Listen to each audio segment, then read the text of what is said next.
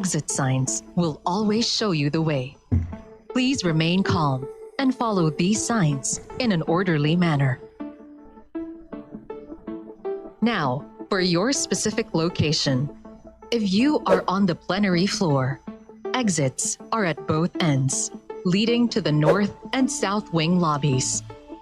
You may also use the main entrance glass doors, which open toward the flagpole area. If you are in the middle gallery, your primary exit is through the main entrance glass doors, located near the flagpole area. If you are in the second or third floor galleries, in addition to the main door on your level, emergency exits are located at the ends of the seat rows on both the east and west sides. All these exits will lead you to the main hallway stairways, going down to the main entrance and out to the flagpole area. A quick guide. If you are on the south side of the gallery, turn right as you go through the emergency exit. If you are on the north side, turn left. Both will lead you towards the main hallway stairways. If you are seated at the rostrum, your nearest exits are on the north and south sides, leading.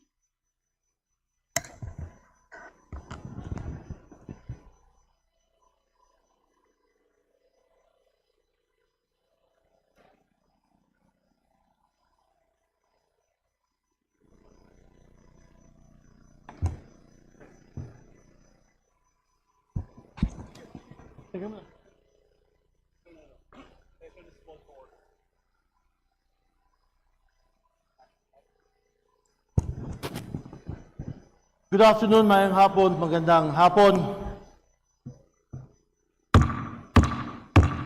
Session is called to order. Everybody is requested, my dear colleagues, as requested to rise for the singing of the national anthem.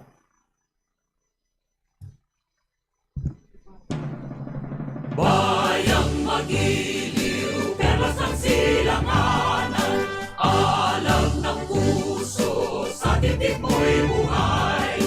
Lupang hinirang, duyan ka ng magiting, sa manlulupit, di ka masisingil. Sa dagat at bundok, sa simoy at sa langit mong bakaw, may nilang ang tula at awit sa paglayang minamahal.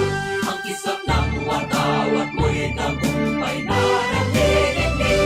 Ang bituin at araw niya kailan pa pa'y magdidilim.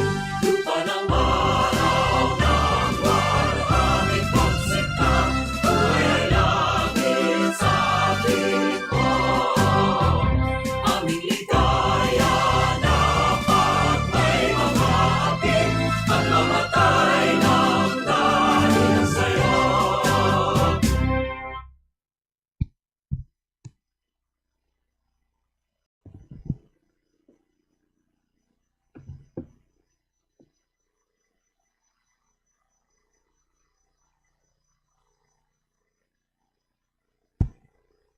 My dear colleagues, please remain standing for the invocation to be led by 2nd District of Davao de Oro, Representative Linel Jong D.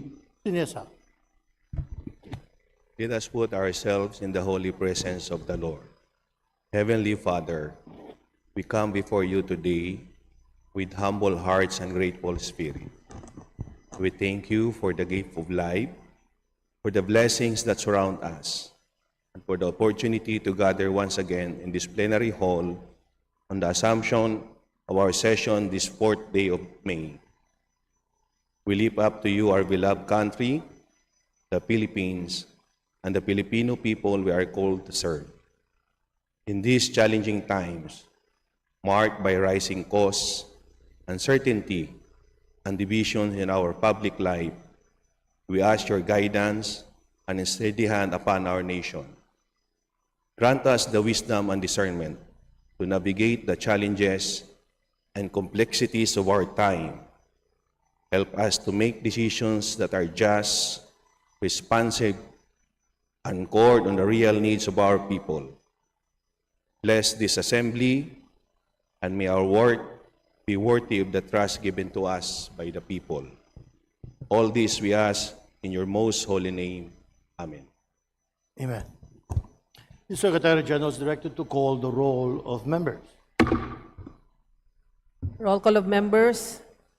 Abalos, Abante, Asidre, Acop, Acosta, Adyong, Advincula, Agaraw, Agyao, Alano, Alba, Albano, Almario Chino Miguel, Almario Dennis, Almonte, Alvarez Jose, Alvarez Mercedes, Amante, Amatong, Angara, Angeles, Aquino, Aquino Magsaysay, Arbison Munir Jr., Arenas, Arrogancia, Asisio, Atayde, Aumentado, Ayon, Bagaw, Balindong, Banyas Nograles, Bangkoro, Barba, Barbers, Baronda, Barzaga, Baskug, Bautista Claude, Bautista Joan Monique, Bautista Lim, Beltran, Benitez Alfredo, Benitez Javier Miguel, Bernos Ching, Bernos JB, Biron, Bocobo, Bulilia, Bondok, Briones, Bulot Begtang, Cagas, Calderon, Calixto, Kawagdan, Kari, Castro, Kaiton, Celeste, Sendanya, Ceniza, Chan, John Franz Norbert Joselito Almario, Chan Junard, Chua, Chuatay, Chungalaw, Ko Pilar, Coangco Jaime Eduardo Mark, Coangco Mark, Colliantes, Corvera, Cruz Agatha, Cruz Ricardo, Cruzado, Kuwa, Dagook, Dalog, Dayanghirang, Daza, De Jesus, De Lima, De Venecia, Defensor, De Gamo, Del Mar, De Los Santos, Di Makuha, Di Magila, Di Maporo Imelda, Di Maporo City Amina, Diokno, Dionisio, Domingo, Dumogan, Duterte Harold James, Duterte Omar Vincent, Duterte Paulo, D. Faustino, D. Faustino Michael Carlos, D. Ian Paul, Elago, Emano, Enverga, Erice, Escudero, Espares, Espina, Estrella, Pereira Antonio, Pereira Jeffrey, Flores, Fortes, Frasco, Fresnedi, Fuentebella, Galang, Galeos, Garbin, Garcia Albert, Garcia Dante, Garcia Jose Arturo, Garcia Karen Hope, Garcia Maria Angela, Guardiola, Garin, Gatchalian, Gato, Glepa, Go, Gomez, Gonzales Alexandria, Gonzales Alisa Micaela, Gonzales Christopher Sheen, Gonzales Roy, Goriseta, Guico, Gintu, Gulyas, Gutierrez, Hernandez Cherise Ann, Hernandez Dennis, Hernandez Ferdinand, Hernandez Ramil, Hofer Hasim, Oribata, Ismula, Iway, Javier, Ko Antonio, Ko Elisa, Ko Wilton, Konghun, Ko, Labad-Labad, Lacson, Lagbas, Lagdameo Jose Manuel, Lagdameo Monique Yasmin Maria, Lagman, Lagon, Daphne, Lagon Sunny, Lara, Lazatin, Ledesma, Legacion, Legarda, Legaspi, Leviste, Libanan, Lopez, Loria, Loyola, Luistro, Lumayag, Macapagal Arroyo, Makasaet, Maceda, Madrona, Malapitan, Manguda Datu, Manikis, Marañon, Marcoleta, Marcos, Marquez, Mastura,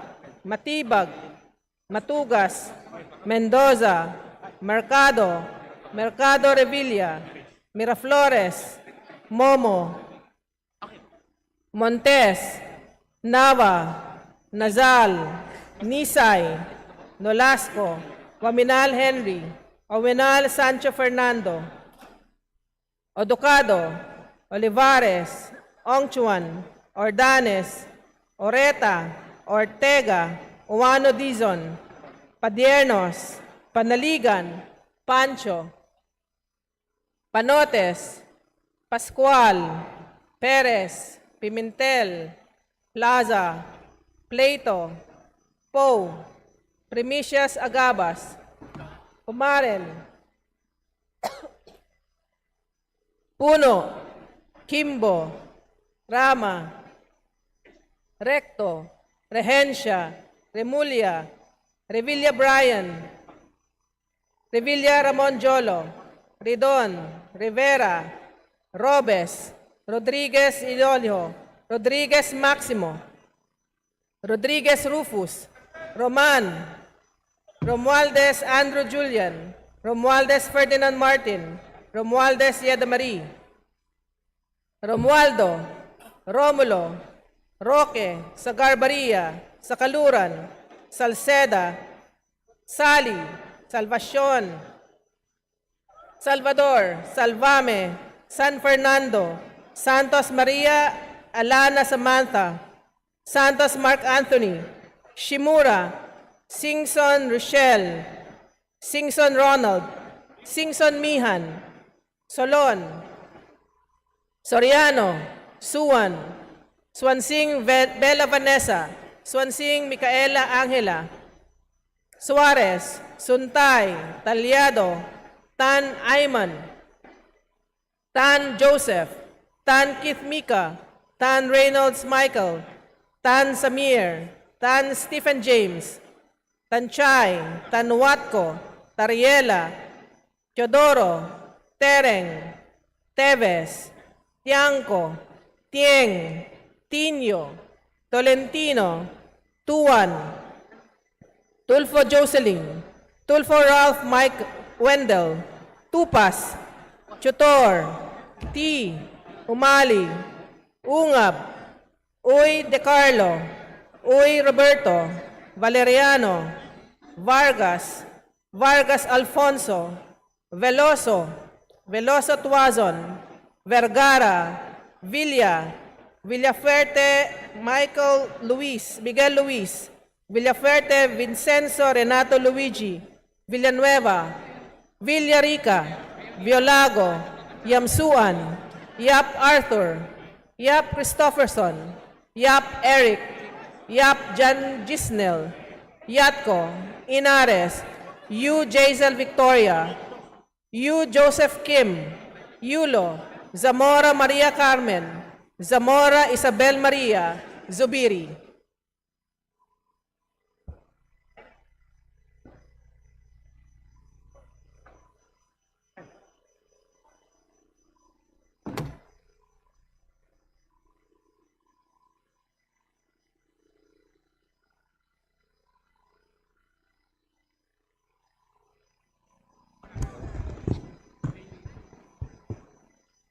Mr. Speaker, the roll call shows that 226 members responded to the call.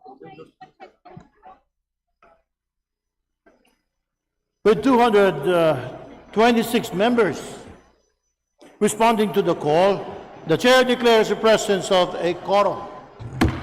Majority Leader, please. Mr. Speaker, I move to suspend session for a few minutes. Session suspended.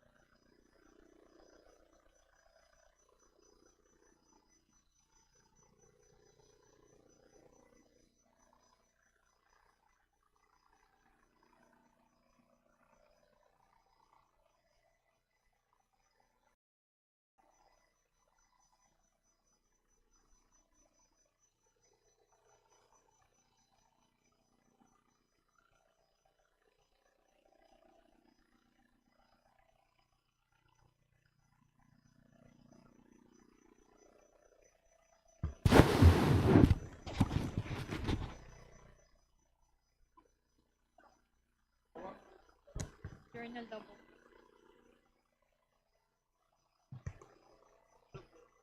Yes, sir.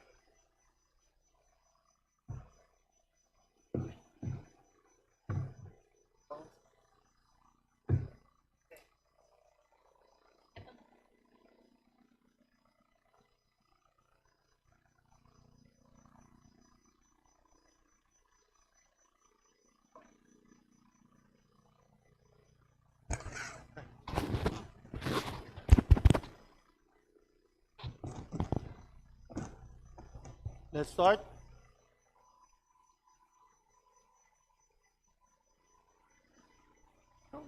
Session resume. Majority Leader, please.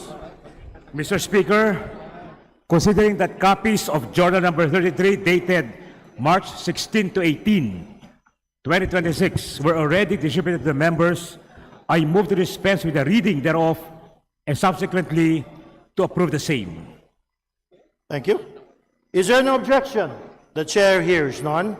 The motion is approved. The reading of the said journal is dispensed with, and journal number 33, dated March 16 to 18, 2026, hereby approved. Majority Leader, please. Mr. Speaker, I move to proceed with the reference of business and request that the Secretary General be directed to read the titles of bills and resolutions on first reading, as well as communications committee reports. Secretary General, please proceed. Now, Reference of business. Bills on first reading. House Bill number 8644, an act establishing a Level 1 Department of Health Hospital in the municipality of Madrieros, Bantayan Island, province of Cebu, and appropriating funds therefore, by Representative Shimura. to the Committee on Health. House Bill number 8645, an act creating one additional branch of regional trial court in the 2nd Judicial Region to be stationed in the municipality of Cabugao, province of Apayao, and appropriating funds therefore. Amending for the purpose Section 14B of Batas Pambansa Bilang 129, otherwise known as the Judiciary Organization Act of 1980, as amended, by Representative Bullet Begtang. To the Committee on Justice. House Bill number 8646, an act amending Republic Act number 10149, otherwise known as the GOCC Governance Act of 2011, by Representative Matibag.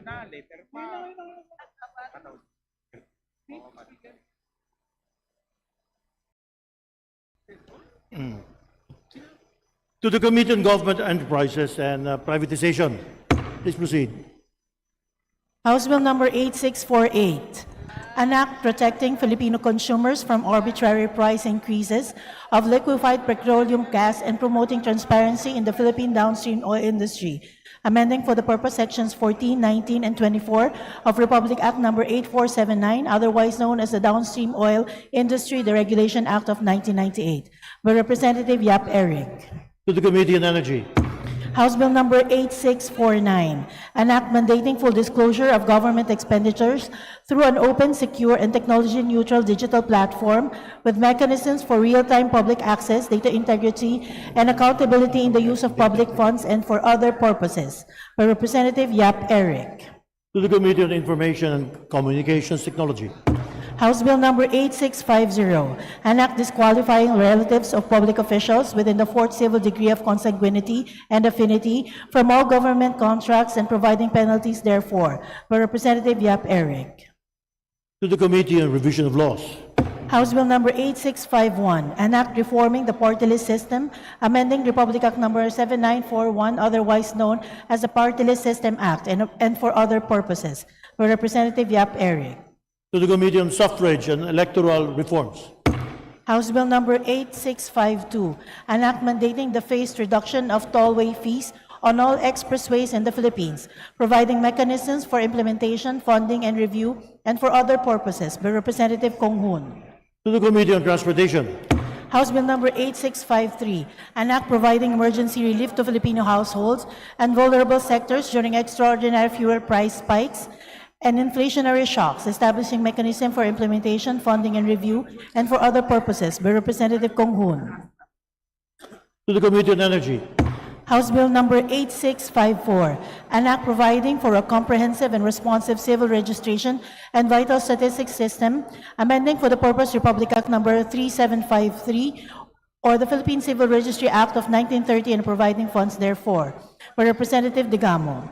To the Committee on Population and Family Relations. House Bill number 8655, an act strengthening the architecture profession, amending for the purpose certain provisions of Republic Act number 9266, otherwise known as the Architecture Act of 2004, by Representative Singson Richelle. To the Committee on Civil Service and Professional Regulation. House Bill number 8656, an act creating the Council for the Built Environment, appropriating funds therefore and for other purposes, by Representative Singson Richelle. To the Committee on Civil Service and Professional Regulation. House Bill number 8657, an act further amending Presidential Decree number 449, also known as the Cockfighting Law of 1974, as amended, and Presidential Decree number 1802-A, empowering the barangay chairperson in the local government units in the regulation of cockfighting during barangay fiestas, by Representative EY. To the Committee on Games and Amusement. House Bill number 8658, an act upgrading the classification of Lipa District Office of the Land Transportation Office in Lipa, Batangas from Class C to Class A District Office and appropriating funds therefore, by Representative Recto. To the Committee on Transportation. House Bill number 8659, an act strengthening the decentralized governance of basic education, amending for the purpose Republic Act number 9155, otherwise known as the Governance of Basic Education Act of 2001, and providing funds therefore, by Representatives Romulo and Roman. To the Committee on Basic Education and Culture. House Bill number 8660, an act prohibiting and suspending the imposition and implementation of any new national tax and any increase in any existing national tax, and imposing a temporary moratorium on any new local tax and any increase in local tax rates and for other purposes, by Representative Suarez. To the Committee of Ways and Means. House Bill number 8661, an act promoting the adoption of digital payments for financial transactions of the government and all merchants, by Representative Lagbas. To the Committee on Banks and Financial Intermediaries. House Bill number 8662, an act mandating scholarship beneficiaries to plant a tree or any plant in their backyard or community as a form of contribution in exchange for the monetary assistance they receive and for other purposes, by Representative Yolago. To the Special Committee on Reforestation. House Bill number 8663, an act to establish a grant program to provide vision care to children, by Representative Yolago. To the Committee on Welfare of Children. House Bill number 8664, an act providing for the employment of a mental health officer in every city and municipality in the Philippines, by Representative Yolago. To the Committee on Health. House Bill number 8665, an act providing for the mandatory appointments of municipal and city agriculturists and veterinarian officers, amending for the purpose certain provisions of Republic Act number 7160, otherwise known as the Local Government Code of 1991, by Representative Barbers. To the Committee on Local Government. House Bill number 8666, an act providing for the Magna Carta of Barangay Health Workers, by Representative Ang. To the Committee on Local Government.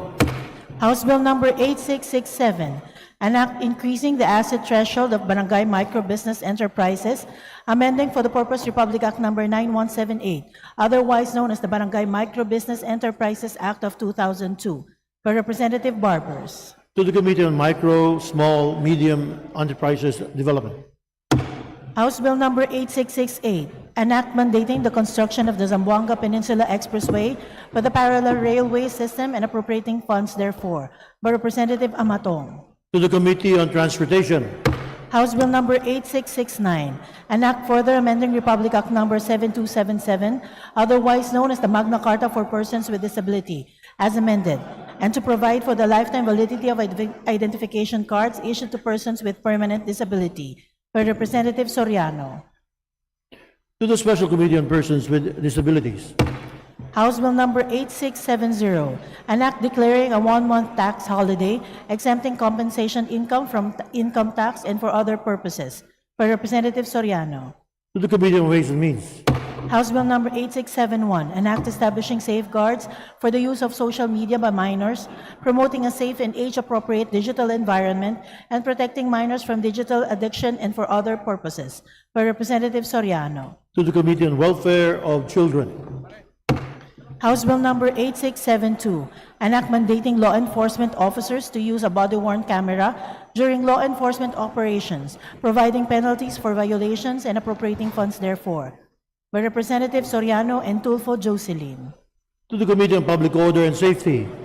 House Bill number 8673, an act providing hazard pay for civilian government personnel assigned or deployed in the West Philippine Sea, appropriating funds therefore and for other purposes, by Representatives Sendanya, Diokno, Ismula, and Bagao.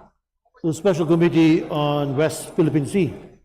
House Bill number 8674, an act providing a comprehensive charter for barangays and barangay officials and workers, defining their rights, benefits, and financial entitlements, and providing funds therefore, by Representative Emano.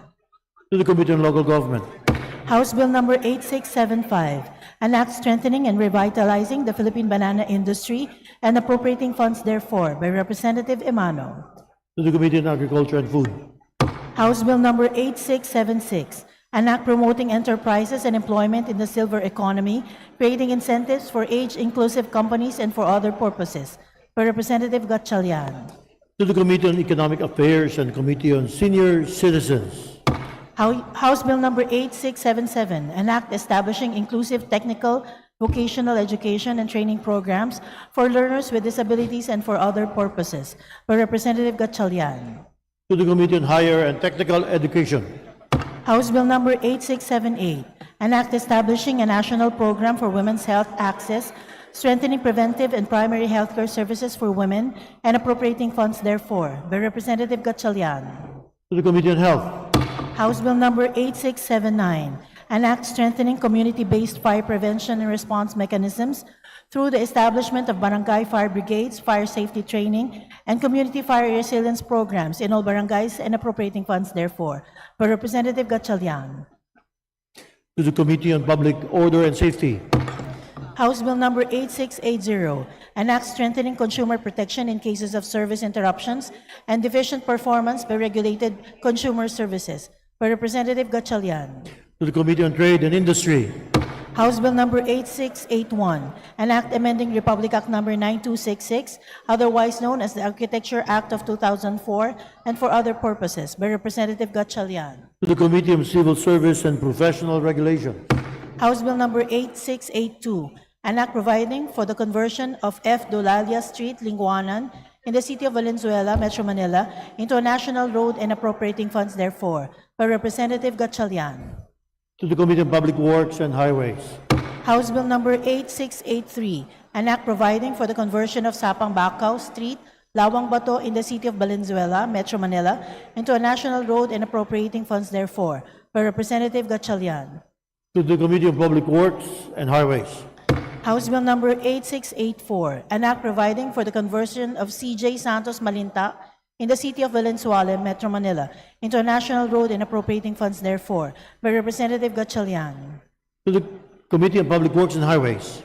House Bill number 8685, an act providing for the revised Cooperative Code of the Philippines, by Representative Gatchalian. To the Committee on Cooperatives Development. House Bill number 8686, an act abolishing the Optical Media Board created under Republic Act number 9239, transferring its powers and functions to the Intellectual Property Office of the Philippines and for other purposes, by Representative Gatchalian. To the Committee on Public Information and Committee on Government Reorganization. House Bill number 8687, an act providing local chief executives joint authority with the Bureau of Fire Protection in the appointment of fire marshals and discipline of personnel in their respective jurisdictions, amending for the purpose pertinent provisions of Republic Act number 6975 as amended, otherwise known as the Department of the Interior and Local Government Act of 1990, by Representative Gatchalian. To the Committee on Public Order and Safety. House Bill number 8688, an act mandating the formulation and institutionalization of a comprehensive infrastructure development master plan, establishing the Master Plan for Infrastructure and National Development Council and appropriating funds therefore, by Representative Gatchalian. To the Committee on Public Works and Highways.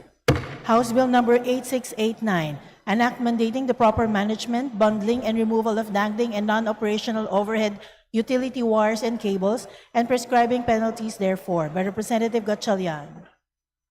To the Committee on Public Works and Highways. House Bill Number 8690, an act defining defensive driving and providing for the protection of motor vehicle drivers involved in a road accident with sufficient proof of their defensive driving, by Representative Gatchalian. To the Committee on Transportation. House Bill Number 8691, an act strengthening the people's right to information, by Representative Gatchalian. To the Committee on Public Information. House Bill Number 8692, an act to establish the Magna Carta for Barangays, by Representative Gatchalian. To the Committee on Local Government. House Bill Number 8693, an act providing for protection of the remittances of overseas Filipino workers, by Representative Gatchalian. To the Committee on Overseas Workers Affairs. House Bill Number 8694, an act granting menstrual leave to female employees, providing benefits therefore and other purposes, by Representative Gatchalian. To the Committee on Labor, Employment, and Committee on Civil Service and Professional Regulations. House Bill Number 8695, an act prohibiting the use of mobile devices and other electronic gadgets during class hours from kindergarten to senior high school in all public and private education institutions, by Representative Gatchalian. To the Committee on Basic Education and Culture. House Bill Number 8696, an act declaring July 16 of every year a special non-working holiday in the municipality of Alabat, province of Quezon, in celebration of its annual town fiesta, by Representative Tan Keith Maika. To the Committee on Local Government. House Bill Number 8697, an act increasing the service incentive leave of employees, amending for the purpose of Article 95 of Presidential Decree Number 442, as amended, otherwise known as the Labor Code of the Philippines, by Representative Tan Keith Maika. To the Committee on Labor and Employment. House Bill Number 8698, an act converting the satellite office of the Maritime Industry Authority located in the municipality of Guian, province of Eastern Samar, into a regular extension office and appropriating funds therefore, by Representatives Gonzales, Christopher Sheen, and Libanan. To the Committee on Transportation. House Bill Number 8701, an act mandating higher education institutions to digitalize processing systems of academic records and to provide copies thereof free of charge to fresh graduates who are applying for employment, by Representative Marcos. To the Committee on Higher and Technical Education. House Bill Number 8703, an act providing for the Magna Carta of Barangay Health Workers, by Representative Ako. To the Committee on Local Government. House Bill Number 8704, an act regulating the access of minors to social media platforms, requiring the age verification and parental consent mechanisms, providing safeguards for children online and for other purposes, by Representative Emano. To the Committee on Welfare of Children. House Bill Number 8705, an act strengthening Article 148 of Executive Order Number 209, otherwise known as the Family Code of the Philippines, by clarifying the rules on co-ownership, defining contribution, providing evidentiary guidelines, and for other purposes, by Representative Emano. To the Committee on Population and Family Relations. House Bill Number 8706, an act prohibiting the collection of reconnection fees for disconnected accounts of public utility services, including electricity, water, telecommunications, and internet services, and providing penalties for violations thereof, by Representatives Romualdez Ferdinand Martin, Romualdez Yeda Marie, Romualdez Andrew Julian, and Asidre. To the Committee on Trade and Industry. House Bill Number 8707, an act establishing the Philippine Critical Information Infrastructure Protection Framework, mandating cybersecurity standards for vital industries, providing cyber defense grants for small and medium enterprises, and appropriating funds therefore, by Representatives Tulfo Jocelyn and Tulfo Ralph Wendell. To the Committee on Information and Communications Technology. House Bill Number 8708, an act further amending Batas Pambansa Bilang 22, otherwise known as the Bouncing Checks Law, to strengthen the proof of notice of dishonor, simplify its service, and for other purposes, by Representatives Tulfo Jocelyn and Tulfo Ralph Wendell. Committee on Banks and Financial Intermediaries. House Bill Number 8709, an act enhancing the prosecution of online investment fraud and voice phishing, defining prima facie evidence for digital fraud, amending for the purpose Republic Act Number 10175 and for other purposes, by Representatives Tulfo Jocelyn and Tulfo Ralph Wendell. To the Committee on Information, Communications, Technology. House Bill number 8710, an act strengthening the implementation of Animal Welfare Act through the establishment of public veterinary clinics in every city and municipality and the development of animal shelter facilities and services at the local level and for other purposes, by Representative Lazatin. To the Committee on Agriculture and Food. House Bill number 8711, an act mandating the use of solar energy in all government infrastructure buildings and offices in the Philippines and appropriating funds therefore, by Representative Chua. To the Committee on Energy. House Bill number 8712, an act granting the Bohol 2 Electric Cooperative, Inc. a franchise to construct, install, establish, operate, own, manage, and maintain distribution systems for the conveyance of electric power to the end users in the municipality of Valencia, Garcia Hernandez, Yagna, Duero, Guindiluman, Anda, Candiday, Mabini, Alicia, Ubay, President Carlos P. Garcia, Pilar, Sierra Bullones, San Miguel, Dagohoy, Danao, Trinidad, Bienunido, Talibon, Getafe, and Buenavista, all in the province of Bohol, by Representatives Dagook and De Jesus. To the Committee on Legislative Franchises. Majority Leader. Majority Leader. Mr. Speaker, I move that we suspend the reference of business. Session suspended.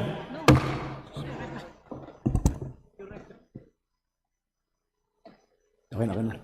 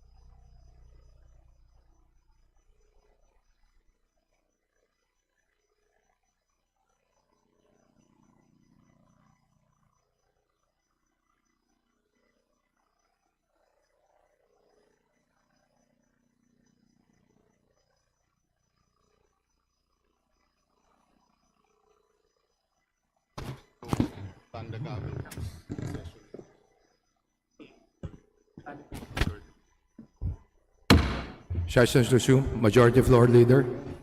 Ladies and gentlemen, the Speaker of the House, Faustino Bojidi, will now address the body.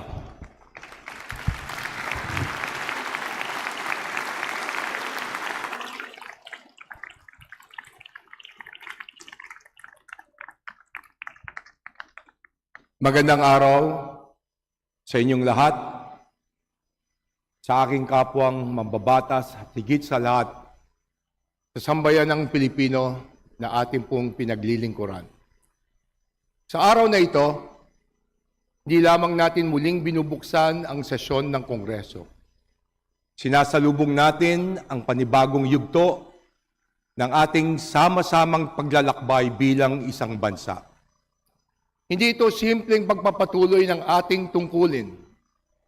Ito ay pagpapatibay ng ating tunay na layunin at paninindigan. Dito sa ating institusyon, nagsumikap po tayong ipagpatuloy ang ating gawain. Our committees continued to function with focus and discipline, ensuring the governance remains steady, responsive, and accountable. Bago pa man mag-session break, mayroon na tayong 62 House bills na naisalang sa ikalawang pagbasa na direktang tumutugon sa pangangailangan ng ating mga kababayan. Kabila dito ang ilan sa mga mahalagang panukala na magpapabuti sa ating bayan. Ngayong linggong ito, tatalakayin natin ang National Land Use Act upang magkaroon tayo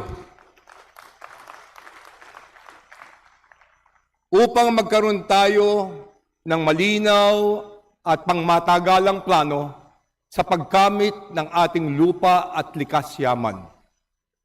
Panahon na rin na upang pagtibayin natin ang panukalang batas para sa 4Ps upang matiyak ang tulong sa ating mga pinakamahihirap na kababayan ay mananatiling maayos at sapat at napapanahon.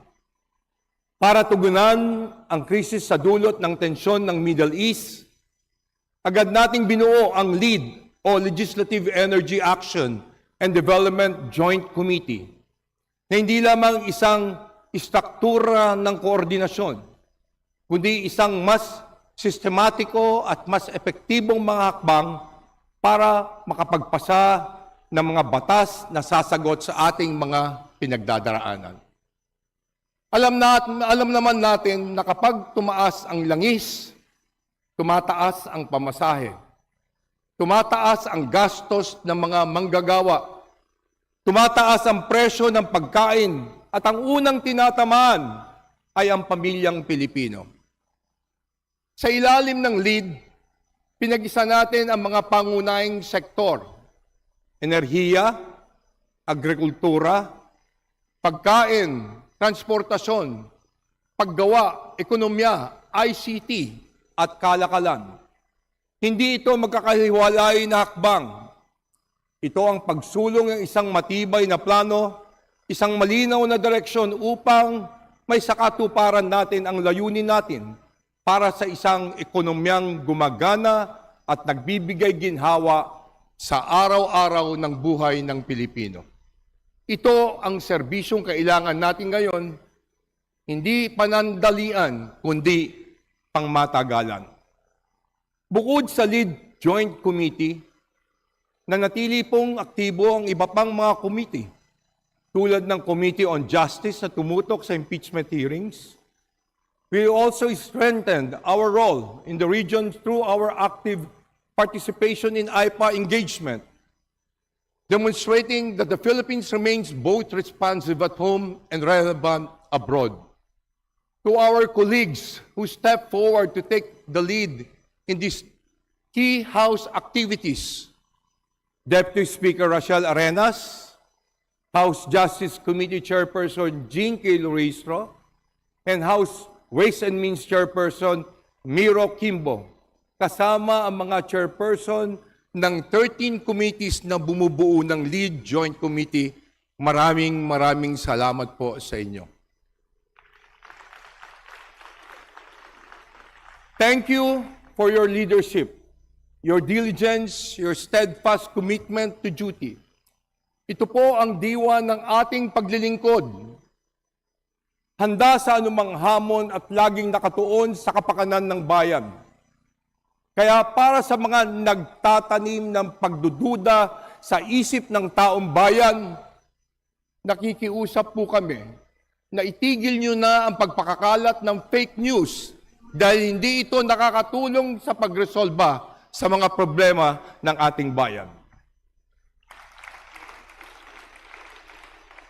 Gusto ko rin pong idiin na wala po kaming ibang hangarin kundi makapaglingkod at gawin ang aming mga responsibilidad dito sa Kamara.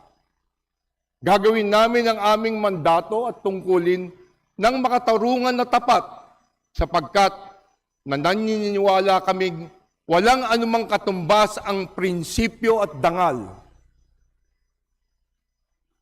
Sa bawat desisyon, iisa lang ang aming gabay, ang aming pananagutan sa inyo at sa buong bayan.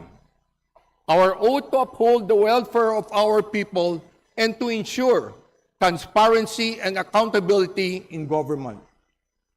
We resume our session as we called not only to act, but to act with purpose, discipline, and resolve. Kaya't kasama natin si Majority Floor Leader Sandro Marcos na isinusulong natin ang Kalinga Act of 2026, ang komprehensibong alalay sa livelihood, inflation, negosyo at good assistance bilang bahagi ng mas malawak na hangarin na palakasin ang kakayahan ng bawat Pilipino. Patatatagin natin ang ating ekonomiya at gawing mas maasaang support system ng gobyerno. Kasabay nito, patuloy nating patitibayin ang ating mga hakbang tungo sa energy security sapagkat ang isang bansa ay kailangan na may klarong plano at matibay na pundasyon.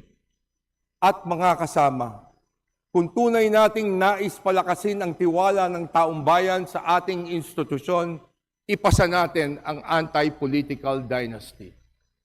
Tututukan natin ang mga ito dahil narito tayo hindi lamang upang pangalagaan ang kasalukuyan. Narito po tayo upang maging handa para sa kinabukasan. Let us continue to work with President Ferdinand R. Marcos Jr. and move forward with a whole-of-government approach, coordinated, decisive, and anchored on long-term national interests. Sama-sama po nating itaguyod ang isang bagong Pilipinas. Tumindig tayo para sambayan ng Pilipino.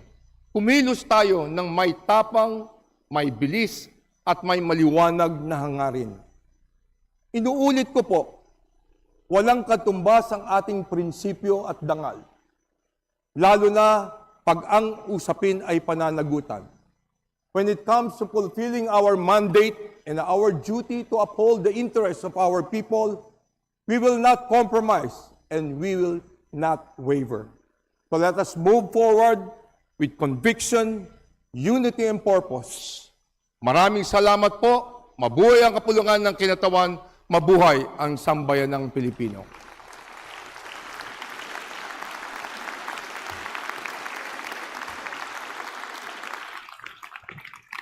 Majority Floor Leader. Mr. Speaker, I move to suspend session for a few minutes. Session suspended.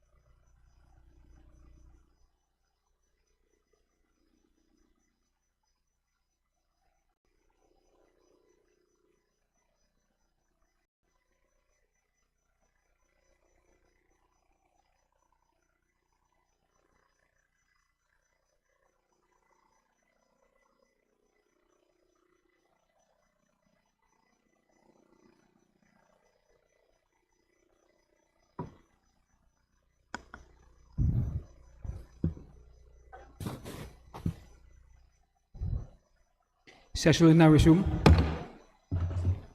Majority Leader. Mr. Speaker, before we proceed, may we request to acknowledge the guests from the 36 officials and members of Zone 1 TODA from Subic, Zambales, the guest of our Honorable Deputy Speaker from the 1st District of Zambales, Representative Deputy Speaker Jefferson F. Congon. They are the following: their President, Fernando Batingan, Vice President Rolando Morales, the Secretary, Cecilia Rocio, Treasurer Camila Apostol, Auditor Roberto Bagares, PRO Jimmy Paule, Board of Trustees members Eduardo Estrada, Ronaldo Daco, Miguel Beltran, Federico Lacap, Renato Faundo, Armando de Guzman, Gian Favor, Rene Cultura, Muammar Jalaluddin, Ryan Christian Farce, Juanilio Dioyan, Raymond Rovero, Jefferson Togadi, Ryan de la Cruz, Renato Baliwag, Alfredo Arcangel Jr., Renato Labio, Arnold Reyes, Rafael Pichay, Eduardo Pichay Jr., Edwin Huico, Robert Guevara, Martha Labe, Dario Mingito, Jose Jeronimo Jr., Eduardo Villanueva, Romeo Diaño, Frankie Beltran, Joel Calimbas, and Ronnie Salboza. To my guest from the Zone 1 TODA, Subic, Zambales, welcome to the House of the People. Majority Leader. Mr. Speaker, we also wish to recognize the guests of the representative from the 3rd District of Cotabato, Honorable Maria Alana Samantha T. Santos. They are from the Department of Education, Region 12, SDS Romelito G. Flores, Norman S. Valeroso, and Karen May Barato. To the guest of Honorable Maria Alana Samantha Santos from the Department of Education, welcome to the House of the People.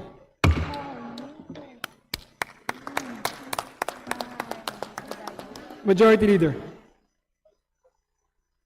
Mr. Speaker, we would like to recognize the guests of Gabriela Women's Party List, Representative Sarah Jane Ilago, divorce advocates from the Divorce for the Philippines Now International, Ms. Cecil Hueco, Danilo Parino, Micael Gamboa, Analiza David, Sara Abelia, Presca Antonio, Robelen Sonco, Emily Dilag, Teresita Sierra, Evelyn Costales, Rowena Tacorda, Winston Ibanez, Mary Rose Rosas, Gwen Montaño, Nia Gilogo, Julian Stefani Malong,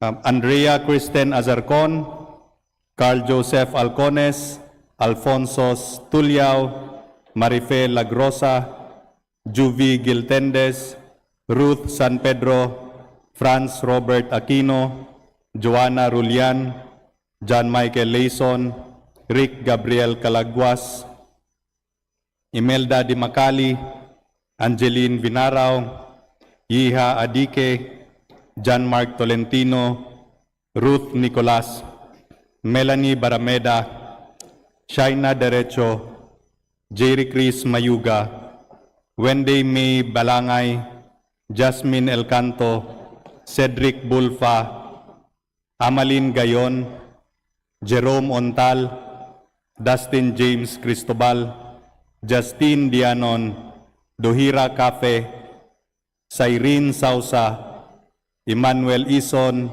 Akia Nicole Sanan, and Angeline Vinarao. To the guest of the Honorable Sarah Jane Ilago of Gabriela Women's Party List, from the Advocates of Divorce for the Philippine Now International, welcome to the House of the People.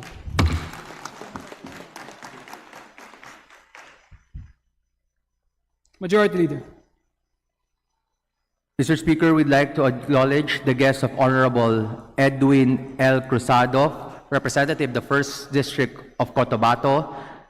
They are the delegates and organizers of the Youth Policy Builders Lab, namely Attorney Earl Gwen Padayaw, Isley Nicole Ricato D, Patrick Emmanuel Malig, Gabriel Victor Martinez, RJ Emmanuel Hardinian, and Shane Rivera. To the guests of Honorable Edwin L. Cruzado of the representative 1st District of Cotabato, welcome to the House of the People. Majority Leader. Mr. Speaker, I move that we resume the reference of business. Is there any objection? Hearing none, motion approved.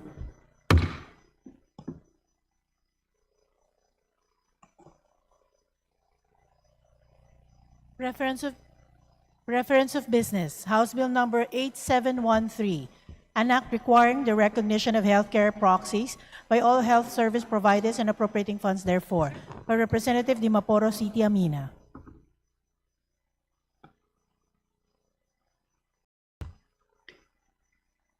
To the Committee on Health. House Bill number 8714, an act institutionalizing a targeted fuel subsidy program for public transport workers, farmers, municipal fisherfolk, and other vulnerable sectors during periods of abnormal fuel price increases, providing funds therefore and for other purposes, by Representative Yap Christopherson. To the Committee on Energy. House Bill number 8715, an act providing immediate economic relief measures in response to fuel price hikes, by Representative Tiangco. To the Committee on Energy. House Bill number 8716, an act strengthening legal protections against rape and other forms of sexual abuse and exploitation, amending for the purpose Republic Act number 11648, Republic Act number 8353, otherwise known as the Anti-Rape Law of 1997, and Act number 3815 as amended, otherwise known as the Revised Penal Code, by Representative De Lima. To the Committee on Revision of Laws and the Committee on Welfare of Children. House Bill number 8717, an act imposing stiffer penalties and strengthening protections against gender-based sexual harassment, amending for the purpose Republic Act number 11313, otherwise known as the Safe Spaces Act, by Representative De Lima. To the Committee on Women and Gender Equality.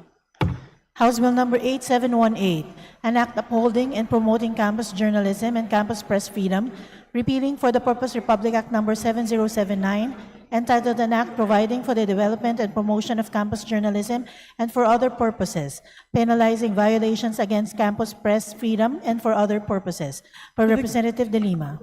To the Committee on Higher and Technical Education.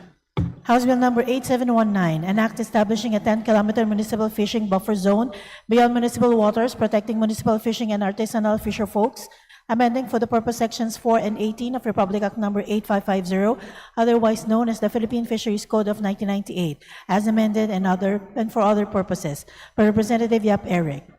To the Committee on Aquaculture and Fisheries Resources. House Bill number 8720, an act strengthening coconut farmers' participation in the utilization of the Coconut Farmers and Industry Trust Fund, amending for the purpose certain provisions of Republic Act number 11524, otherwise known as the Coconut Farmers and Industry Trust Fund Act, and for other purposes, by Representative Yap Eric. To the Committee on Agriculture and Food.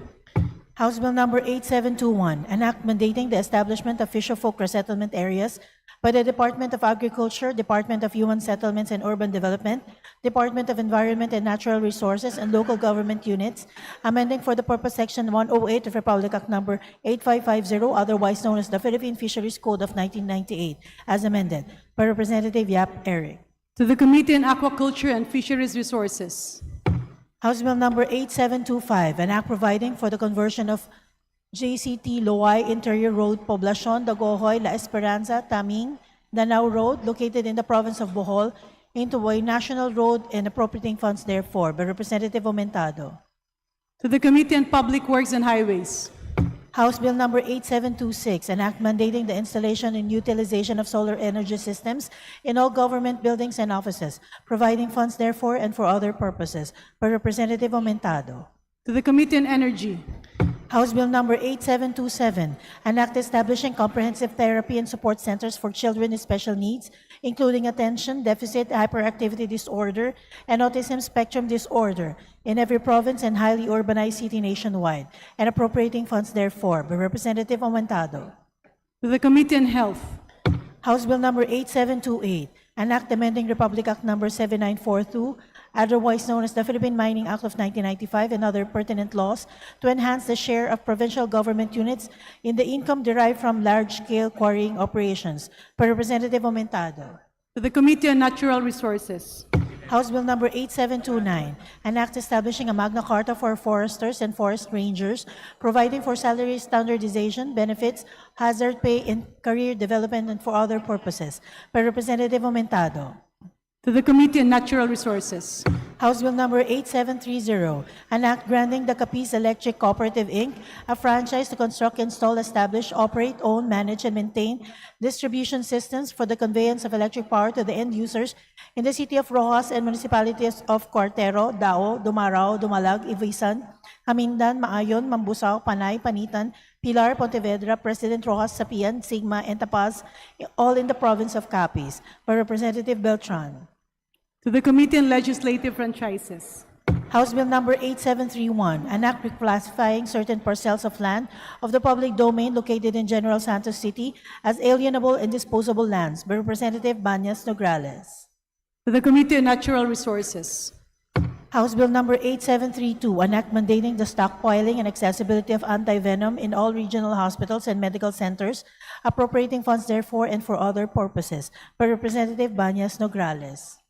To the Committee on Health. House Bill number 8733, an act imposing an excise tax on single-use plastic bags, amending for the purpose Section 288 and adding a new Section 150-C in the National Internal Revenue Code of 1997 as amended, and for other purposes. By Representative Banyas Nograles. To the Committee on Ways and Means. House Bill number 8734, an act providing for the fair and accountable use of social media, artificial intelligence, and internet technology for the holding of free, orderly, honest, peaceful, and credible elections, providing penalties for violations thereof, and for other purposes. By Representative Banyas Nograles. To the Committee on Suffrage and Electoral Reforms.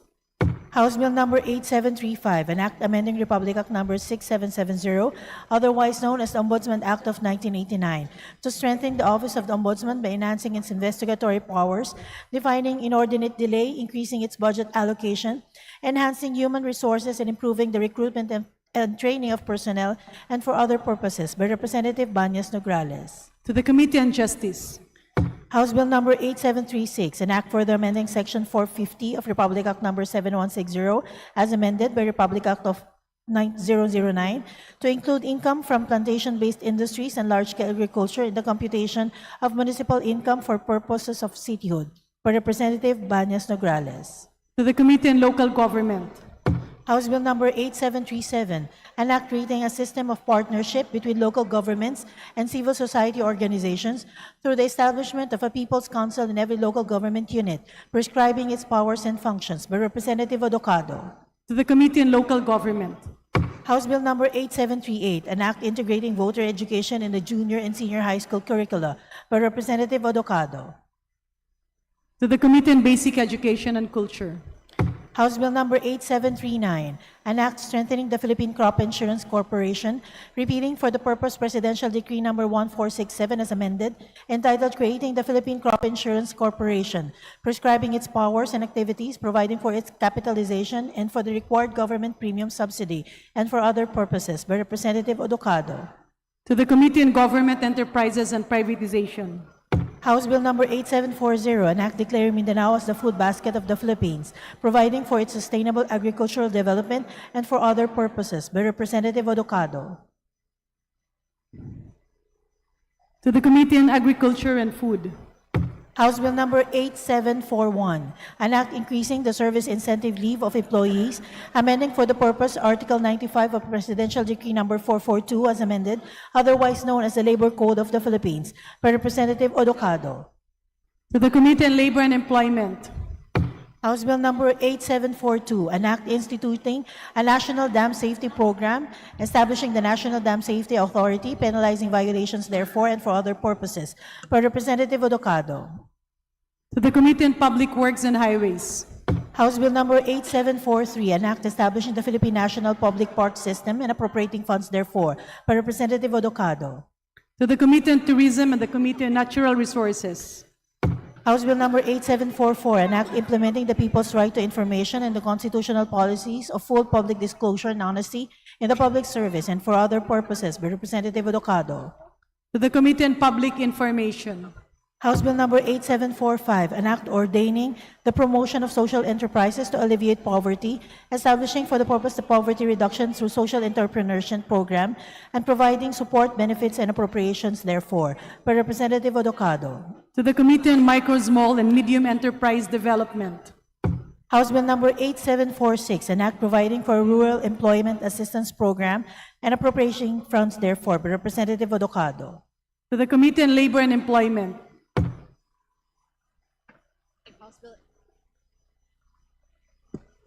House Bill 8747, an act establishing a ban on the importation of solid waste, providing penalties and for other purposes, by Representative Odocado.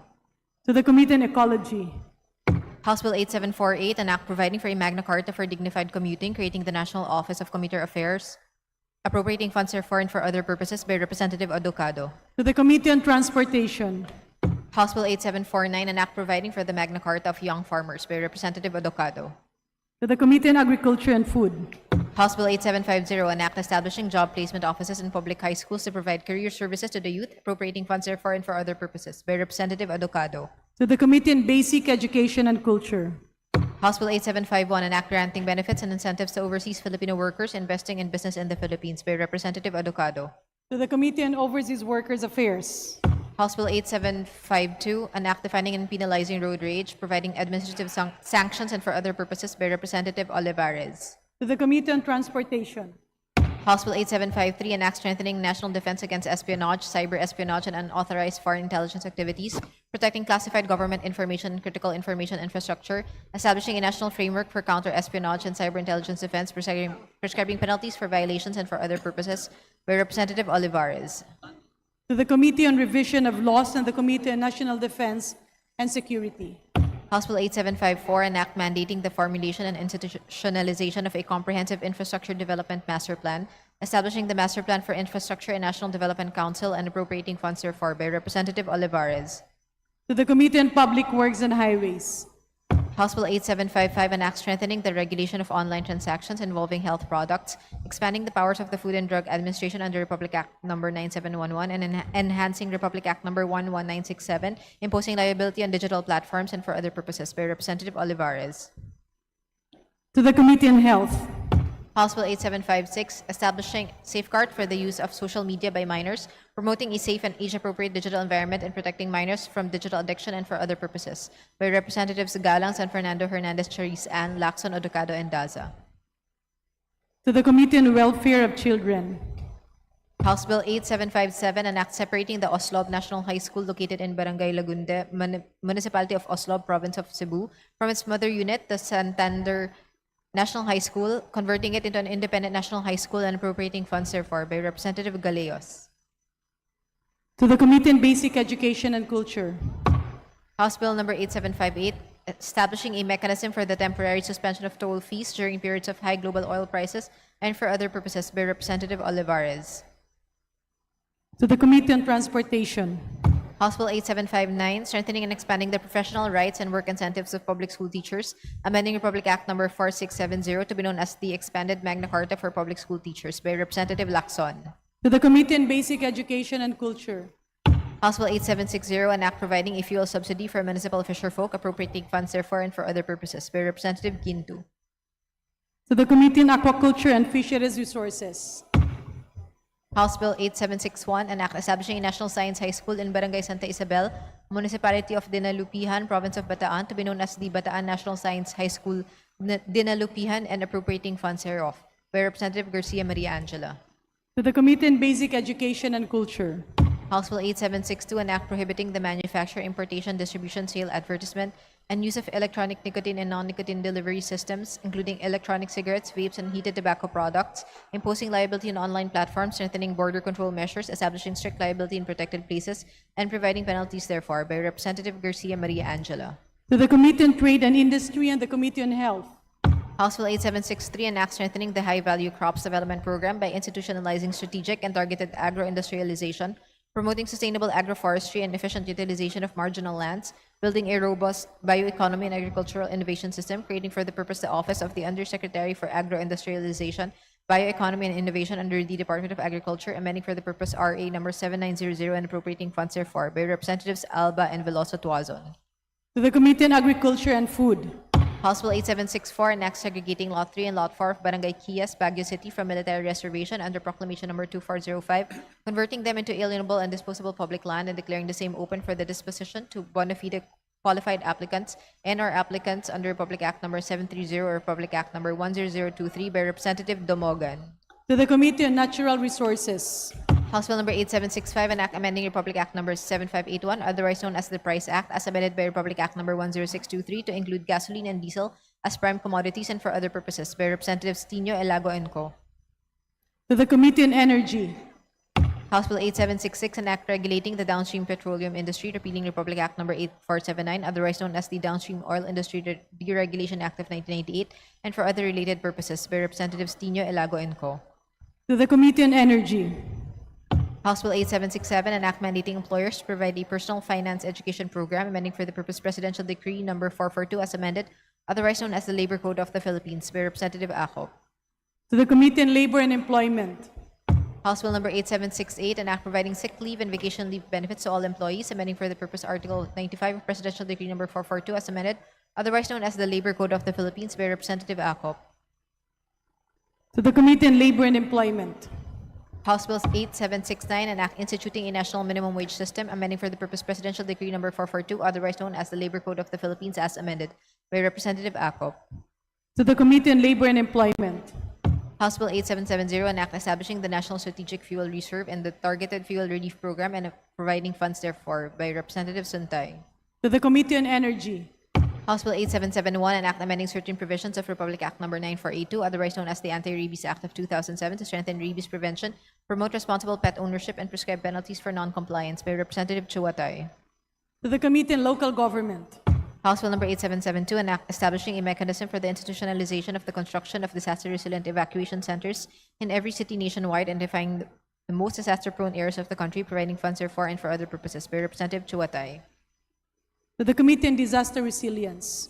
House Bill 8773, an act establishing mechanisms to combat malicious, deepfake, and manipulated digital media, empowering deputies of the Movie and Television Review and Classification Board to assist in the identification, investigation, and reporting of such content, providing content takedown mechanisms, defining prohibited acts, prescribing penalties, and for other purposes, by Representative Chuatay. To the Committee on Information and Communications Technology. House Bill 8774, an act prohibiting open vehicle windows on expressways and superhighways, prescribing penalties therefore and for other purposes, by Representative Chuatay. To the Committee on Transportation. House Bill number 8775, an act mandating all national government agencies of the Republic of the Philippines to allocate at least 1% of their land area, compounds, or unused office rooms or floors for the establishment of staff houses in all their offices nationwide, providing for their management, utilization, and development with the support of public-private partnerships facilitated by the Department of Human Settlements and Urban Development and for other purposes, by Representative Chuatay. To the Committee on Housing and Urban Development. House Bill 8776, an act providing for an in-school housing shelter program for public school teachers, establishing its mechanisms, appropriating funds for and for other purposes, by Representative Chuatay. To the Committee on Basic Education and Culture. House Bill 8777, an act including the incumbent national and local officers of fraternities, sororities, and other organizations as persons liable for violations of the Anti-Hazing Act of 2018, amending for the purpose Republic Act number 11053, otherwise known as the Anti-Hazing Act of 2018, by Representative Teves. To the Committee on Justice. House Bill 8778, an act strengthening the information dissemination and education campaign about Republic Act number 11053, also known as the Anti-Hazing Act of 2018, by Representative Teves. To the Committee on Basic Education and Culture and the Committee on Higher and Technical Education. House Bill 8779, an act mandating the establishment of animal shelters in every city and municipality and amending for the purpose Republic Act number 8485, otherwise known as the Animal Welfare Act of 1998, by Representative Lacson. To the Committee on Agriculture and Food. House Bill 8780, an act mandating the National Disaster Risk Reduction and Management Council to promulgate guidelines for the rescue of livestock and working animals in cases of calamity, by Representative Lacson. To the Committee on Disaster Resilience. House Bill 8781, an act imposing civil penalties on unreasonable price increases for crude oil, fuel oil, and refined petroleum products, by Representative Lacson. To the Committee on Energy. House Bill 8782, an act establishing a framework for critical party funding, political party development, and transparency in party financing and for other purposes, by Representative Adocado. To the Committee on Suffrage and Electoral Reforms. House Bill 8783, an act establishing public basic education schools in geographically isolated, disadvantaged, and conflict-affected areas, providing access roads leading to last-mile schools and appropriating funds therefore, by Representative Adocado. To the Committee on Basic Education and Culture. House Bill 8784, an act creating the Health Emergency Auxiliary Reinforcement Team under the Department of Health and appropriating funds therefore, by Representative Adocado. To the Committee on Health. House Bill 8785, an act providing protection incentives to freelance workers, by Representative Adocado. To the Committee on Labor and Employment.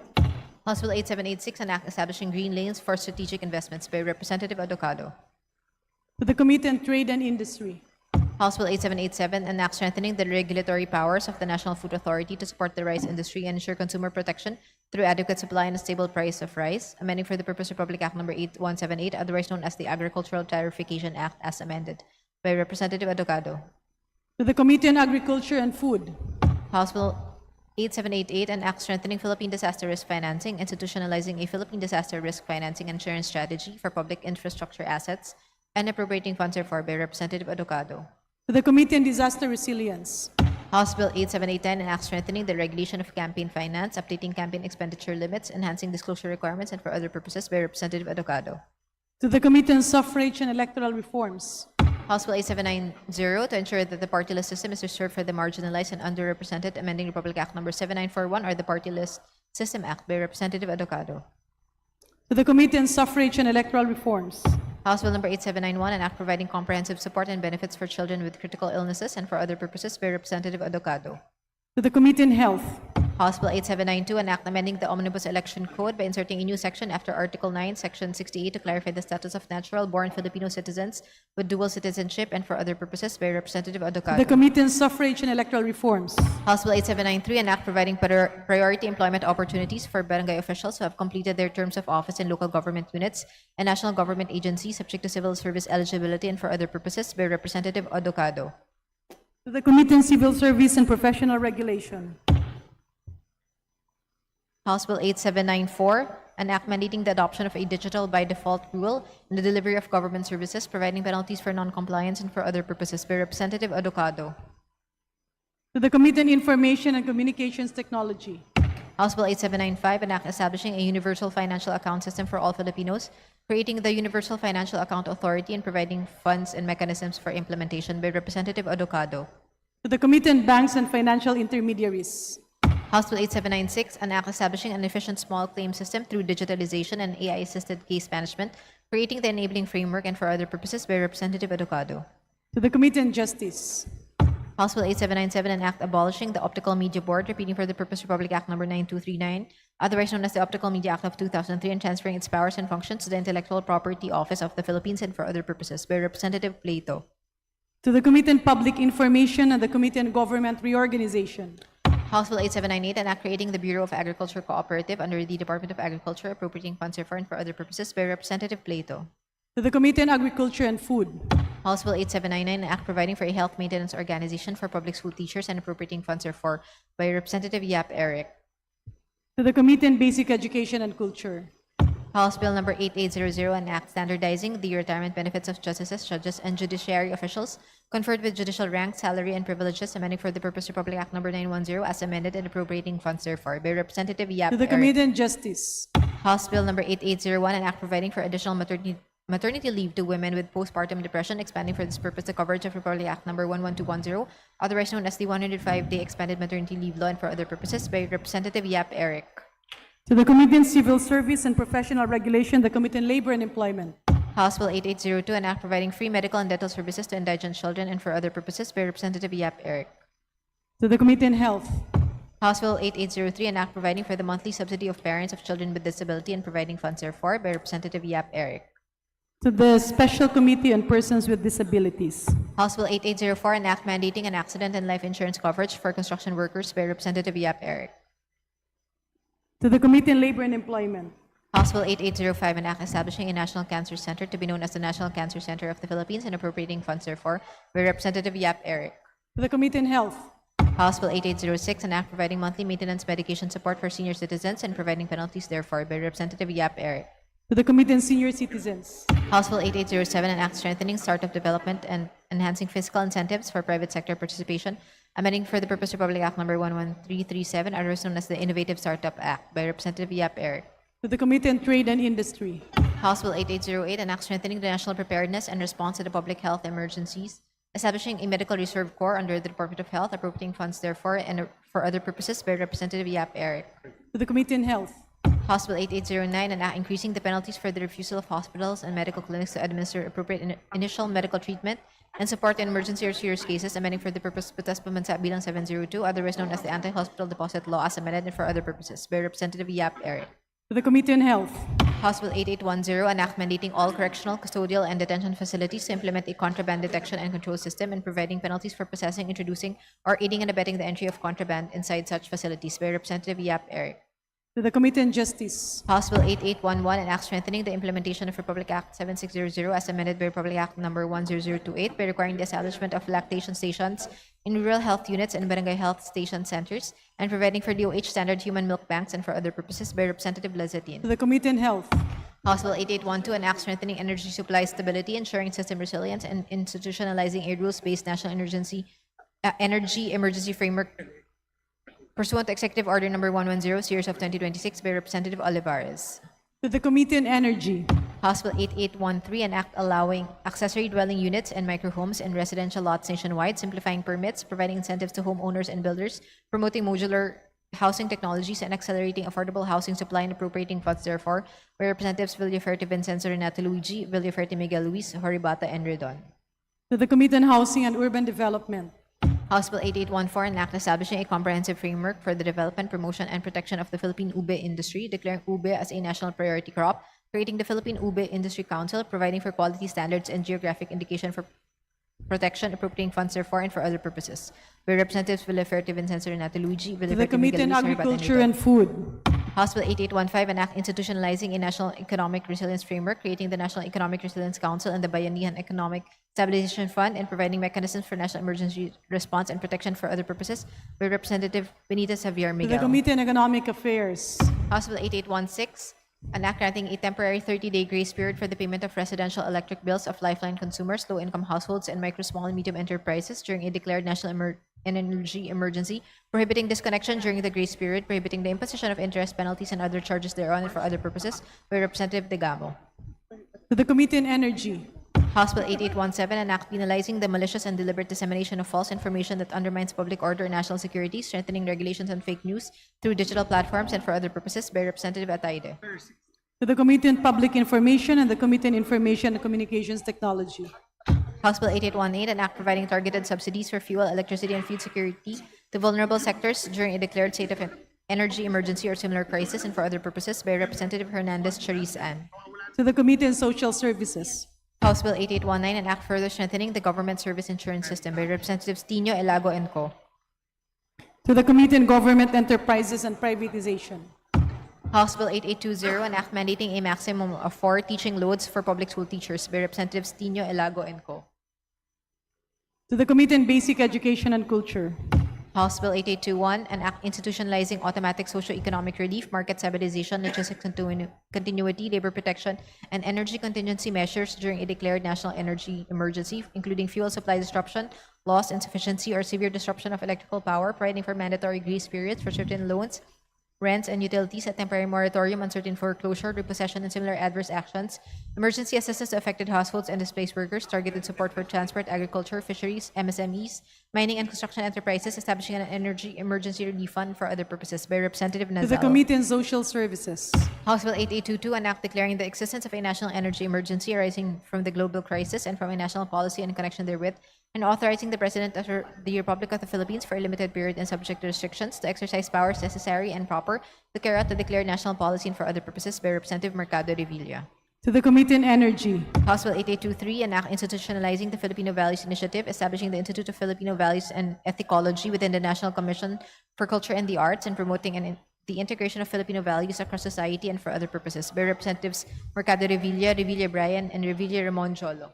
To the Committee on Basic Education and Culture. House Bill 8824, an act amending Republic Act No. 8479, otherwise known as the Downstream Oil Industry Deregulation Act of 1998, ensuring competition in the industry, strengthening consumer protection and government enforcement, authorizing temporary tax relief on fuel products, and establishing an emergency oil price stabilization fund and for other purposes, by Representative De Lima.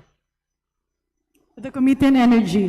House Bill 8825, an act reforming the value-added tax by expanding exemptions for basic goods and services and imposing appropriate taxation on luxury and non-essential items, amending for the purpose sections 106, 107, 108, 113, 114, and 115 of the National Internal Revenue Code of 1997 as amended by Representative Angeles. To the Committee on Ways and Means. House Bill 8826, an act establishing the AHON or Agapay sa Hanapbuhay at Operasyon ng Negosyo Program, providing temporary and targeted economic relief measures during a national energy emergency, authorizing limited and time-bound interventions to reduce transport and logistic costs, providing wage support, MSME financing, tax relief and fee adjustments, and appropriating funds therefore, by Representative Valeriano. To the Committee on Social Services. House Bill 8827, an act imposing a cap on the value-added tax computation on petroleum products by limiting the gross selling price and total value subject to VAT during a declared national energy emergency, amending for the purpose sections 106 and 107 of the National Internal Revenue Code of 1997 as amended by Representatives Marcoleta and Makasaet. To the Committee on Ways and Means. House Bill 8828, an act recognizing autism spectrum disorder, attention deficit hyperactivity disorder, and Down syndrome as distinct and separate categories of disabilities, the Department of Health's Philippine Registry for Persons with Disabilities, and appropriating funds therefore, by Representative De Lima. To the Committee on Health. House Bill 8829, an act creating the National Commission on Disability Affairs, defining its powers, functions, and responsibilities, and appropriating funds therefore, and for other purposes, by Representative De Lima. To the Special Committee on Persons with Disabilities. House Bill 8830, an act instituting the Magna Carta for daycare workers and providing funds therefore, by Representative Acop. To the Committee on Welfare of Children. House Bill 8831, an act institutionalizing the Binhi ng Pag-asa program under the Department of Agriculture, providing funds therefore and for other purposes, by Representative Acop. To the Committee on Agriculture and Food. House Bill 8832, an act providing for a Magna Carta of workers in informal economy, institutionalizing mechanisms for implementation thereof and for other purposes, by Representative Acop. To the Committee on Labor and Employment. House Bill 8833, an act establishing a life crisis support system program for overseas Filipino workers and their left-behind families, by Representative Villanueva. To the Committee on Overseas Workers Affairs. Majority Leader.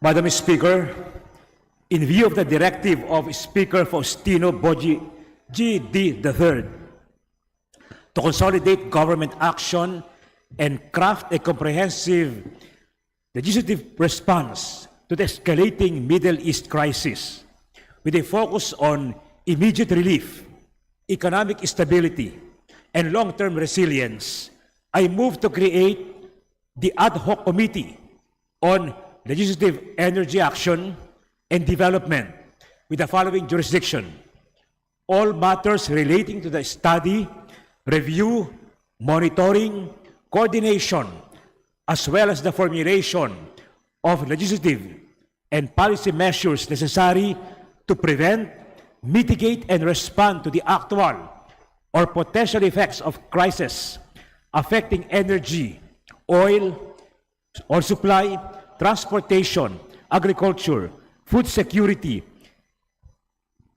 and the supply and pricing of basic commodities and essential goods, including the development of immediate response mechanisms, medium-term mitigation measures, and long-term strategies to strengthen national energy security, food security, supply resilience, price stability, economic preparedness, and effective interagency and public-private coordination during actual or emerging national emergencies and disruptions, and to be composed of the following committees: Committee on Ways and Means, Committee on Energy, Committee on Agriculture and Food, Committee on Appropriations, Committee on Aquaculture and Fisheries Resources, Committee on Economic Affairs, Committee on Foreign Affairs, Committee on Information and Communications Technology, Committee on Labor and Employment, Committee on Overseas Workers Affairs, Committee on Social Services, Committee on Trade and Industry, and Committee on Transportation. So moved, Madam Speaker.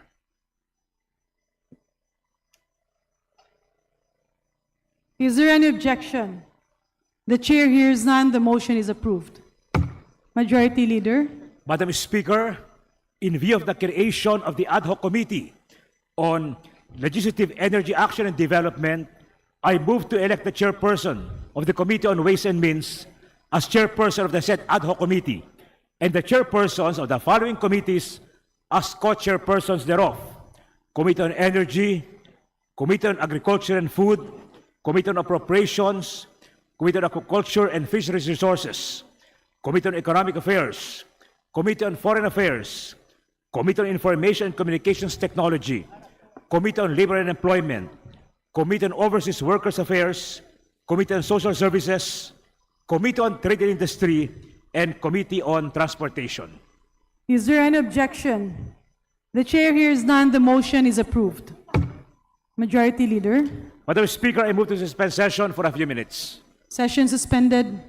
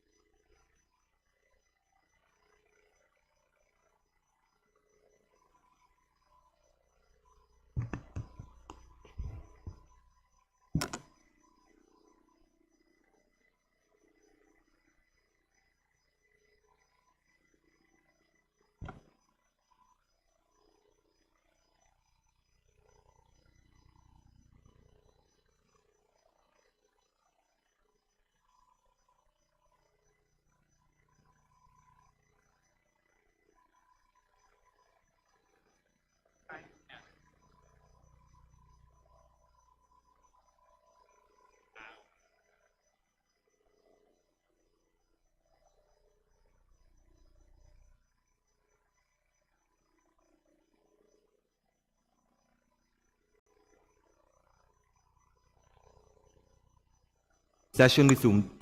Majority Leader. Mr. Speaker, I move that we proceed with additional reference of business and request that the Secretary General be directed to read the title of bills and resolutions on first reading as well as communications and committee reports. There is a motion. There is an objection. Chair hears none. The Secretary General is directed to the title of the bills. Additional reference of business. Bills on first reading. House Bill number 8834, an act establishing the Kalinga program as a national emergency response framework to mitigate fuel-driven inflation, ensure energy and essential goods supply security, provide targeted and time-bound assistance to vulnerable sectors, grant flexible emergency powers to the President, and for other purposes, by Representatives D. Faustino and Marcos. Ad hoc Committee on Legislative Energy Action and Development. House Bill number 8835, an act increasing honorarium and Christmas incentives of barangay officials, including barangay tanods, members of the Luponan Tagapamayapa, among others, and granting other non-monetary benefits, amending for the purpose Section 393 of Republic Act number 7160 as amended, otherwise known as the Local Government Code of 1991, by Representative Nazal. To the Committee on Local Government. House Bill number 8836, an act amending Batas Pambansa Bilang 33 as amended by Presidential Decree number 1865 to include large-scale ore hoarding, profiteering, cartelization, and other acts of market abuse in the oil industry as forms of economic sabotage, and prescribing stiffer penalties therein and for other purposes, by Representative Degamo. To the Committee on Energy. House Bill number 8837, an act providing for the Magna Carta of Barangay Health Workers, by Representative Roman. To the Committee on Local Government. House Bill number 8838, an act temporarily suspending or reducing the imposition of value-added tax on petroleum products, amending for the purpose the National Internal Revenue Code of 1997 as amended, and for other purposes, by Representative De Viste. To the Committee on Ways and Means. House Bill number 8839, an act creating the Fuel Regulatory Board and establishing an oil price stabilization fund and strategic petroleum reserve, thereby repealing provisions of Republic Act number 8479, otherwise known as the Downstream Oil Industry Regulation Act of 1998, by Representative Chua. To the Committee on Energy. House Bill number 8840, an act amending Section 24 of Republic Act number 8424, otherwise known as the National Internal Revenue Code of 1997, as amended and for other purposes, by Representative Abalos. The Committee on Ways and Means. House Bill number 8841, an act promoting active mobility by establishing and integrating a safe pathways network of bicycle lanes, carefree days, walkways, and slow streets, and providing funds thereof, by Representatives Sendanya, Diokno, Ismola, and Bagao. To the Committee on Transportation, Committee on Sustainable Development Goals. House Bill number 8842, an act amending Republic Act number 10586, otherwise known as the Anti-Drunk and Drug Driving Act of 2013, by Representatives Sendanya, Diokno, Ismola, and Bagao. To the Committee on Transportation. House Bill number 8843, an act providing for educational assistance to children and dependents on farmers and fisher folks, providing funds therefore, by Representative Suntay.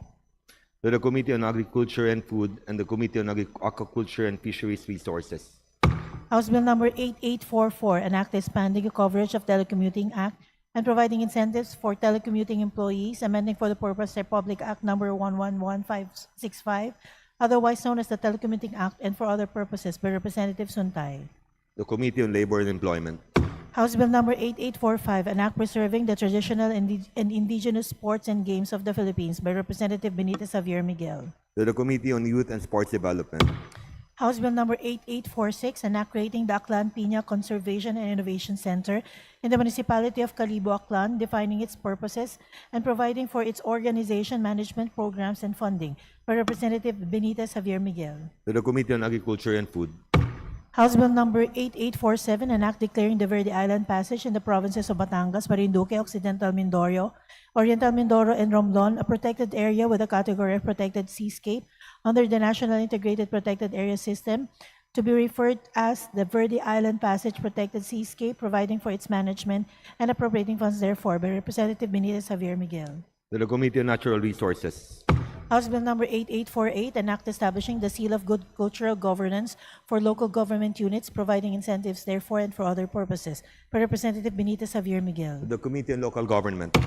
House Bill Number 8849, an act mandating the establishment of fisherfolk resettlement areas by the Department of Agriculture, Department of Human Settlements and Urban Development, Department of Environment and Natural Resources, and local government units, amending for the purpose Section 108 of Republic Act Number 8550, otherwise known as the Philippine Fisheries Codes of 1998, as amended by Republic Act Number 10654, by Representative Benitez Javier Miguel. To the Committee on Agriculture and Fisheries Resources. House Bill Number 8850, an act establishing multidisciplinary research centers regarding women's health and disease prevention and conducting a research program on hormone disruption for other purposes, by Representative Benitez Javier Miguel. The Committee on Health. House Bill Number 8851, an act promoting the adoption of digital payments for financial transactions of the government and all merchants, by Representative Benitez Javier Miguel. To the Committee on Banks and Financial Intermediaries.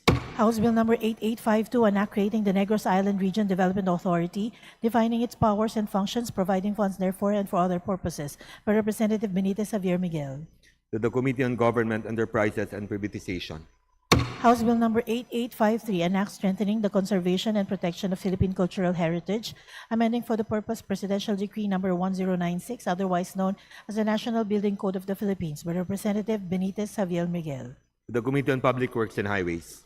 House Bill Number 8854, to act further strengthen local autonomy through a more nationalized system of decentralization, amending for the purpose Republic Act Number 7160 as amended, otherwise known as the Local Government Code of 1991, by Representative Benitez Javier Miguel. To the Committee on Local Government. House Bill Number 8855, an act incentivizing investments in petroleum refinery and renewable and green energy projects, providing fiscal and non-fiscal incentives and for other purposes, by Representative Hernandez Chariz Ann. To the Committee on Energy.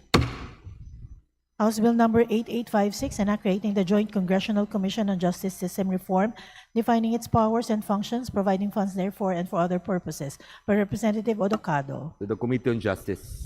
House Bill Number 8857, an act instituting a national plan of action for the care, support, and inclusion of persons with autism spectrum disorder and appropriating funds therefore, by Representatives Rodriguez Rufus and Rodriguez Maximo. To the Committee on Health. House Bill Number 8858, an act abolishing the Optical Media Board, repealing Public Act Number 9239, the Optical Media Act of 2003, and creating the Digital Media Anti-Piracy Commission, by Representatives Rodriguez Rufus and Rodriguez Maximo. To the Committee on Public Information and the Committee on Government Reorganization.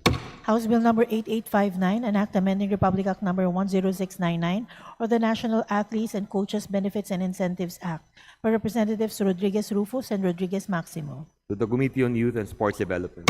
House Bill Number 8860, an act establishing a more progressive and targeted tax system by increasing income tax exemptions and imposing solidarity wealth tax and windfall profits tax, amending for the purpose National Internal Revenue Code of 1997 as amended, by Representative Mendoza. To the Committee on Ways and Means. House Bill Number 8861, an act strengthening the National Agriculture and Fisheries Extension System to accelerate agriculture and fisheries development, appropriating funds therefore and for other purposes, by Representative Odocado. To the Committees on Agriculture and Food and the Committee on Aquaculture and Fisheries Resources. House Bill Number 8862, an act providing for the Magna Carta of Public Disaster Risk Reduction and Management Workers, promoting for their welfare, security of tenure, Professional Development and appropriating funds therefore by Representative Legaspi. To the Committee on Disaster Resilience. House Bill number 8863, an act amending Article 336 of Act number 3815, otherwise known as the Revised Penal Code, as amended, increasing the penalties for acts of lasciviousness by Representatives Tan, Keith, Micah, and Montes. To the Committee on Revision of Laws. House Bill number 8864, an act regulating the registration, licensing, and utilization of electric two-wheeled and three-wheeled vehicles on major thoroughfares and expressways, amending for the purpose Republic Act number 4136, Republic Act number 11697, and Republic Act number 2000 and for other purposes by Representative Poe. Committee on Transportation. House Bill number 8865, an act providing for a national energy policy and framework for the establishment of an energy subsidy program by Representative Ako. To the Committee on Energy. House Bill number 8866, an act upgrading the minimum salaries of public school teachers to salary grade 15, teaching personnel in higher education to salary grade 16, and of non-teaching personnel to 16,000 pesos by Representative Ako. To the Committee on Appropriation.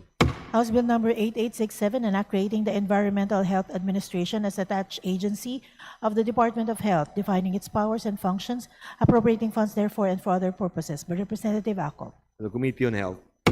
House Bill number 8868, an act mandating calorie labeling in restaurants and food establishments to promote healthier and informed food choices and providing penalties for violation thereof by Representative Espina. The Committee on Health. House Bill number 8870, an act imposing a temporary price ceiling of 70 pesos per liter on diesel fuel for a period of 6 months during a global oil crisis, providing funds therefore and for other purposes by Representative Erice. To the Committee on Energy. House Bill number 8871, an act penalizing the malicious publication of false news against a person by Representative Villanueva. To the Committee on Public Information and the Committee on Information and Communication Technology. House Bill number 8872, an act protecting the right of people to freely and safely propagate their religion, guaranteed under Section 5, Article 3 of the 1987 Constitution by Representative Villanueva. To the Committee on Human Rights.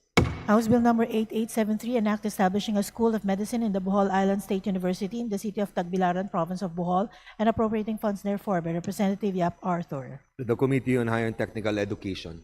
House Bill number 8874, an act establishing a regular campus of the Bohol Island State University in the municipality of Dawis, province of Bohol, and appropriating funds therefore by Representative Yap Arthur. To the Committee on Higher and Technical Education. House Bill number 8875, an act creating Bohol Island State University Tourism and Sports Institute in the municipality of Balilihan, province of Bohol, and appropriating funds therefore by Representative Yap Arthur. To the Committee on Higher and Technical Education. House Bill number 8877, an act granting Philippine citizenship to Kyung Hee Lee, also known as Grace Lee, by Representative Padienos. The Committee on Justice. House Bill number 8878, an act establishing a science high school in Mambalacat City, Pampanga, to be known as the Mambalacat City Science High School and appropriating funds therefore by Representative Lazatin. To the Committee on Basic Education and Culture. Resolutions.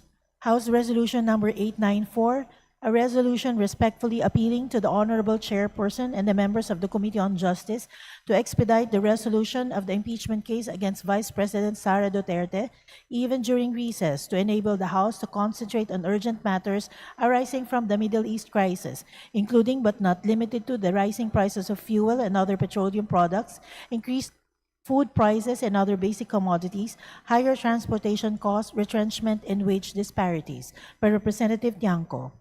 The Committee on Justice.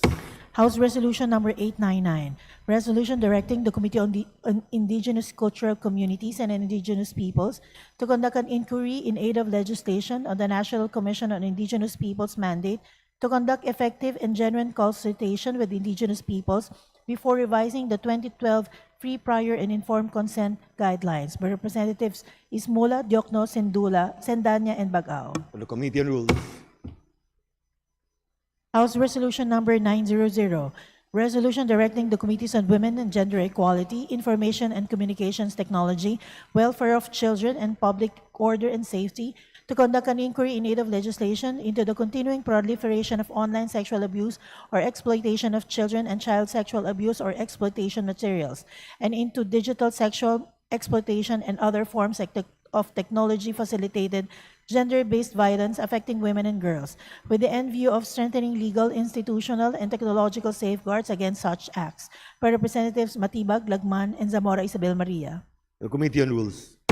House Resolution Number 901, resolution urging the Government Service Insurance System, the Home Development Mutual Fund, the Land Bank of the Philippines, and the Development Bank of the Philippines to implement a 3-month moratorium on the payment of loan amortizations for all government employees to mitigate the severe economic impact of the Middle East crisis and surging domestic fuel prices. By Representatives Bagao, Diokno, Sendanya, and Ismula. To the Committee on Government Enterprises and Privatization.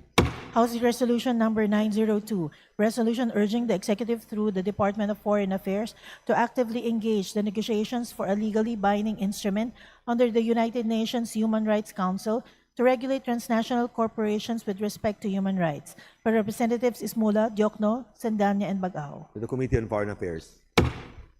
House Resolution Number 904, resolution urging the Department of Social Welfare and Development, Department of the Interior and Local Government, Department of Agriculture, and other relevant agencies to expand the Walang Gutom program to include indigent mothers and strengthen the enhanced partnership against hunger to support small market vendors amid the price volatility arising from the U.S.-Iran conflict.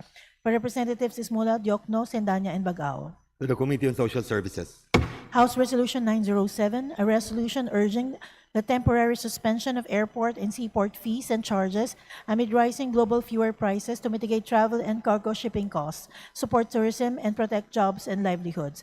By Representative Tutor. To the Committee on Transportation. House Resolution 908, a resolution urging the Commission on Elections to study, develop, and pilot a hybrid election system that combines traditional in-person voting and computer-assisted manual counting in selected barangays in the upcoming November 2026 Barangay SK elections to determine its effective use in future Philippine elections. By Representative Macapagal Arroyo. To the Committee on Suffrage and Electoral Reforms. House Resolution Number 909, a resolution calling for the immediate cessation of hostilities, the pursuit of peaceful dialogue, and the protection of civilians and amid escalating military aggression in Iran, and expressing concern over the global economic impacts of war, including escalating oil prices. By Representatives Co, Tino, Elago, Balindong, Emano, Hernandez Ferdinand, Defensor, Libanan, Erice, Oreta, Galang, Violago, Cruz, Agatha, Plato, Gonzales, Alisa, Micaela, Angeles, Marquez, Miraflores, Sagarbaria, Degamo, Daza, Mercado, Labad-Labad, Amatong, Bangkoro, Ofarasim, Dimaporo, Sitiamina, Lagbas, Uy de Carlo, Lagdameo, Jose Manuel, Dayang Hirang, Lumayag, Tuwan, Sakaluran, Swansing, Bella Vanessa, Alano, Adyong, Mangudadato, Odocado, Montes, Chan, Jan, Franz Norito, Joselito, Garbin, Dagook, Nazal, Ridon, San Fernando, De Lima, Legazpi, Nisay, and Bautista Johan Monich. To the Committee on Foreign Affairs. House Resolution Number 910, a resolution directing the appropriate House Committee to conduct an investigation in aid of legislation on the death of Mark Kenneth Alcedo through hazing, with the end view of strengthening the provisions of Republic Act Number 8049 as amended by Republic Act Number 11053, also known as Anti-Hazing Act of 2018. By Representative Teves. To the Committee on Rules. House Resolution 911, a resolution respectfully urging the Office of the President to generate savings from the 22.9 billion budget for the Philippine hosting of the 2026 ASEAN Summit and related meetings, and to use such savings for aid programs in response to increased oil prices. By Representative Leviste. To the Committee on Appropriations. House Resolution Number 912, resolution urging the Executive Department and all other appropriate government agencies to provide full, adequate, prompt, and effective preparations to the Malaya Lolas in compliance with the Philippines' obligations under the Convention on the Elimination of All Forms of Discrimination Against Women, and the views adopted by the Committee on the Elimination of Discrimination Against Women on 8 March 2023 by Representative De Lima. To the Committee on Women and Gender Equality. House Resolution Number 913, resolution urging the Department of the Interior and Local Government, the Department of Transportation, and the Land Transportation Franchising and Regulatory Board to study, strengthen, and expand the implementation of the Public Transport Service Contracting Program as a measure to mitigate the impact of rising fuel costs and ensure sustainable public transportation operations. By Representative De Lima. The Committee on Transportation. House Resolution Number 914, resolution directing the House Committee on Energy and other appropriate committee to conduct an inquiry in aid of legislation into the extraordinary surge in diesel prices in the Philippines, with the end view of determining why the country has emerged as among the worst affected by the current global oil shock, examining whether existing laws and regulatory mechanisms remain adequate to protect consumers and the national economy, and recommending legislative measures to address price vulnerability, possible profiteering, and structural deficiencies in the downstream oil industry, by Representative De Lima. To the Committee on Rules. House Resolution Number 915, resolution urging President Ferdinand Bongbong R. Marcos Jr., the Department of Transportation, and the Land Transportation Franchising and Regulatory Board to assess and address the impacts of rising fuel prices on public transport drivers, operators, and workers, and subject to a balancing with the interest of the riding public to implement the necessary and reasonable fare hike, by Representative De Lima. The Committee on Transportation. House Resolution Number 916, resolution commending and congratulating Police Cadet Van Marie Editha Gondaya Cagasan of Baybay City, Leyte for graduating as ranked number 1 of the Philippine National Police Academy Silang Paglaom Class of 2026 and for exemplifying extraordinary academic excellence, personal courage, and unwavering devotion to family and country, by Representative Kari. The Committee on Public Order and Safety. House Resolution Number 917, a resolution calling for the immediate escalation and cessation of hostilities in the Middle East, including among Iran, Israel, and the United States, emphasizing the protection of Philippine national interests and expressing grave concern over the adverse impacts of the conflict on the Filipino people and the national economy, by Representative Hernandez Chariz Ann. To the Committee on Foreign Affairs. House Resolution Number 918, a resolution urging the immediate implementation of emergency relief measures, including fuel vouchers, subsidies, and targeted assistance for vulnerable sectors adversely affected by the energy emergency and rising fuel prices, and directing relevant government agencies to ensure timely and efficient delivery thereof, by Representative Hernandez Chariz Ann. To the Committee on Energy. House Resolution Number 919, a resolution urging the Department of Energy, the National Grid Corporation of the Philippines, the Energy Regulatory Commission, and other concerned agencies to intensify support for renewable energy sources, including solar and geothermal energy, as an immediate response to the current energy emergency in the Philippines and rising fuel prices globally, by Representative Hernandez Chariz Ann. To the Committee on Energy. House Resolution Number 920, resolution directing the House of Representatives through the Committee on Basic Education and Culture to conduct an inquiry in aid of legislation into the working conditions and safety of public school teachers assigned in base schools and other schools in geographically challenging areas, with end view of institutionalizing the grant of transportation allowance, hazard pay, special hardship allowance, life and accident insurance coverage, and adequate safety protection to all public school teachers and personnel assigned in such areas, by Representatives Tino, Elago, and Co. The Committee on Rules. House Resolution 921, resolution urging the House of Representatives to conduct an investigation in aid of legislation into the non-utilization of the Legal Defense Fund to protect public school teachers and education support personnel against legal cases in the performance of their official functions and duties, by Representatives Tino, Elago, and Co. The Committee on Rules. House Resolution Number 922, resolution directing the House of Representatives to call for the abrogation of the landing party agreement between the Department of Information and Communications Technology, the Basis Conversion and Development Authority, and EDGE, and to scrap the plan to build the national broadband network using the Luzon bypass infrastructure in light of the issues on national sovereignty and threats to the data privacy and security of the Filipino people, by Representatives Tino, Elago, and Co. The Committee on Information and Communication Technology. House Resolution Number 923, a resolution urging the Energy Regulatory Commission to exercise strict oversight over electricity pricing, expedite the resolution of all pending petitions for refunds and rebates, ensure the implementation of ordered refunds, and recommend urging measures to mitigate electricity costs during the summer months, by Representative Garbin. Committee on Energy. House Resolution Number 924, resolution directing the Committee on Health to conduct an inquiry in aid of legislation on the implementation of the Philippine Strategic Tuberculosis Elimination Plan Phase 2, 2025 to 2030, along with the Philippine Acceleration Action Plans for Tuberculosis 2023 to 2035, with the end view of ensuring the country's commitment to the United Nations high-level meetings on TB and the Sustainable Development Goals, by Representative Montes. The Committee on Rules.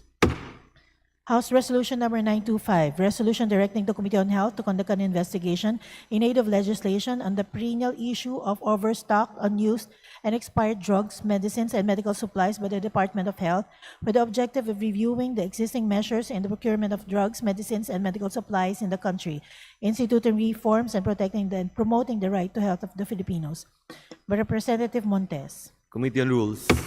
House Resolution Number 926, resolution commending and congratulating Giselle Mark Magnifico Arola Magsayo for his spectacular technical knockout victory over Fergal McCrory at the SUFA Boxing 05 event held on April 5, 2026 in Las Vegas, Nevada, by Representative Yap John G. Snell. The Committee on Youth and Sports Development.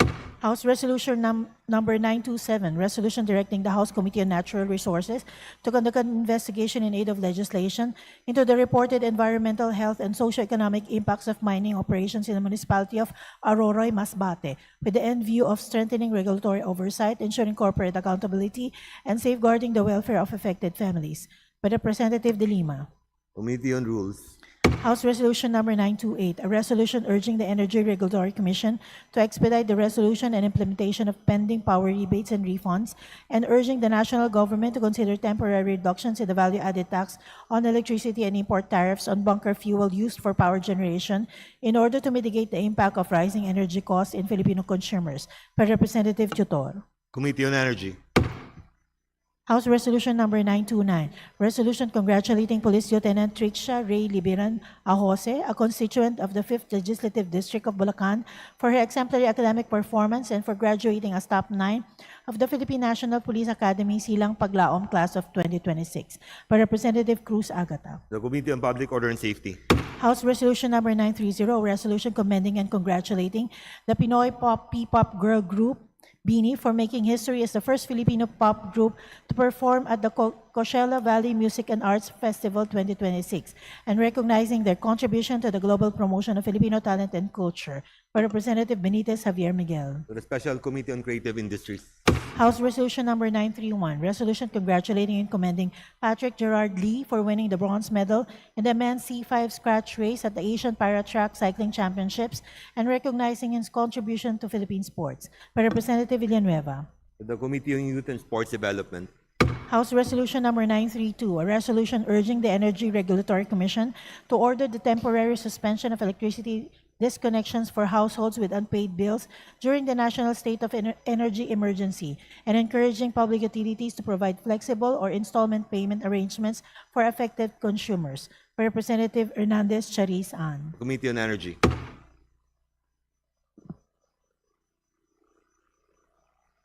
House Resolution 933, a resolution commending Engineer Rico Quiñones Elao of the Cebu Technological University, Main Dumanhug Extension Campus for ranking first nationwide in the 2026 Civil Engineering Licensure Examination. By Representative Calderon. To the Committee on Civil Service and Professional Regulation. House Resolution 934, a resolution congratulating the Filipino P-pop girl group Beanie and Sofia La Forteza of the global girl group Cat's Eye for their historic performances at the Coachella Valley Music and Arts Festival 2026 and for bringing honor and distinction to the Philippines. By Representative Del Mar. The Special Committee on Creative Industries. House Resolution 935, a resolution congratulating and commending Mariel Monteliano and Bisdak J.M. de la Serna for winning a historic back-to-back championship on Your Face Sounds Familiar 2026 and in Tawag ng Tanghalan Duet Season 1. By Representative Del Mar. The Special Committee on Creative Industries. House Resolution 936, a resolution urging the Commission on Elections to postpone the conduct of the 2026 Barangay and Sangguniang Kabataan elections throughout the entire country due to the current fuel price crisis pursuant to Section 5 of Batas Pambansa Bilang 881, otherwise known as the Omnibus Election Code of the Philippines. By Representative Ferrer Jeffrey. To the Committee on Suffrage and Electoral Reforms. House Resolution 937, a resolution directing the appropriate committees of the House of Representatives to conduct an inquiry in aid of legislation into the reported expiration, non-utilization, and non-distribution of approximately 1.5 billion peso worth of medicines and vaccines under the Department of Health. By Representative Ordanes. The Committee on Rules. House Joint Resolution Number 6, joint resolution urging the Speaker of the House of Representatives to nominate the Joint Congressional Community-Based Monitoring System Oversight Committee, providing funds therefore and for other purposes. By Representatives Macapagal Arroyo, Abalos, Lebanon, Escudero, Pumaren, Yatco, Galeos, Yap Eric, Gloria, Angeles Tan Iman, Plato, Swansing, Bellavanesa, Panotes, Labad-Labad, Bondoc, Espina, Aumentado, Corvera, Swansing, Micaela Angela, Guriseta, Tupas, Makasay, Todocado, Co, Marcoleta, and Elago. Committee on Rules. Messages from the Senate, message dated March 18, 2026, informing the House of Representatives that on March 17, 2026, the Senate designated Senators Pam Aquino, Winty Gatchalian, and Joel Villanueva as members of the Conference Committee to reconcile the disagreeing provisions of Senate Bill number 1937, titled An Act Institutionalizing Support for Public Basic Education Schools in Geographically Isolated and Disadvantaged Areas and Appropriating Funds therefore, and House Bill number 4745, An Act Institutionalizing the Public Basic Education Schools in Geographically Isolated and Disadvantaged and Conflict-Affected Areas, providing access roads leading to last-mile schools and appropriating funds therefore. Committee on Rules. Message dated March 18, 2026, informing the House of Representatives that on March 17, 2026, the Senate designated Senators Pia Cayetano, Winty Gatchalian, and Joel Villanueva as members of the Conference Committee to reconcile the disagreeing provisions of Senate Bill 1982, titled An Act Authorizing the President to Suspend or Reduce Excise Tax on Petroleum Products, amending for the purpose Section 148 of the National Internal Revenue Code of 1997 as amended, and House Bill number 8418, an act authorizing the President of the Philippines to suspend or reduce the excise taxes on petroleum products during national or global economic emergencies, amending for the purpose the National Internal Revenue Code of 1997 as amended. Committee on Rules. Message dated March 18, 2026, informing the House of Representatives that on March 17, 2026, the Senate designated Senators Pam Aquino, Winty Gatchalian, and Joel Villanueva as members of the Conference Committee to reconcile the disagreeing provisions of Senate Bill number 1899 and House Bill number 5939, an act allowing the Department of Education the flexibility to determine the pedagogical approaches to be implemented in the basic education curriculum, amending for the purpose Section 5 of Republic Act number 10533, or the Enhanced Basic Education Act of 2013. Committee on Rules. Message dated March 18, 2026, informing the House of Representatives that on March 17, 2026, the Senate approved the Conference Committee report on the disagreeing provisions of Senate Bill number 1823 and House Bill number 8220, titled An Act Resetting the First Regular Elections in the Bangsamoro Autonomous Region and Muslim Mindanao, amending for the purpose Section 13, Article 16 of Republic Act number 11054 as amended, otherwise known as the Organic Law for the Bangsamoro Autonomous Region and Muslim Mindanao. Committee on Rules. Message dated April 16, 2026, informing the House of Representatives that on March 18, 2026, the Senate adopted House Concurrent Resolution number 12 as an amendment to Senate Concurrent Resolution number 8, titled Concurrent Resolution Adopting National Education and Workforce Development Plan 2026 to 2035 and recommendations of the Second Congressional Commission on Education as the 10-year policy framework of the national government. Committee on Rules. Communications, letters dated March 13, 16, 17, 19, 25, 30, and 31, 2026 of Joseph B. Salud, Bank Officer 6, Office of the General Counsel and Legal Services, Bangko Sentral ng Pilipinas, transmitting to the House of Representatives duly certified copies of several BSP issuances. Committee on Banks and Financial Intermediaries. Letter dated March 30, 2026 of Honorable Ralph G. Recto, Acting Executive Secretary, Office of the President, transmitting to the House of Representatives a certified true copy of the Petroleum Service Contract number 89 between the Republic of the Philippines and Texcal Energy Mahato Inc. pursuant to Section 2, Article 12 of the Constitution. Committee on Energy. Letter dated March 30, 2026 of Honorable Ralph G. Recto, Acting Executive Secretary, Office of the President, transmitting to the House of Representatives a certified true copy of the Petroleum Service Contract number 90 between the Republic of the Philippines and Matahio Energy Philippines Limited pursuant to Section 2, Article 12 of the Constitution. Committee on Energy. Letters dated March 25, 2026 of the Honorable Ralph G. Recto, Acting Executive Secretary, Office of the President, Malacanang, transmitting to original copies each of the following Republic Acts which were signed by President Ferdinand Romualdez Marcos Jr., RA number 12316, titled Authorizing the President to Suspend or Reduce Excise Tax on Petroleum Products, amending Section 148 of the National Internal Revenue Code of 1997 as amended, and RA number 12317, resetting the first regular elections in the Bangsamoro Autonomous Region and Muslim Mindanao. To the archives.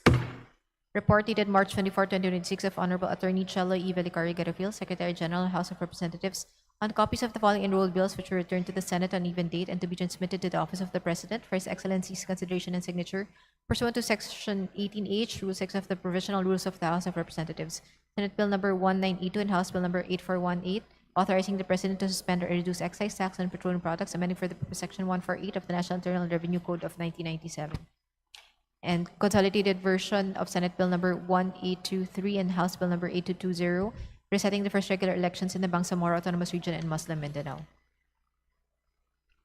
Subpoena Duces Tecum, pursuant to Section 153, Rule 24 of the Provisional Rules of the House of Representatives, transmitting the Subpoena Duces Tecum issued by the Office of the Ombudsman for the following: FF-C-NOV 20-25-0305, dated March 12, 2026, FF-C-JAN-26-0005, dated March 12, 2026, FF-C-JAN-26-0026, dated March 25, 2026, FF-C-Gen-26-0050 dated March 17, 2026, FF-C-Gen-26-0051 dated March 17, 2026, FF-C-Gen-26-0057, FF-C-Gen-26-0058, and FF-C-Gen-26-0063 dated March 31, 2026, FF-C-Gen-26-0072 dated March 13, 2026, and OMB-C-Feb-26-0019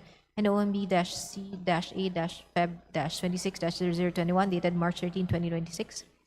Pursuant to Section 155 and 156, Rule 24 of the Provisional Rules of the House of Representatives, transmitting the subpoena duces tecum dated March 25, 2026, issued by the Office of the Ombudsman for the statements of assets, liabilities, and net worth of members, pursuant to Section 155 and 156, Rule 24 of the Provisional Rules of the House of Representatives, transmitting the subpoena duces tecum dated March 25, 2026, and April 8, 2026, issued by the Office of the Ombudsman. Committee reports. Committee report number 230, submitted by the Committee on Public Order and Safety on House Resolution number 903. Committee on Rules. Committee report number 231, submitted by the Committee on Indigenous Cultural Communities and Indigenous Peoples on House Bill number 8699. Committee on Rules. Committee report number 232, submitted by the Committee on Indigenous Cultural Communities and Indigenous Peoples on House Bill number 8700. Committee on Rules. Committee report number 233, submitted by the Committee on Public Order and Safety on House Bill number 8702. Committee on Rules. Committee report number 234, submitted by the Committee on Poverty Alleviation, House Resolutions number 370 and Privileged Speech number 33. Committee on Rules. Committee report number 235, submitted by the Special Committee on Southern Tagalog Development and House Resolution number 906. Committee on Rules. Committee report number 236, submitted by the Special Committee on Southern Tagalog Development and House Resolution number 826. Committee on Rules. Committee report number 237, submitted by the Committee on Transportation and the Committee on Appropriations and House Bill number 8722. Committee on Rules. Committee report number 238, submitted by the Committee on Transportation and the Committee on Appropriations and House Bill number 8723. Committee on Rules. Committee report number 239, submitted by the Committee on Transportation and the Committee on Appropriations and House Bill number 8724. Committee on Rules. Committee report number 240, submitted by the Committee on Civil Service and Professional Regulation on House Bill number 8869. Committee on Rules. Committee report number 241, submitted by the Committee on Civil Service and Professional Regulation on House Bill number 8876. Committee on Rules. Committee report number 242, submitted by the Committee on Youth and Sports Development and House Resolution number 952. Committee on Rules. Committee report number 243, submitted by the Committee on Youth and Sports Development and House Resolution number 956. Committee on Rules. Committee report number 244, submitted by the Committee on Youth and Sports Development and House Resolution number 957. Committee on Rules. Committee report number 245, submitted by the Committee on Youth and Sports Development and House Resolution number 958. Committee on Rules. Committee report number 246, submitted by the Committee on Youth and Sports Development and House Resolution number 959. Committee on Rules.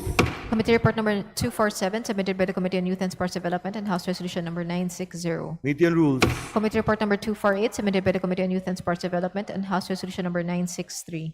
Committee on Rules. Committee report number 249, submitted by the Committee on Youth and Sports Development and House Resolution number 964. Committee on Rules. Committee report number 250, submitted by the Committee on Government Enterprises and Privatization, House Bill number 763. Committee on Rules. Committee report number 251, submitted by the Committee on Legislative Franchises and House Bill number 9000. Committee on Rules.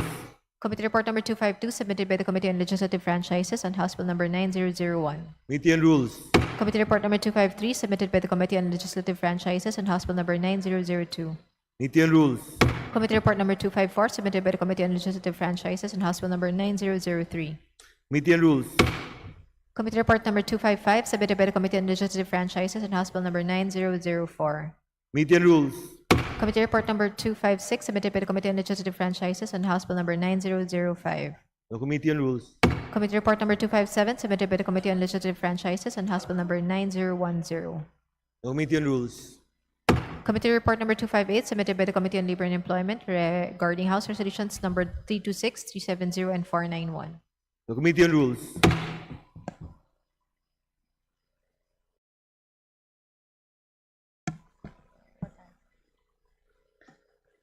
Additional reference of business.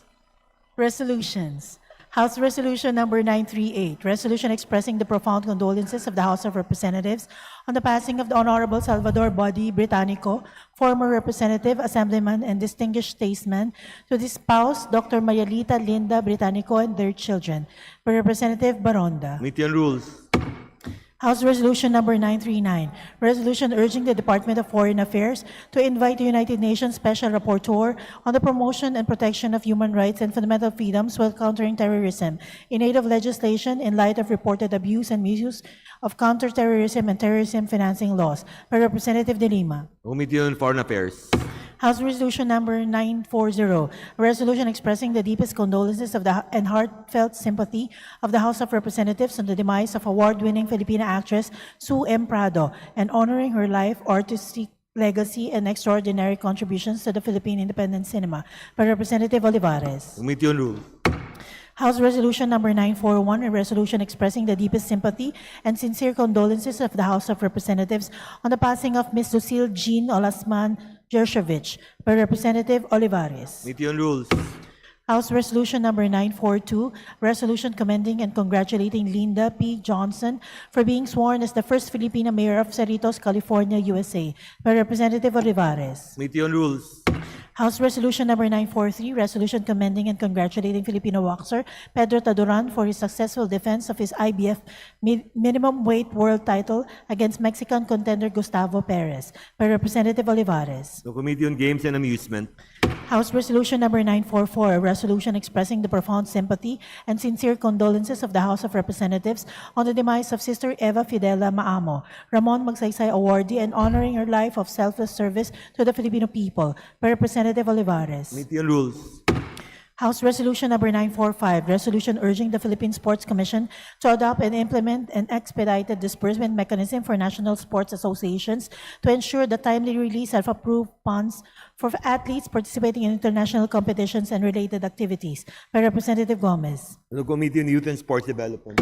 House Resolution Number 946, a resolution directing the Committee on Energy of the House of Representatives to conduct an inquiry in aid of legislation on the rules and regulations issued by the Department of Energy and the Energy Regulatory Commission governing rooftop solar power and net metering, with the end in view of ensuring affordable, accessible, and sustainable energy for consumers, by Representative Yap Arthur. Committee on Rules. House Resolution Number 947, resolution expressing the profound sympathy and sincere condolences of the House of Representatives on the demise of Congressman Leopoldo Encinas San Benaventura of the 2nd District Province of Camarines Sur during the 10th Congress, by Representative Olivares. Committee on Rules. House Resolution Number 948, resolution commending and congratulating Dr. Erwin Ken Angcual Parachaso for his historic feat of obtaining the highest score in the March 2026 Physician Licensure Examination, by Representative Yap Eric. The Committee on Civil Service and Professional Regulation. House Resolution Number 949, a resolution expressing profound sympathy and sincere condolences on the passing of former Assemblyman and veteran statesman Salvador Body Britannico and honoring his invaluable contributions to Philippine governance, law, and education, by Representative Ang. Committee on Rules. House Resolution Number 950, resolution urging the House Committee on Housing and Urban Development to conduct an investigation in aid of legislation into the reported unauthorized sale, transfer, and disposition of NHA-awarded housing units in violation of Section 14 of Republic Act No. 7279, otherwise known as the Urban Development and Housing Act of 1992, and requesting the National Housing Authority to strengthen enforcement and report on such cases, by Representative Poe. Committee on Rules. House Resolution Number 951, resolution commending and congratulating Sofia La Forteza, a Filipino performer and leader of the global girl group Cat's Eye, for her historic performance at the Coachella Valley Music and Arts Festival 2026, and for exemplifying Filipino excellence in the global music industry, by Representative Benitez Javier Miguel. The Special Committee on Creative Industries. House Resolution Number 953, resolution congratulating the Department of Transportation, headed by Acting Secretary Giovanni Zay Lopez, and the Right-of-Way and Site Acquisition, headed by Assistant Secretary Irish Calaguas, for the accelerated right-of-way acquisition of the Clark-Malolos Corridor for North-South Commuter Railway Extension Project and Metro Manila Subway Project, by Representative Lazatin. Committee on Transportation. House Resolution Number 954, resolution directing all national government agencies, attached offices and bureaus, and local government units to impose a moratorium on all demolition and eviction of residential structures amid the state of national energy emergency, by Representatives Elago, Co, and Tino. The Committee on Housing and Urban Development. House Resolution Number 955, a resolution respectfully urging the Office of the President to investigate reports of discrimination and corruption in Bawat Barangay Makikinabang, Bawat Bayan Makikinabang, and other 8 programs, and to ensure the transparent, equitable, and efficient release of funds to local government units. By Representative Leviste. The Committee on Local Government. House Resolution Number 961, resolution directing the appropriate committees of the House of Representatives to conduct an immediate, thorough, and impartial inquiry in aid of legislation into the circumstances surrounding the April 19, 2026 armed encounter in Barangay Salamanca, Taboso, Negros Occidental, which resulted in the deaths of 19 individuals, with the end in view of determining accountability, assessing compliance with rules of engagement, addressing the impact on affected communities, and recommending legislative measures to strengthen the protection of civilians and uphold human rights in the conduct of internal security operations. By Representative De Lima. Committee on Rules. House Resolution Number 962, a resolution directing the House Committee on Human Rights to urgently conduct an investigation in aid of legislation on the massacre of unarmed civilians allegedly perpetrated by the 79th Infantry Battalion of the Armed Forces of the Philippines in Toboso, Negros Occidental, which constitutes a violation of human rights and international humanitarian law. By Representatives Co, Tino, and Alago. Committee on Rules. House Resolution Number 965, resolution directing the appropriate committee of the House of Representatives to conduct an inquiry in aid of legislation into the pass-through charges imposed on electricity consumers, with the end in view of ensuring transparency, accountability, and the rationalization of such charges. By Representative Yap Arthur. Committee on Rules. House Resolution Number 966, resolution urging the Committee on Housing and Urban Development to conduct an investigation in aid of legislation into the reported demolition, forcible displacement, and or threats of displacement in particular areas in Los Baños, Laguna. By Representatives Elago, Co, and Tino. Committee on Rules. House Resolution Number 967, resolution directing the House Committee on Agriculture and Food to conduct an inquiry in aid of legislation on the imminent impact of the forecasted 2026-2027 El Nino event in the Philippine agricultural sector in pursuit of assessing the current state of preparedness of Philippine agricultural producers to absorb the effects of El Nino and other similar climate events, and in pursuit of the immediate formulation, adoption, and implementation of anticipatory, evidence-based, and mitigation and adaptation strategies. By Representatives Swansing Bella Vanessa. Committee on Rules. House Resolution Number 968, a resolution directing the appropriate committee of the House of Representatives to conduct an inquiry in aid of legislation into the armed encounter in Barangay Salamanca, Municipality of Toboso, Negros Occidental, on April 19, 2026, by Representative Benitez Xavier Miguel. Committee on Rules. House Resolution Number 969, resolution directing the appropriate committee of the House of Representatives to conduct an investigation in aid of legislation into the widespread offloading of Filipino passengers at international ports of exit, with the end in view of strengthening safeguards against abuse, ensuring accountability, and protecting the rights and welfare of the travelers. By Representative Villanueva. Committee on Rules. House Resolution Number 970, resolution urging the House Committee on Transportation to conduct an inquiry in aid of legislation on the reported flight emergency diversion incident involving Dumaguete to Manila PAL Express Flight PR2544 to Iloilo International Airport, and the apparent gaps in airline and aviation emergency protocols, passenger safety measures, and airport readiness. By Representative Bangcoro. Committee on Rules. House Resolution Number 971, resolution directing the Committee on Science and Technology and other appropriate committees of the House of Representatives to conduct an inquiry in aid of legislation on the national preparedness for risk associated with artificial intelligence, including systemic, economic, health, security, and catastrophic risk, with the end in view of developing a comprehensive national framework for AI risk governance. By Representative Villanueva. Committee on Rules. House Resolution Number 972, resolution urging the House Committee on Justice, the House Committee on Social Services, or other appropriate committees of the House of Representatives to conduct an inquiry in aid of legislation into the alleged discrimination and politicization in the distribution of assistance under the Bawat Bayan Makikinabang and Bawat Barangay Makikinabang programs, as well as possible violations of existing anti-EPA policies and the implementation of government assistance programs. By Representative Leviste. Committee on Rules. Majority Leader. Mr. Speaker, may we recognize the guests of the Honorable Sarah Jane Ilago of Party List Gabriela.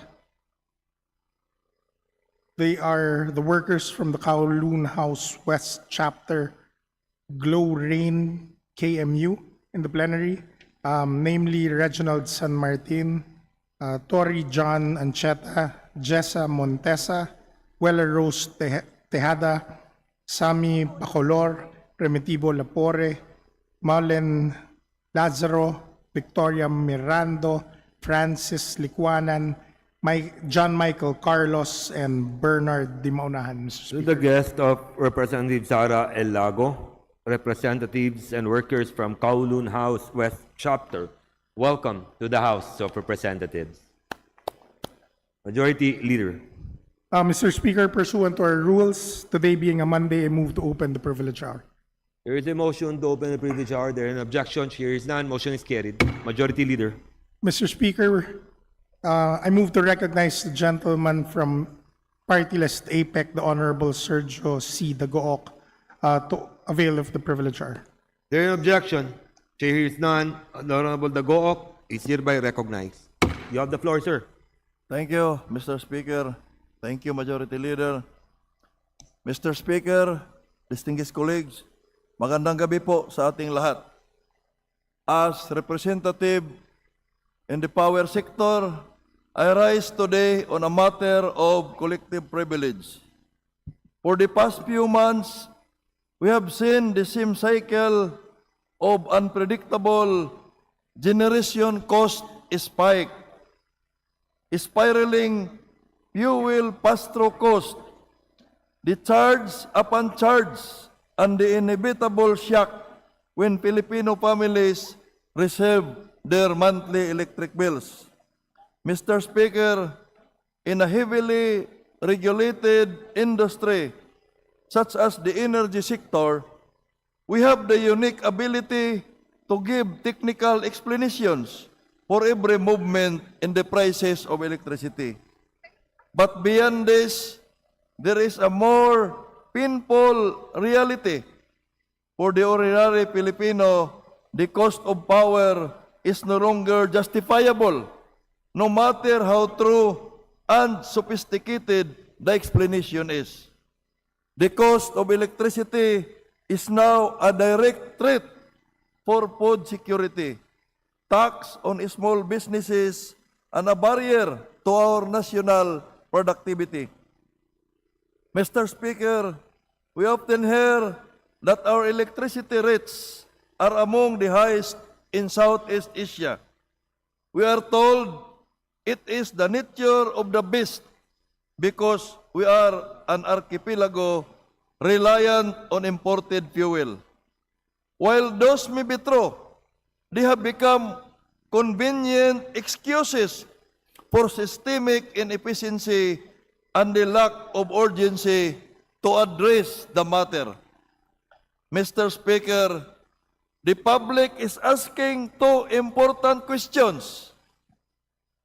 One, bakit ganito kamahal ang ating kuryente? At pangalawa, ano ang ginagawa ng gobyerno natin? To answer them, we have to look beyond the surface of the bill. The answer must go into the very architecture of our energy sector. First, the unbundled charges. This is done by virtue of Republic Act 9136 or the Electric Power Industry Reform Act of 2001. The charges we see on our monthly statements are unbundled. Ibig sabihin po nito, Mr. Speaker, makikita ng mga consumers kung magkano ba talaga ang kinukulikta ng bawat sektor bago makarating ang kuryente sa ating mga bahay. The final amount on our monthly bill is a collection of generation, transmission, and distribution topped with several universal charges and variety of taxes. I would like to emphasize, Mr. Speaker, variety of taxes. Let's go through them one by one. We know that the generation charge account for over half of the bill. Mahigit po sa kalahati ng ating binabayaran ay pumupunta po sa planta. Currently, the regulatory landscape allow an automatic fuel cost pass-through mechanism in our power supply agreement. This means that when the price of coal or gas spikes in the global market, the risk is shifted entirely to the consumer. Why is the Filipino household the final shock absorber for global market volatility? We must review this contract to ensure that risk is shared, not just passed on. Next is the transmission and ancillary charges. All consumers pay to the stability of the grid infrastructure and its operation. But Mr. Speaker, when there are delayed vital transmission projects, the resulting congestion costs find their way into our bills. Ito pong pangyayaring ito ay paulit-ulit na nangyayari sa Region 7, Region 6 at Region 8. The public should not be penalized for these inefficiencies. Inefficiencies should not be subsidized by Filipino people who are burdened by the same situation. Now, Mr. Speaker, let's talk about taxes.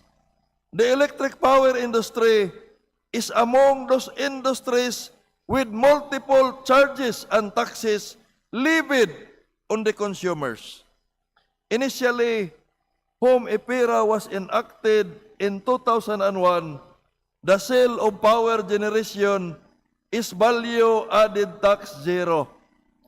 Wala po sanang tax, Mr. Speaker, yung generation charge sa original version ng EPIRA. That's Section 6 of EPIRA. At the same time, this was a substantial relief to our consumers. Bumababa na sana ang ating generation charge kung hindi nagbago yung probisyon ng EPIRA na wala siyang buhis. Kasi sa sinasabi ko, mahigit sa kalahati ng ating binabayaran ay generation charge. However, Mr. Speaker, with the passage of the expanded value-added tax law, Republic Act 9337 allows VAT to be imposed on entire electricity supply chain, including generation, distribution, and transmission. We are one of the few nations that imposes a 12% VAT across the entire energy chain. We tax the fuel, we tax the generation, we tax the transmission, we tax the distribution. Worse, VAT is also levied on systems loss on electricity. Hindi mo na nga nagamit dahil losses, may VAT pa. Not even consumed by the public. It is not even consumed by every Filipino who paid for it. We are essentially taxing the Filipino for electricity that was wasted or never even reached their home. With held multiple discussions with the concerned government agencies to address this. Pangatlong termino ko na po dito. Dalawang termino ko, paulit-ulit kong pinail ang resolusyon at House Bill para mapag-usapan. Pero hindi po nakakita ng sikat ng araw ang mga panukalang batas na yon, na napaka-importante naman sana. Pero tuwing may crisis at lumulubo ang binabayaran natin sa kuryente, saka lang pinag-usapan. Pag bumaba na, hindi na naman pinag-usapan. Mr. Speaker, the way out is straightforward and within the control of our government through the industry regulator. A simple reformatting of our electricity bill that will exclude certain items from the gross receipts of the bill, like VAT on systems loss and lifeline rate, for instance, is a tax that should have been removed.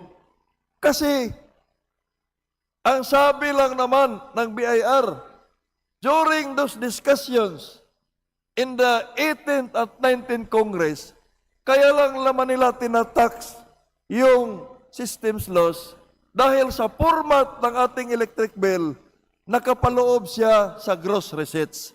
At dahil ang probisyon ng ating National Internal Revenue Code ay lahat ng gross receipts items ay taxable, kaya nagkaroon ng VAT, pati yung kuryente na hindi natin ginagamit. Kaya, the simple reformatting, ilabas sa gross receipts yung mga bagay na yan, ay mawala na sana yung tax. Even yung lifeline na binabayad natin doon sa mga benefits sa lifeline customer, senior citizen, ang nagbabayad niyan ay yung mga hindi availer.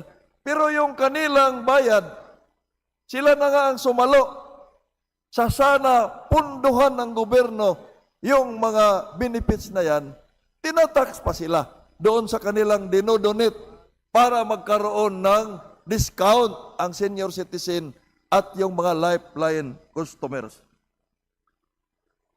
A simple reformatting, I would emphasize and reiterate, this is only a simple reformatting of our electric bill format. Removing the imposition of VAT on these charges will bring immediate relief of our consumers without the need of legislation. Yet, we haven't heard any actions from the concerned offices who can bring about the solution. How can we explain this to the public, Mr. Speaker? In fact, Mr. Speaker, we also have an almost 50 years old law. 50 years old law, Batas Pambansa bilang 36. Napakatagal na po. At ang tinatamaan dito ay ang mga consumer sa Metro Manila, particularly sa Meralco. This Batas Pambansa 36, which imposes a separate energy tax on the monthly electric power consumption of every residential consumer, where tax rates are based on consumption levels. Ibig sabihin, habang tumataas yung konsumo mo, tumataas yung tax rate. At ito ay kinukulikta dito sa Meralco. Sa amin sa probinsya, wala pong kinukulikta na ganito. Itong batas, na to ay uulitin ko, 50 years old na po. Halimbawa, yung 650 kilowatt-hour to 1,000 kilowatt-hour dito sa Meralco, mayroon po yung 10 centavos per kilowatt-hour na buhis. Yung 1,000 to 1,500, mayroong 35 pesos or 20 centavos per kilowatt-hour na buhis. Yung over 1,500 kilowatt-hour, mayroong 135 pesos or 35 centavos per kilowatt-hour in excess of 1,500. Mr. Speaker, this representation has consistently pointed to the fact that these charges are not set in stone. They are just result of policy choices made by this very Congress. But laws can be reformed. If they are no longer serving the people, it is then our duty in Congress to change them. Mr. Speaker, this means that we must actively work towards streamlining these charges in our electricity bill. We must remove the fat of this pass-through cost and ensure that every centavo demanded from our constituents is for a service actually rendered and a kilowatt-hour actually consumed. Hindi po yung petty losses, pinagbabayad tayo at tinatax pa. Mr. Speaker, let me turn to the national revenue, to the National Renewable Energy Agenda. Ito po yung sinusubukan ng Department of Energy na pabilisin. Maganda po yung renewable energy. But I tell you, even if we open speak of the green energy transition as the ultimate solution to high power rates, in reality, Mr. Speaker, for the Filipino consumer. This transition will arrive as a new line item on our electric bill. Bago na namang singil. Every renewable energy na i-put up sa ating bansa, binabayaran po, advance pa yung ating bayad. Starting this year, Mr. Speaker, millions of households began seeing, nakikita na po nila yung GIA-all charge. GIA-all. Kaya nga yung iba, sinasabi na, sana magdagdag na naman tayo ng sana all charge. Kasi mayroon na tayong fit-all, fit-in tariff allowance based on our Renewable Energy Act. Ngayon, itong green energy auction na ginagawa ng Department of Energy, with all due respect to the proponent of this thing, with the Department of Energy, kasi gusto nating pabilisin yung transition to renewable energy, kaya dinagdagan na naman ng ERC yung GIA-all na 0.0371 centavos per kilowatt hour. The GIA-all is a uniform centavo per kilowatt hour charge applied to the bills of all on-grid consumers. Ibig sabihin, dito lang po siya sinisingil sa mainland. Wala po sa off-grid or sa SPAG. So, Mr. Speaker, for the information of the public, this is used to pay the renewable energy developers who won the auctions to supply renewable energy. This ensures they are paid the winning bid price for their supply even if market conditions change. Biruin mo yan, maibenta pa nila, tapos secured na yung bayad nila. Kaya yung iba, kung hindi may put up, nakolekta na sa atin, pero hindi mangyari yung kanilang gagawing paglagay ng mga renewable energy, tapos advance na nakokolekta, anong gagawin doon sa pira na yon? We still suffer lack of renewable, pero nakabayad na po tayo. While this amount may seem small to some, this charge adds up quickly, especially to the ordinary Filipino families. Let us not forget, this is on top of the existing fit-all. Yan yung sinasabi ko kanina. May fit-all na, may GIA-all. Nangangamba ako na sa makalawa, mayroon na namang sana-all. Mr. Speaker, we must ask, why are we layering charges on charges if our goal is to lower the prices of electricity? Paulit-ulit ko pong narinig yan. Dito sa Kongreso, lahat ng nagsasalita dito halos gustong pababain. Ang gagawin natin, kailangang bababa. Pero habang yan ang sinasabi natin, iba ang nangyayari.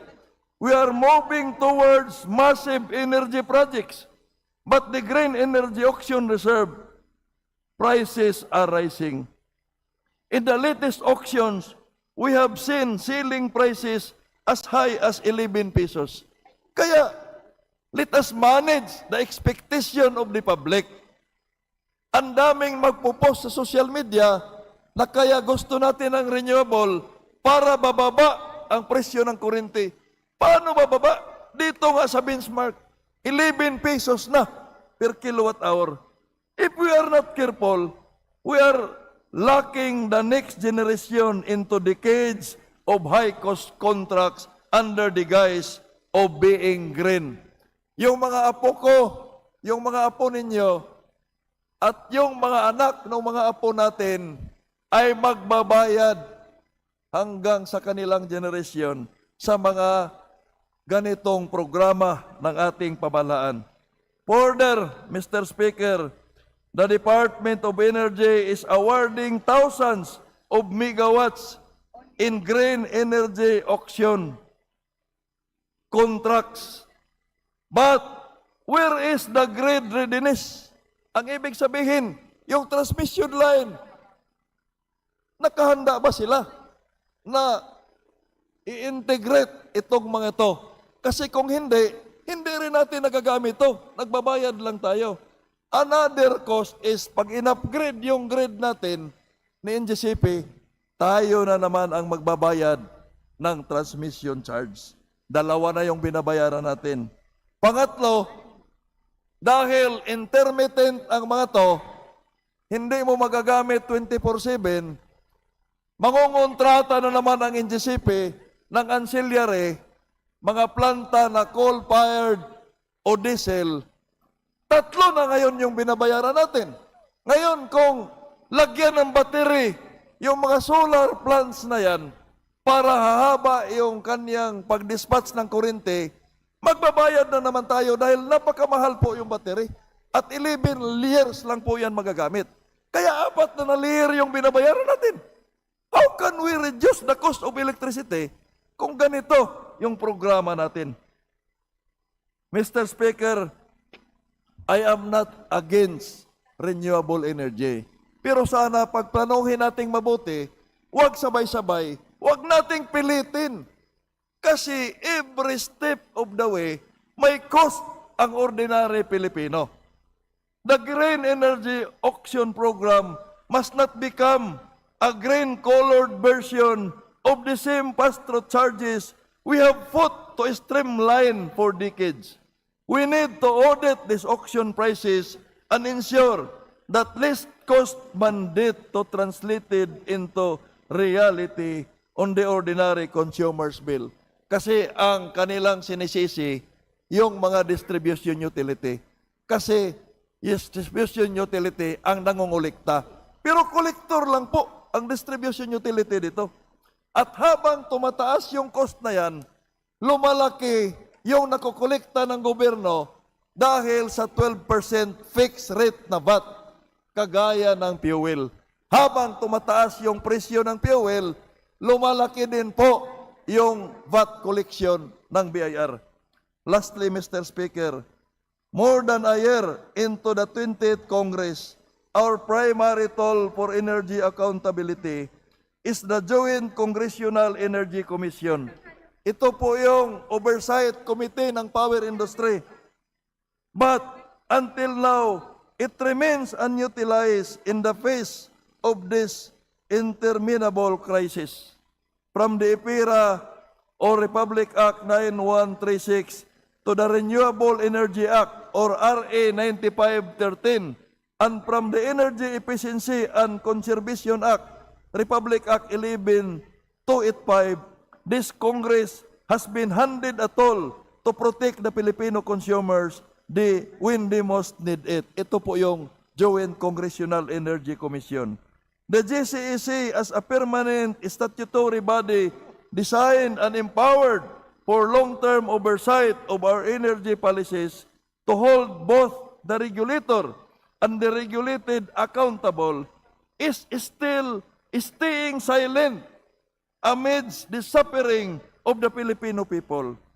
Mr. Speaker, it is high time that both houses act with urgency to constitute the commission at the earliest time possible. We do not need another joint committee, another temporary technical working group, because the law has already given us a tool. We simply need to wield it. Mr. Speaker, we cannot manage what we do not monitor, and we cannot fix what we do not measure. Without a fully functioning and active Joint Congressional Energy Commission, we are telling the Filipino people that we are content to be reactive, waiting for the next red alert or the next price hike before we act. The public do not need more explanation about why their monthly electric bill continues to surge. What they need is a government that anticipates these failures, a government that acts, a government that protects the public from financial fallout. I therefore call upon the leadership of both houses to fully mobilize the Joint Congressional Energy Commission. Let us use the mandate given to us by law to audit the performance of the power industry and the laws that make it work. The energy crisis, it is a test of governance And Mr. Speaker, we are currently, with all due respect, we are currently feeling, but the tolls are in our hands and the law is in our side. The only thing missing is the immediate and sustained action that our people deserve. Thank you, Mr. Speaker. Majority Leader. Mr. Speaker, I move to refer the speech of the Honorable Dagoc to the Committee on Rules for its appropriate action. Is there any objection? Hearing none, the speech of Honorable Chair Dagoc is referred to the Committee on Rules. Majority Leader. Mr. Speaker, I move to recognize the gentleman from the Lone District of Muntinlupa, the Honorable Jaime Fresnedi, for his to avail the privilege hour. The Honorable Jaime Fresnedi of the Lone District of Muntinlupa City is recognized. Thank you, Mr. Speaker. Ang krisis sa tubig sa Muntinlupa. Sa Muntinlupa nga lang ba ay krisis? Mr. Speaker, fellow representatives of the people, magandang hapon po.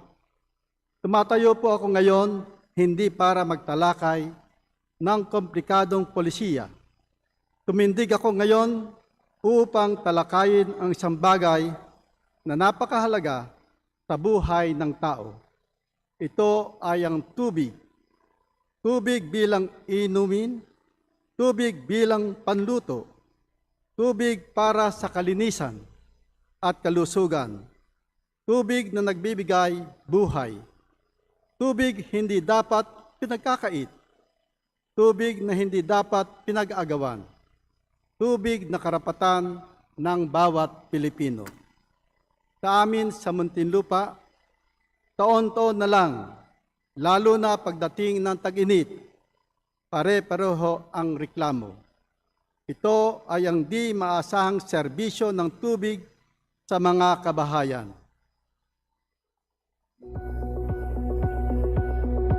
Kahit nung mga nakarang taon, lagi talagang nawawala ng tubig. Pero nung nagkaroon ng malakas na hangin, yung amihan, naging mas very frequent and almost every day na walang tubig. Kami ay nag-iimbak ng tubig, kaya nga nakaka-istorbo ng tulog. Like ako, pag sinabing madaling araw magkakaroon ng tubig, ako gigising ako maaga para talaga to see to it na 4 o'clock mag-iipon ako ng tubig doon sa aming bathroom. Pero hindi dapat kami ang pupuno nung obligasyon ng Maynilad pagka nagsastop ang kanilang operation. Wala po silang advisory na kahit sa website na pinadadala sa text, wala po. May panahong may abiso, pero marami ring panahon na nawawala na walang abiso. Kaya magugulat ka bakit pagbukas ng gripo mo ay walang tubig. Mahalaga tubig. Ang sinasabi nga ng ibang mga kababayan namin, mawala na kuryente o ng tubig. Kung talagang magkakaroon ng water interruption ng Maynilad, 2 days before ng interruption, magkaroon na ng advisory. Ang situation ng ating mga kababayan ay masyadong dependent sa tubig na produced by Maynilad. So ang ating inaasahan ay yung mga solution na pangmatagalan. So I think kung tayo ay gagawa ng solution para sa problema nito, it's going to be a collaboration between our private partners at saka ang government. Ultimately, yan ang inaasahan ng taong bayan at sana yan ang ma-deliver natin.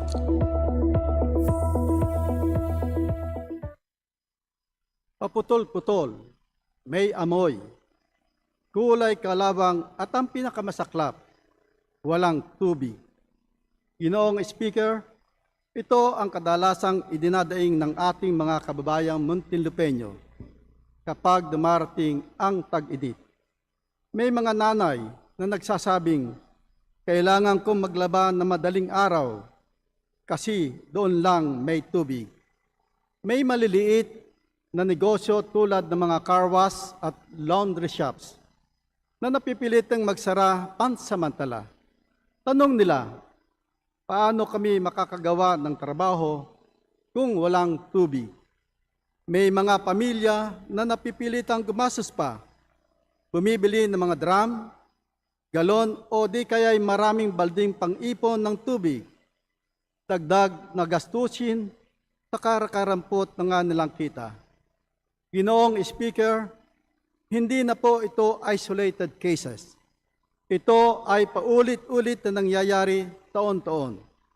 Pero ang mas mabigat na problema ay hindi lang kakulangan ng tubig, kundi kakulangan ng sagot, kakulangan ng aksyon, kakulangan ng malinaw na solusyon. Kapag nagrereklamo ang tao, mabagal ang tugon. Kapag nagtatanong, walang malinaw na sagot. Kapag naghahanap ng solusyon, walang maibigay na timeline, walang konkretong plano. Ginoong Speaker, bilang mga kinatawan ng taong bayan, hindi tayo pwedeng manahimik lamang sa usaping ito. Hindi natin pwedeng sabihin, ganito ba talaga? Ginoong Speaker, sa ilalim ng kasalukuyang mga batas, nakaatang ang responsibilidad na magbigay ng serbisyo ng tubig sa Muntinlupa at iba pang lugar sa Maynilad. Kabilang na dito ang Maynila, maliban sa Barangay San Andres at Barangay Santa Ana, Pasay, Parañaque, Caloocan, Las Piñas, Valenzuela, Navotas, Malabon, ilang bahagi ng Makati at Quezon City, ang mga siyudad ng Cavite, Bacoor, Imus, at ang mga bayan ng Kawit, Noveleta at Rosario sa lalawigan ng Cavite.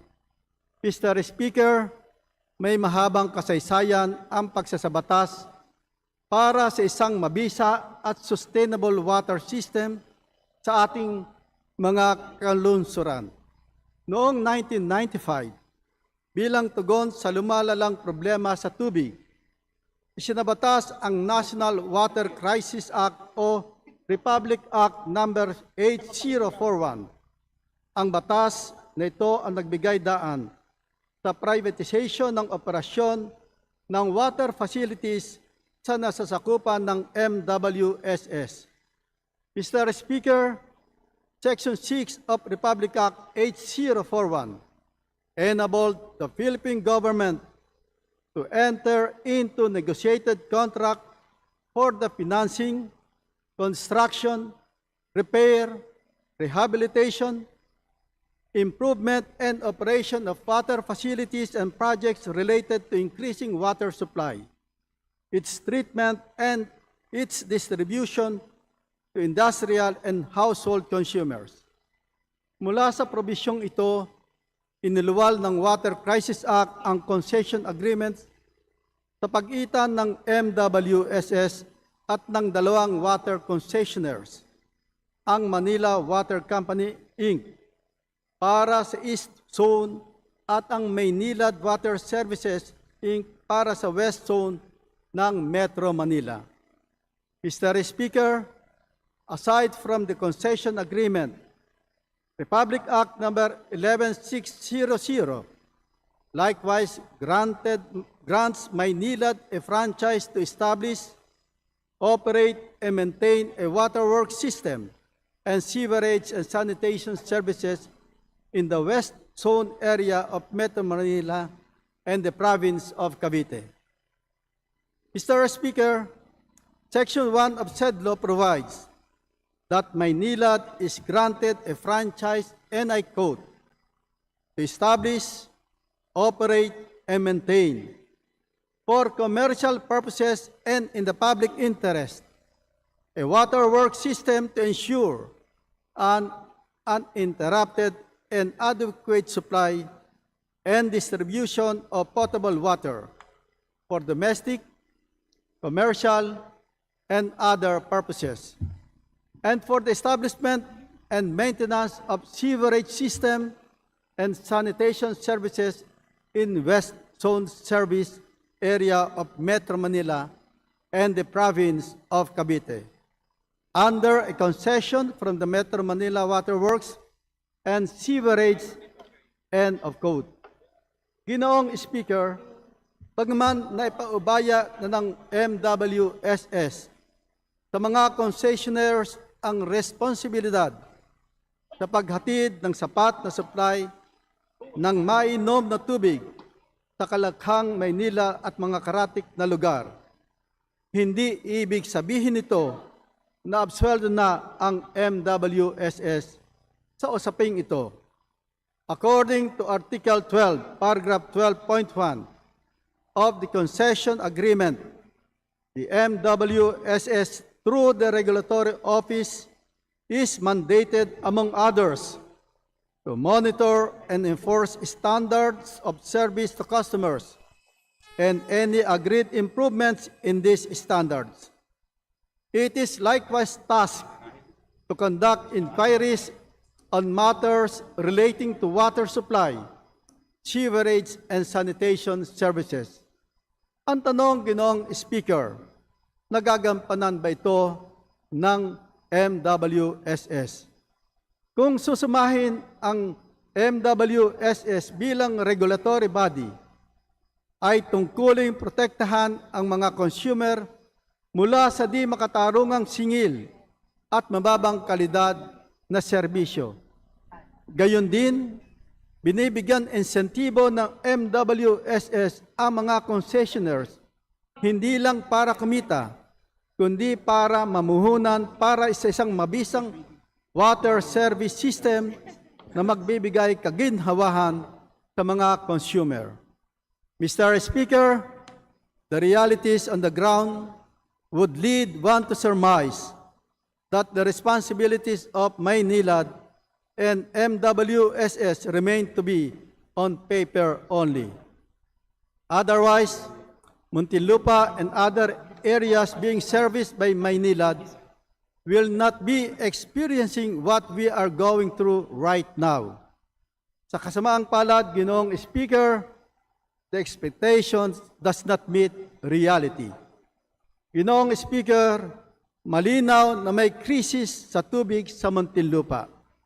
Ang tanong, Ginoong Speaker, sa Muntinlupa ngang lang ba merong krisis? Hindi ba nararanasan ng ibang lungsod ang aming dinaranas sa Muntinlupa? It is ironic that Muntinlupa, which is very close to Laguna Lake, where most of the water that Maynilad supplies its customers in the area come from, suffer from poor water services. Ginoong Speaker, mga kapwa ko kinatawan, ang daming mga katanungan ang kailangan masagot tungkol sa issue na ito. I am imploring the House of Representatives through its appropriate committees to inquire in aid of legislation on the issue of Maynilad's water services, not only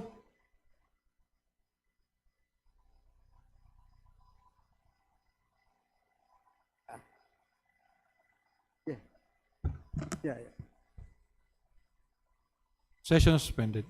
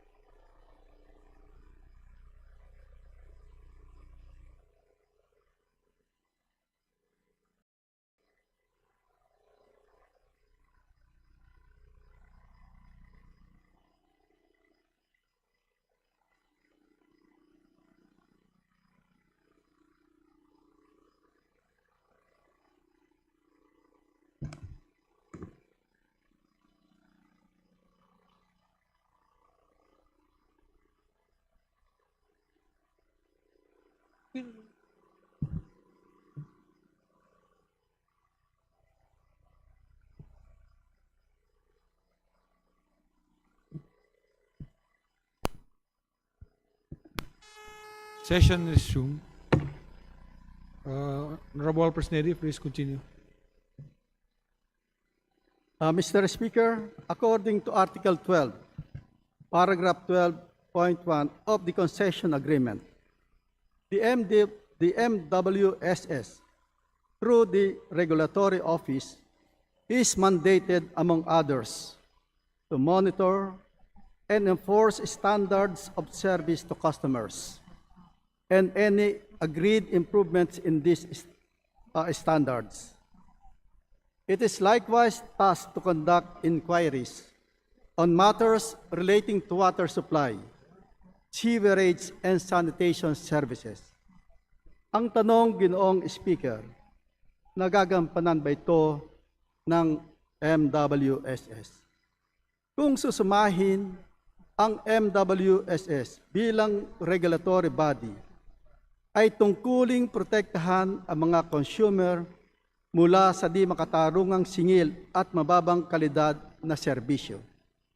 Gayon din, binibigyang insentibo ng MWSS ang mga concessionaires, hindi lang para kumita, kundi para mamuhunan para sa isang mabisang water service system na magbibigay kaginhawahan sa mga consumer. Mr. Speaker, the realities on the ground would lead one to surmise that the responsibilities of Maynilad and MWSS remain to be on paper only. Otherwise, Muntinlupa and other areas being serviced by Maynilad will not be experiencing what we are going through right now. Sa kasamaang palad, Ginoong Speaker, the expectations does not meet reality. Ginoong Speaker, malinaw na may krisis sa tubig sa Muntinlupa. Ang tanong, Ginoong Speaker, sa Muntinlupa nga lang ba, hindi rin ba nararanasan ng ibang lungsod ang aming dinaranas sa Muntinlupa? It is ironic that Muntinlupa, which is very close to Laguna Lake where most of the water that Maynilad supplies its customers in the area come from, suffer from poor water services. Ginoong Speaker, mga kapwa ko kinatawan, ang daming mga katanungan ang kailangan masagot tungkol sa issue na ito. I am imploring the House of Representatives through its appropriate committees to inquire in aid of legislation on the issue of Maynilad's water services not only in Muntinlupa City but in its entire concession area. Panahon na, Ginoong Speaker, nagpagtuunan natin ng pansin ito upang malaman kung ano ba talaga ang problema. Kailangan nating gawin ito upang tayo ay makapaglatag ng tamang solusyon o mga solusyon. Mr. Speaker, ang tubig ay hindi luho. Ito ay pangunahing pangangailangan ng bawat tao. Ito ay karapatan. Ito ay buhay. At kung ang mamamayan ay paulit-ulit na nawawala ng tubig at paulit-ulit walang malinaw na sagot, klarong-klaro na may mali. Since the Water Crisis Act's passage in 1995, we have remained in a water crisis. Panahon na para ayusin ito. At higit sa lahat, panahon na para masigurong ang bawat Pilipino ay may aasahang tubig. Hindi bukas, hindi sa susunod na taon, kundi ngayon. The time to act, Mr. Speaker, should have been yesterday. Maraming salamat po at magandang gabi.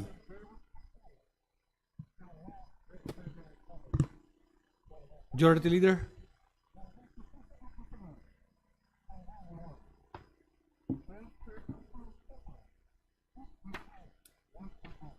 Mr. Speaker, refer the sponsorship, privilege speech of Representative Jaime Fresnedi to the Committee on Rules. There any objection? Hearing none, the speech of Honorable Jaime Fresnedi is referred to the Committee on Rules. Thank you, Mr. Majority Leader. Mr. Speaker, I move to recognize the gentleman from the party list Tingog, the Honorable Representative Jude A. Asidre, to avail of the privilege hour. The gentleman from the Tingog party list, Honorable Jude Asedre, is recognized. Mr. Speaker, distinguished colleagues, ladies and gentlemen, I rise tonight to speak about something very basic to democracy, yet very urgent in our time: disagreement. In a democracy, disagreement is normal. It is expected. It is even necessary. We come from different communities. We carry different experiences. We represent different sectors and regions, different hopes and beliefs. We bring to public life the voices of people who do not always see the world in the same way. That is the work of representation. That is the life of democracy. A democracy where everyone agrees all the time is a democracy that has stopped listening. A democracy where questions are treated with betrayal becomes weaker. A democracy where criticism is answered with insult loses the chance to grow. So the problem before us is not disagreement. The real question is this: can we disagree better? Can we disagree without destroying one another? Can we criticize ideas without attacking people? Can we challenge policies without humiliating persons? Can we defend our side without spreading lies about others? Can we speak firmly and still speak with decency? Can we be loyal to our principles and still be faithful to the truth?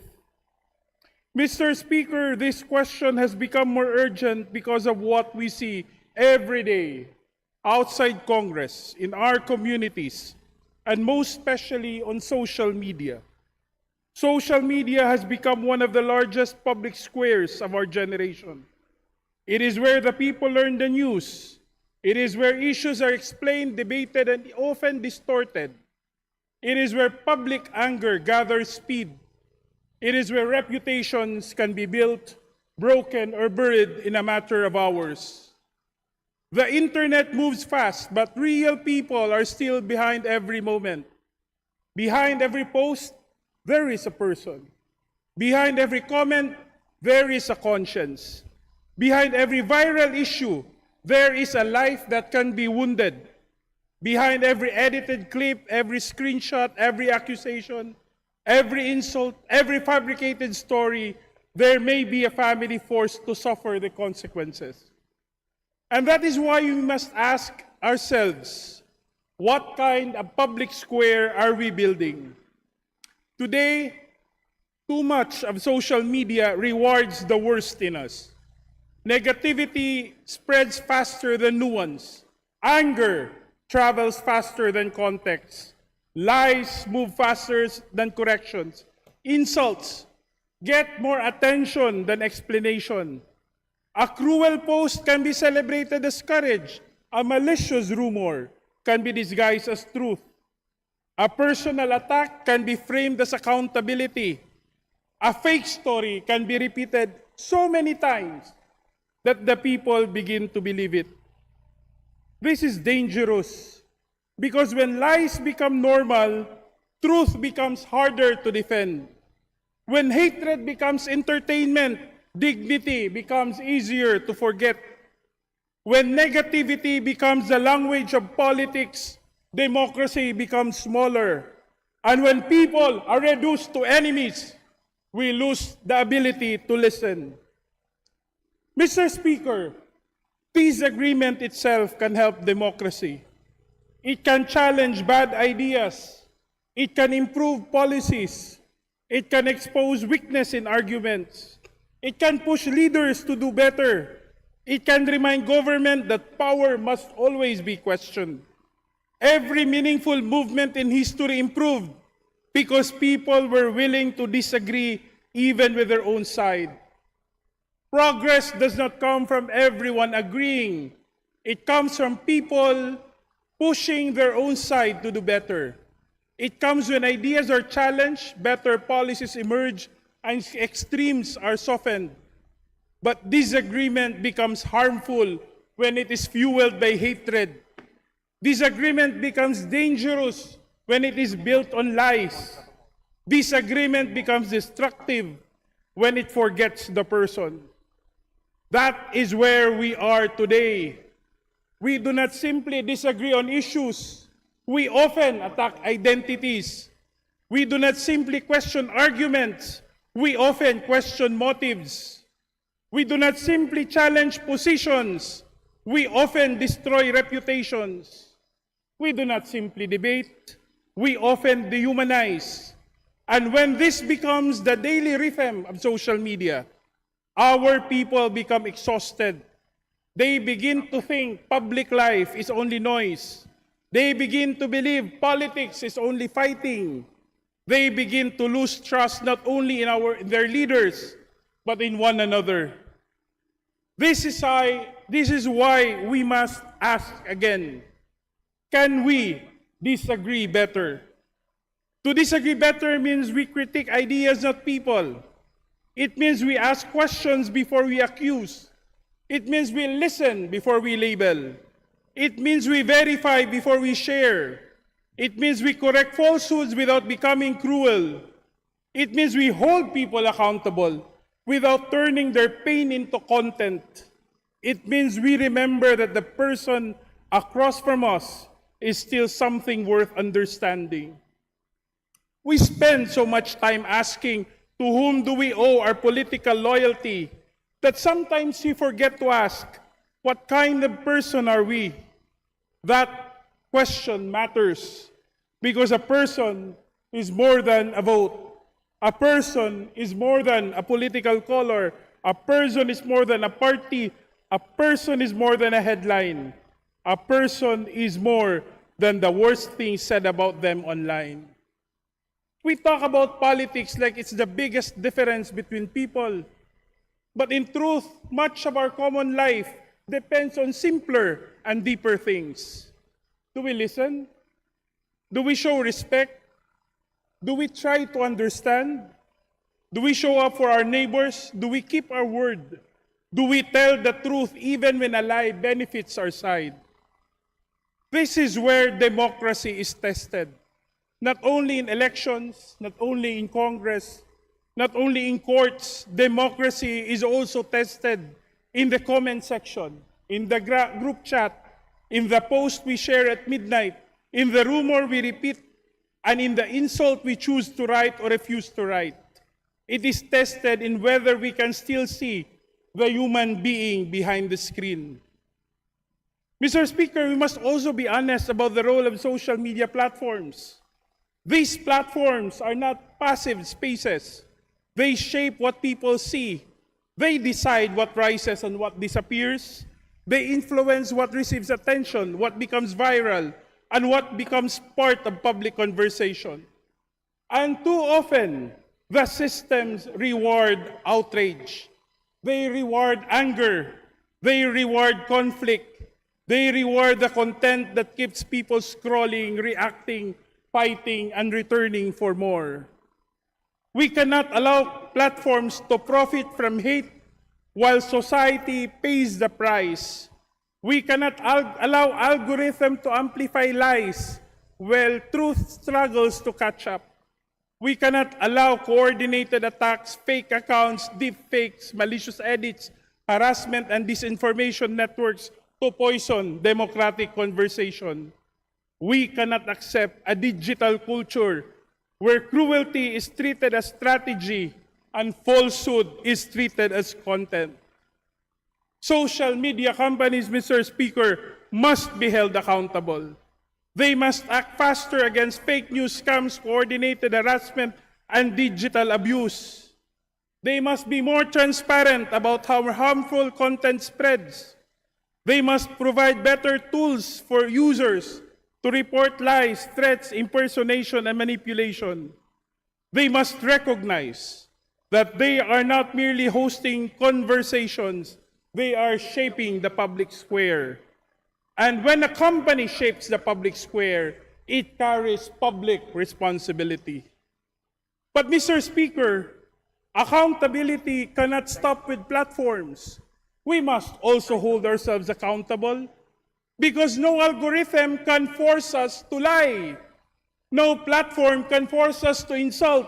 No trending topic can force us to abandon decency.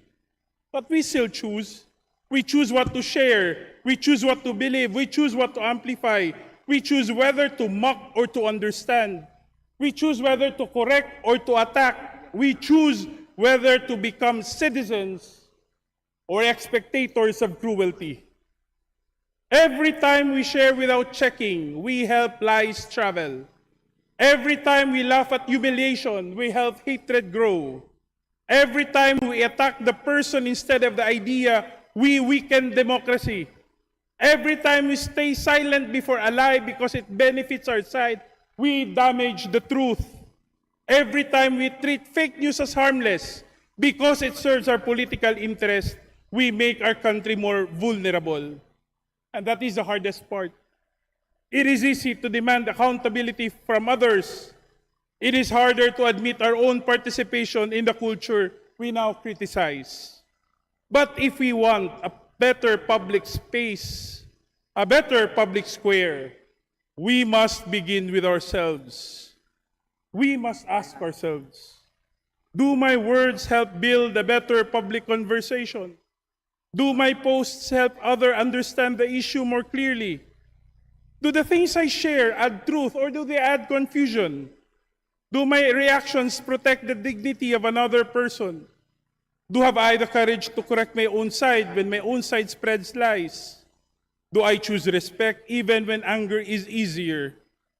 Do I choose truth even when truth is inconvenient? These questions go to the heart of citizenship.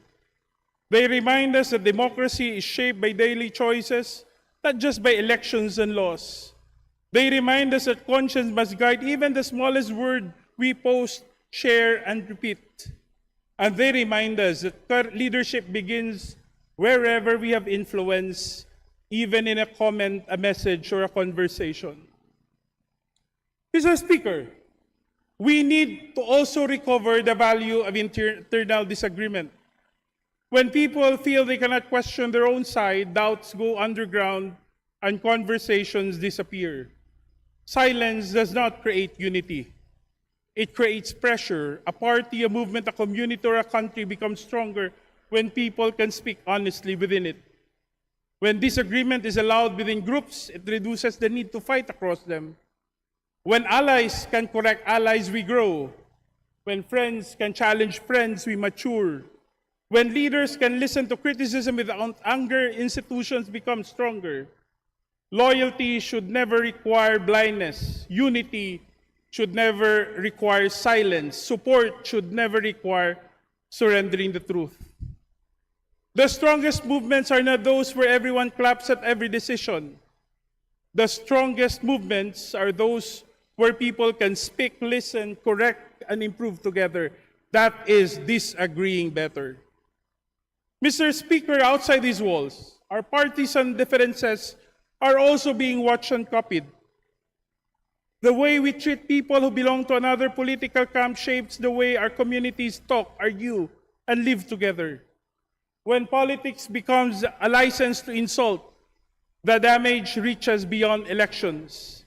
It enters families, workplaces, schools, churches, barangays, and friendships. If we show that partisan politics is only about insult, then we teach our people to insult. If we show that political debate is only about humiliation, then we teach our people to humiliate. If we show that winning an argument matters more than telling the truth, then we teach our people to distrust everything. If we show that loyalty to our side requires hatred of the other side, then we make democracy smaller, angrier, and weaker. But if we show that strong disagreement can live with respect, then we give our people a better example. We show them that political loyalty can still be guided by conscience. We show them that conviction can still be disciplined by truth. We show them that criticism can still carry dignity. We show them that people can support different leaders, different parties, and different causes, yet still belong to one country. Because outside Congress, democracy is lived in ordinary places. It is lived at the dining table. It is lived in the group chat. It is lived in the barangay meeting. It is lived in the office pantry, the classroom, the market, the terminal, and the comment section. And in all these places, the question remains, can we disagree better? We can be firm without being cruel. We can be passionate without being personal. We can expose lies without becoming hateful. We can demand accountability without enjoying humiliation. We can defend our principles without destroying another person's dignity. This is the higher standard democracy asked from us. And this is the higher standard that our people deserve. Mr. Speaker, social media can be a platform for anything we want it to be. It can be a platform for fake news or a platform for truth. It can be a platform for hatred or a platform for understanding. It can be a platform for attacks or a platform for accountability. It can be a platform for division or a platform for dialogue. It can be a place where we tear one another down or a place where we help democracy grow up. The choice is ours. But choices require discipline. Truth requires discipline. This decency requires discipline. Democracy requires discipline. Mr. Speaker, I propose a national framework for better political discourse. First, truth as a minimum standard of public debate. Every political actor, whether in government, opposition, media, civil society, or private citizenship, must return to a basic rule. Criticize hard, but do not lie. Disagree strongly, but do not fabricate. Expose wrongdoing, but do not invent it. Question leaders, but do not spread stories you know are false. Demand accountability, but do not treat rumors as evidence. A democracy cannot survive when citizens lose concern for whether something is true. Truth must be the floor of every public conversation. It must be the minimum requirement before any accusation, argument, campaign, post, or public statement is made. Second, civic or education and political literacy. We must teach our people, especially young Filipinos, how democracy works, how institutions function, how laws are made, how public funds are used, how evidence is assessed, and how citizens can hold power accountable responsibly. This is not just about partisan education. This is not just propaganda. It is basic democratic literacy. How to verify claims, how to read public documents, how to distinguish criticism from harassment, how to debate policy, identify manipulation, participate without spreading hate, and how to demand accountability without destroying human dignity. Third, standards of conduct for public officials and political actors. Those of us in public life must be the first to raise the standard. We cannot ask our citizens to reject disinformation if we benefit from it. We cannot ask young people to be respectful if we reward cruelty from our own supporters. We cannot call for unity while feeding division. We cannot demand respect while practicing contempt. Our political parties, public officials, campaign teams, consultants, and supporters must be reminded that winning at the cost of truth weakens the very democracy we seek to lead. Leadership is not only about winning arguments, it is about setting the tone. Fourth, responsible campaigning and public communication. Our campaign culture must mature. Campaigns should compete on records, platforms, programs, and competence. They should not rely on lies, fear, intimidation, dehumanization, or personal destruction. The Commission on Elections should continue strengthening rules of campaign conduct, political advertising, spending transparency, and coordinated manipulation, whether online or offline. Citizens should know who is paying for political messages. Citizens should know when they are being persuaded. Citizens should know when a campaign is hiding behind anonymous attacks. No voter should be manipulated by hidden money pretending to be public sentiment. Fifth, institutional response to threats, harassment, and political intimidation. Public discourse must be free, but it also must remain within the bounds of law, accountability, and respect for human dignity. The Philippine government must respond to age threats, harassments, intimidation, impersonation, doxing, coordinated attacks, and political violence within the bounds of due process and constitutional rights. Legitimate criticism must be protected. Peaceful dissent must be protected. Political satire must be protected.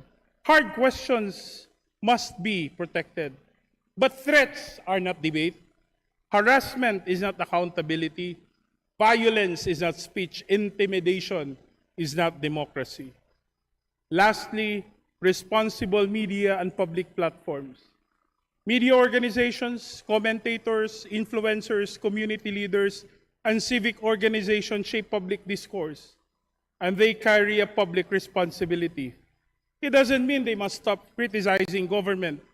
On the contrary, a free press must remain strong, independent, and fearless.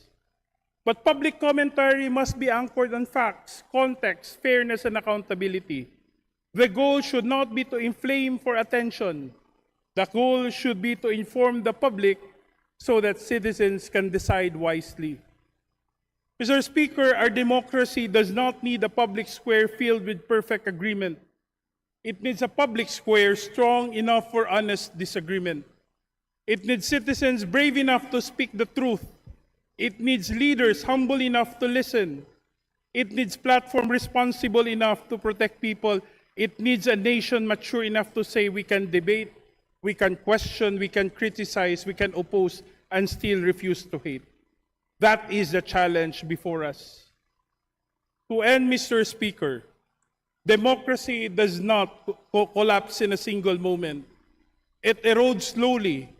When truth becomes optional, when lies becomes a strategy, and when citizens grow tired of distinguishing between the two. The question before us is no longer whether we disagree. The question is whether we still recognize the truth when we see it, and whether we have the courage to defend it. We can be firm without being cruel. We can be critical without being destructive. We can be political without being dishonest. But none of this happens by accident. It requires choice. It requires discipline. It requires courage. If we fail to choose truth, then others would choose falsehood for us. If we fail to raise the standard will continue to fall. Truth, Mr. Speaker, is not a strategy, it is a duty. Decency is not a weakness, it is strength. And disagreement, when done right, is not a threat to democracy, it is the proof that democracy is alive. The challenge is not to eliminate disagreement. The challenge is to deserve it. Let us rise to that standard. Let us disagree better. Thank you, Mr. Speaker. Majority Leader. Mr. Speaker, I move to recognize the gentleman from the 1st District of Lanao del Sur, Representative Zia Alonto Adyong, for his interpellation. There an objection? Okay, here's none. The Honorable Sir Knight. Zia Adyong is hereby recognized. Thank you, Mr. Speaker. Thank you, Majority Leader. Just a few questions I'd like to ask to my good friend, Representative Asidri. Well, the gentleman from the Tingog Party List honors this representation for a few answers. Mr. Speaker, Your Honor. Mr. Speaker, yes, this representation is happy to answer any questions from the Honorable Adyong. Thank you. Thank you, Mr. Speaker. Mr. Speaker, the gentleman from Tingog Party List started off with a very strong question on how we can disagree better. And I think the insinuation, or rather the explanation of the good gentleman, covers the very foundation of why this republic has even existed in the first place, which is democracy. And I agree with him completely that the truth cannot be compromised, that in order for us to build a better democracy, we should at least have a population that is accessible to well-informed information, accurate information, so that their decision when it comes to selecting their leaders will be well-guided, well-informed, and could choose a better representatives for themselves, Mr. Speaker. Number two, this has been a perennial problem. Started when the social media dominates the conversational space. A person in the Philippines can actually converse with the individual in other countries. Sabi nga nila, real time. And information spreads even faster than the speed of light. The information that we gather from social media, the sources of information that we gather from social media is so fast that the person from other continents, people from other continents, can even convey information or happenings in their country way, way faster than what we used to experience before. But this is just an information gathering. It does not necessarily mean the truth.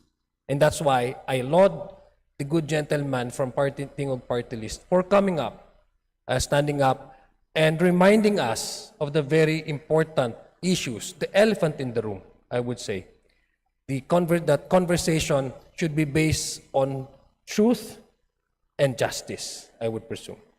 Now, my question, Mr. Speaker, is that since this has been a perennial problem, what prompted, Mr. Speaker, the good gentleman from standing up this time, from reminding this House of something that we should also look into as not only as a personal concern or group concern, but as well as a national security issue? Because I remember, Mr. Speaker, postings on Facebook recently have made as a subject for an investigation of the National Bureau of Investigation, even subject for a review of our security agency.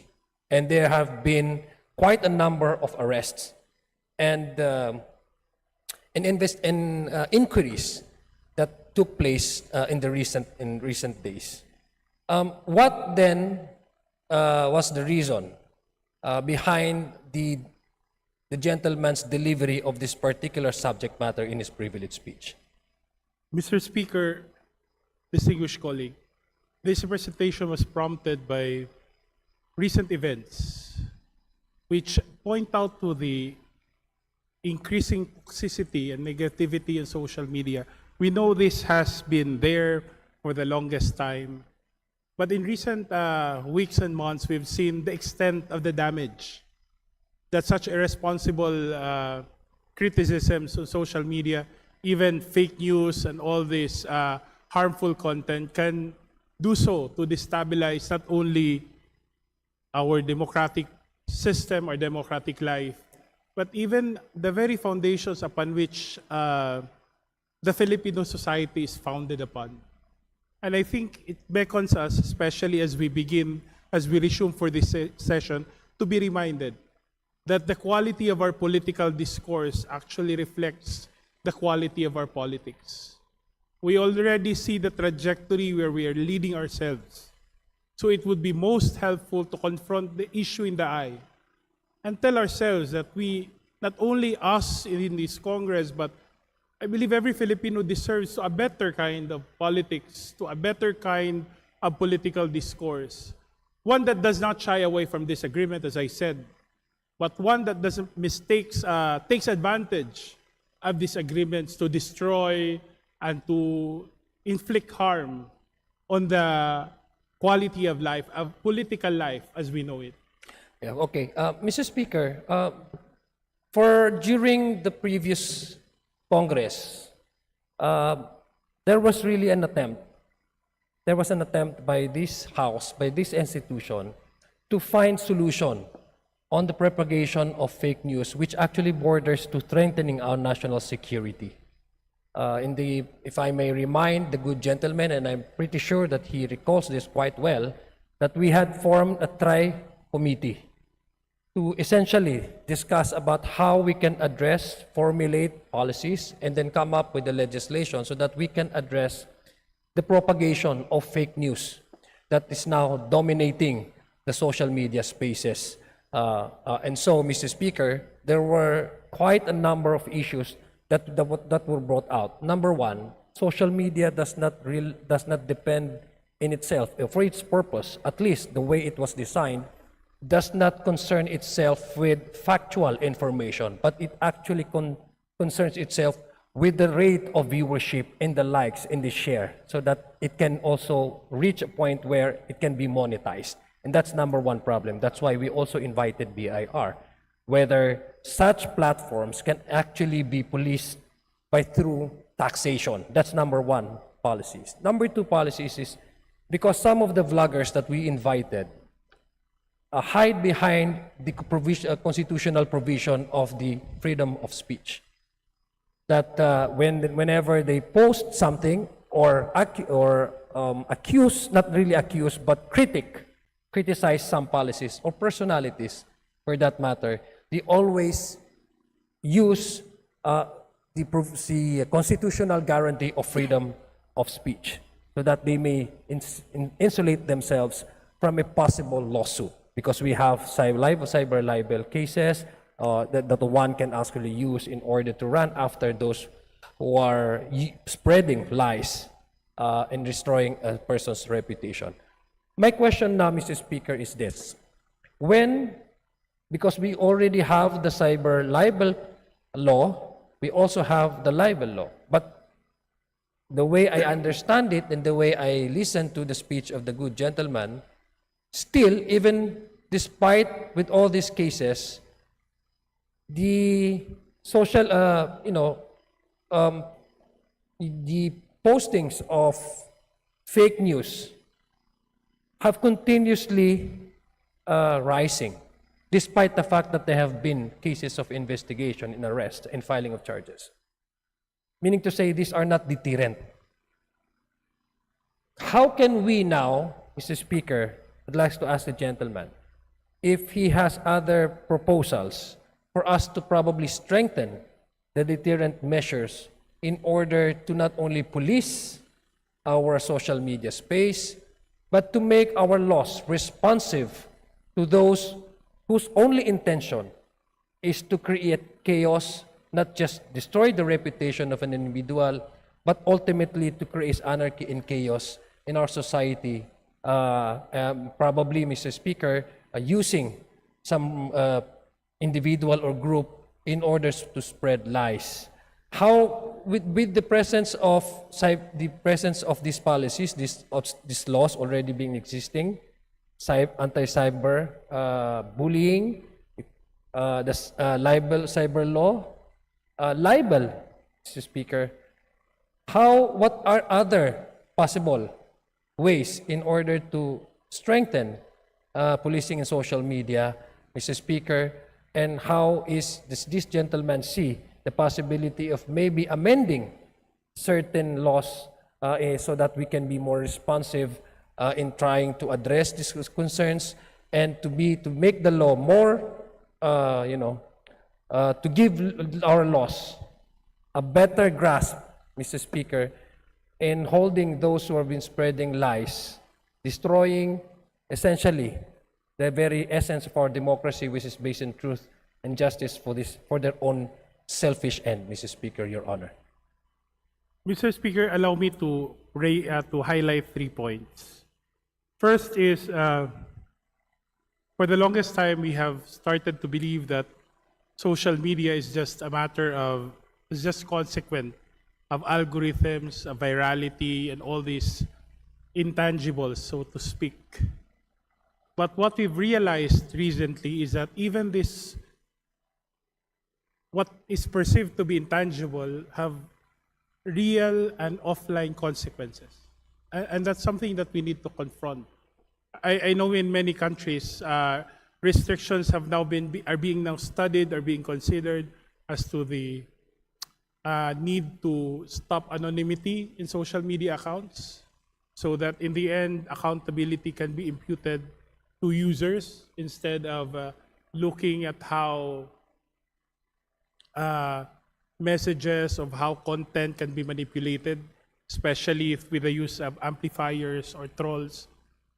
It's so easy to simply dismiss this as a technical intervention.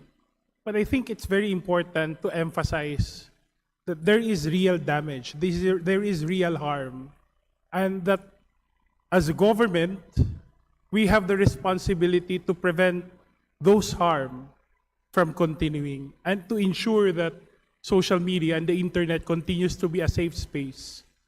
I would want, of course, free and open conversations on social media, but not to the extent that real damage is done to not only to individuals, but even to the institutions that form part of who we are as a society. Second point, Mr. Speaker, is that there has to be a realization that social media is not simply about the users, but about the platforms as well. And that accountability must be shared by users, by government, as well as the platforms in ensuring that social media and the internet continues to be a safe space. As I said, these algorithms, they do not happen by themselves. There are companies, there are corporations, there are enterprises who actually allow or facilitate the virality or the exposure of this content, and they too must be held accountable. And lastly, Mr. Speaker, I would like to emphasize that I started my privilege speech with the emphasis on disagreeing, because that is very much a part of our democratic life. And I would protect anyone else's right to speak what they believe in their hearts, whether it's political, social, or cultural, but not to forget as well that every right that we have has a correlated responsibility. The use of social media may be a platform for us to express our thoughts, our minds, our opinions, but that too has a corresponding responsibility that it is to be used in order to build, to defend, and to strengthen our way of life. Mr. Speaker, I'm curious, Mr. Speaker, what would be if somebody actually says something which is completely false, to a point that the inherent intention of that is to destroy one person's reputation? What is now the understanding of the gentleman when a reason that is given out is there is a guaranteed, constitutional guaranteed of freedom of speech? What would the gentleman say about that? If, for example, the explanation for doing so is that one is being given and being guaranteed that anything can be shared, opinion or otherwise, it's either through social media or any other material or any other modes of communication. And the excuse is because one is being guaranteed with the constitutional guarantee of freedom of speech. What does the gentleman say about that? Mr. Speaker, the law cannot choose on whether it is the right of the one who speaks or the one who's being talked about. Both should be respected. The right of people to express their mind, to speak about people, as well as the right of the others to have their integrity intact. My point being, Mr. Speaker, is that while we allow and we protect and even preserve the right to speech, to free speech, we must not forget that the exercise of these rights should not infringe on the rights of others to the integrity of their person, or, as I mentioned in my privileged speech, in the exercise of our freedom to speak, the truth should be the minimum criteria or requirement for determining what should be defended or not. Would you gentlemen agree with me that a right is actually coupled with an obligation? That when you're given a certain right for you to exercise, that also has some colatilia, if for pardon for the lack of better term, a colatilia that one has to be more responsible also in expressing certain points or certain ideas or a certain thought. Would the gentleman agree with me on that? Definitely, Mr. Speaker. Thank you, Mr. Speaker. Now, lastly, what about the emerging industry, artificial AI? This has already been, aggressively now being dominating the social media space. Some videos that we see online can not taken as real, but somehow we are told that we need to verify because AI now, the artificial intelligence, is so advanced that you cannot actually describe which one is real and which one is being manufactured. What does the gentleman say about how do we proactively prevent this industry, this technology, from landing in the wrong hands, perhaps per se, to be used to probably confuse or to spread malicious information, fake news, that before we even reach that stage, there should be a policy that could proactively prevent the scenario wherein everybody will no longer recognize truth from falsehood. What does the gentleman say about that? Mr. Speaker, to distinguished colleague, that is why, especially with the rise of artificial intelligence, with the promises it provides in increasing the level of technology and the technological sophistication that we deal with, it's very important that in the same manner and to the same extent, we must stress the importance of strengthening ethical use of artificial intelligence. I know this may be outside the gambit of legislation, but we can always create that ecosystem that allows and shapes the ethical use of artificial intelligence. The boundaries must be clear, the goals must be clear, and when these boundaries and goals blur what is favorable or what builds society, then we should start asking ourselves whether or not to restrict the use of AI to this extent. Thank you, Mr. Speaker, for that response. For yes and no lang na po nasagot. Will the gentleman support the recommendation of the Tri-Committee in terms of addressing the issues and concerns that the gentleman enumerated earlier?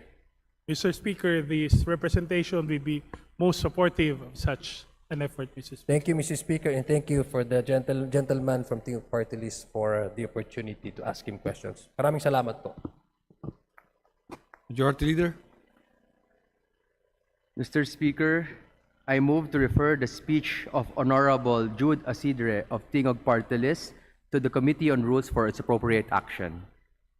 The speech of Honorable Jude Asidre, including its interpellation, is referred to the Committee on Rules. Majority Leader. Mr. Speaker, I move to extend the privilege hour for another hour to allow the other members who registered from the Committee on Rules to avail the privilege hour. Is there any objection? Hearing none, the privilege hour is extended for another hour. Majority Leader. Mr. Speaker, I move that we recognize Representative J.C. Abalos of the four-piece party list to avail of the privilege hour. The Honorable J.C. Abalos of the four-piece party list is recognized. Mr. Speaker, dear colleagues, to our guests present, at sa lahat ng kababayan natin na nakikinig ngayon, magandang gabi po. Nitong mga nakarang araw, Mr. Speaker, sa kabila ng sari-saring issue tulad ng krisis na epekto ng gera sa Middle East, mga usapin ng accountability at transparency sa ating pamahalaan at iba pang mga usapin, may isang issue ukol sa bayarin sa kuryente na nagdulot ng tensyon at hindi magagandang pananalita laban sa mga pinaka-vulnerable at pinakamahirap na sektor ng ating lipunan, kabilang na dito ang mga benepisyaryo ng 4Ps. Mr. Speaker, ang tinutukoy ko po ay ang usapin tungkol sa Lifeline Subsidy Program. And I stand here today with the hope of informing our countrymen about the Lifeline Subsidy and the misconceptions circulating online. Mr. Speaker, when people see their bills rising, when they work hard and feel that they are carrying more than their fair share, that frustration deserves to be heard, not dismissed. Ngunit, dapat din po nating linawin, Mr. Speaker, hindi ang mahihirap ang dahilan ng mataas na singil sa kuryente. Mr. Speaker, please allow me to refresh our memory and briefly discuss the background of this subsidy program. Ang Lifeline Subsidy Rate ay nanggaling sa Section 73 ng Republic Act 9136 o ang Electric Power Industry Reform Act of 2001. Isa po itong government subsidy program para mabigyan ng discount ang mga low-income electric power consumers. This was initially programmed for the next 10 years after its enactment. In May 2021, this subsidy program was expanded by the enactment of RA 11552 or the Expanded Lifeline Rate Law. Sa pamamagitan ng batas na ito, maaaring mag-avail ng lifeline rate ang marginalized end user sa pamamagitan ng subsidy or discount sa kanilang electricity bill. Just to briefly illustrate, an electricity bill is composed mainly of generation charges, transmission charges, distribution charges, and other items. Kung titignan po natin ng maigi, makikita po natin na ang malaking bahagi ng ating binabayaran ay napupunta sa generation, transmission, at distribution charges. Habang may bahagi rin sa ating monthly electricity bill na napupunta sa ibang component tulad ng government taxes, universal charges, and other miscellaneous components, including the subsidy for senior citizens at ang nabanggit ko nga, ang Lifeline Subsidy Rate para sa low-income households. According to ERC Resolution Number 2 Series of 2026 of January this year, the Uniform Lifeline Subsidy Rate was fixed at 1 centavo per kilowatt hour. This equates to roughly about half of 1% of the entire electricity bill. Ang Lifeline Subsidy ay hindi lalagpas ng 1% ng total electricity bill. Mr. Speaker, hindi ko po minamaliit ang halos 1% na Lifeline Subsidy na sinisingil sa atin. Ngunit, hindi rin po ito sapat na dahilan para isisi at maliitin ang mga mahihirap sa presyo ng kuryente. Bukod rito, tinakda ng ERC resolution na nabanggit ko kanina ang National Lifeline Consumption Threshold at 50 kilowatt hour. Ibig sabihin, ang mga marginalized household na ang electric consumption ay hindi hihingi sa 50 kilowatt hour sa isang buwan ay maaaring mabigyan ng 100% discount. Para sa kaalaman nating lahat, ito ang itsura ng household na may 50 kilowatt hour consumption sa isang buwan. 4 na light bulbs running at 10 hours a day, isang electric fan used for 8 hours a day, isang television on for 9 hours a day, and a relatively small refrigerator that is usually running for 24 hours a day. This, according to the ERC, is a typical set of electric appliances of a poor household. And to note, most of them may not have televisions or refrigerators that make their electricity consumption far lesser than 50 kilowatt hour in a month. Bagamat may joint resolution na po, Mr. Speaker, ang DOE, ERC, at DSWD sa automatic registration para sa mga 4Ps, nais ko rin po linawin na hindi lahat ng 4Ps beneficiaries at hindi lahat ng pinakamahihirap na sektor ay nakikinabang sa subsidy program na ito. Ayon sa latest ERC data, as of March 30, 2026, may 333,894 individuals na nakaregister sa Lifeline Subsidy Program. 271,000 sa kanila ay benepisyaryo ng 4Ps, habang ang iba, 62,000, ay non-4Ps beneficiaries. Nais ko pong idein, Mr. Speaker, na sa 330,000 plus registrant na ito, halos 135 to 150,000 lamang ang nakapag-avail ng subsidy. Sa totoo lang, Mr. Speaker, mas marami pang ang excluded kesa included sa programa. 333,894 registrants, but only less than half, 135 to 150,000, were actually able to avail.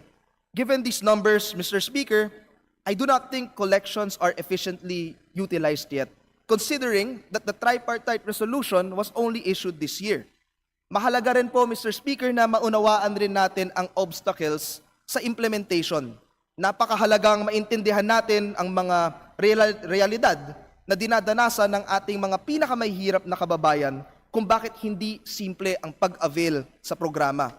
Isa sa mga realidad na ito ay karamihan o halos lahat sa kanila ay tenants or renters, at ang electric service account ay nakapangalan sa may-ari ng kung saan sila nakatira.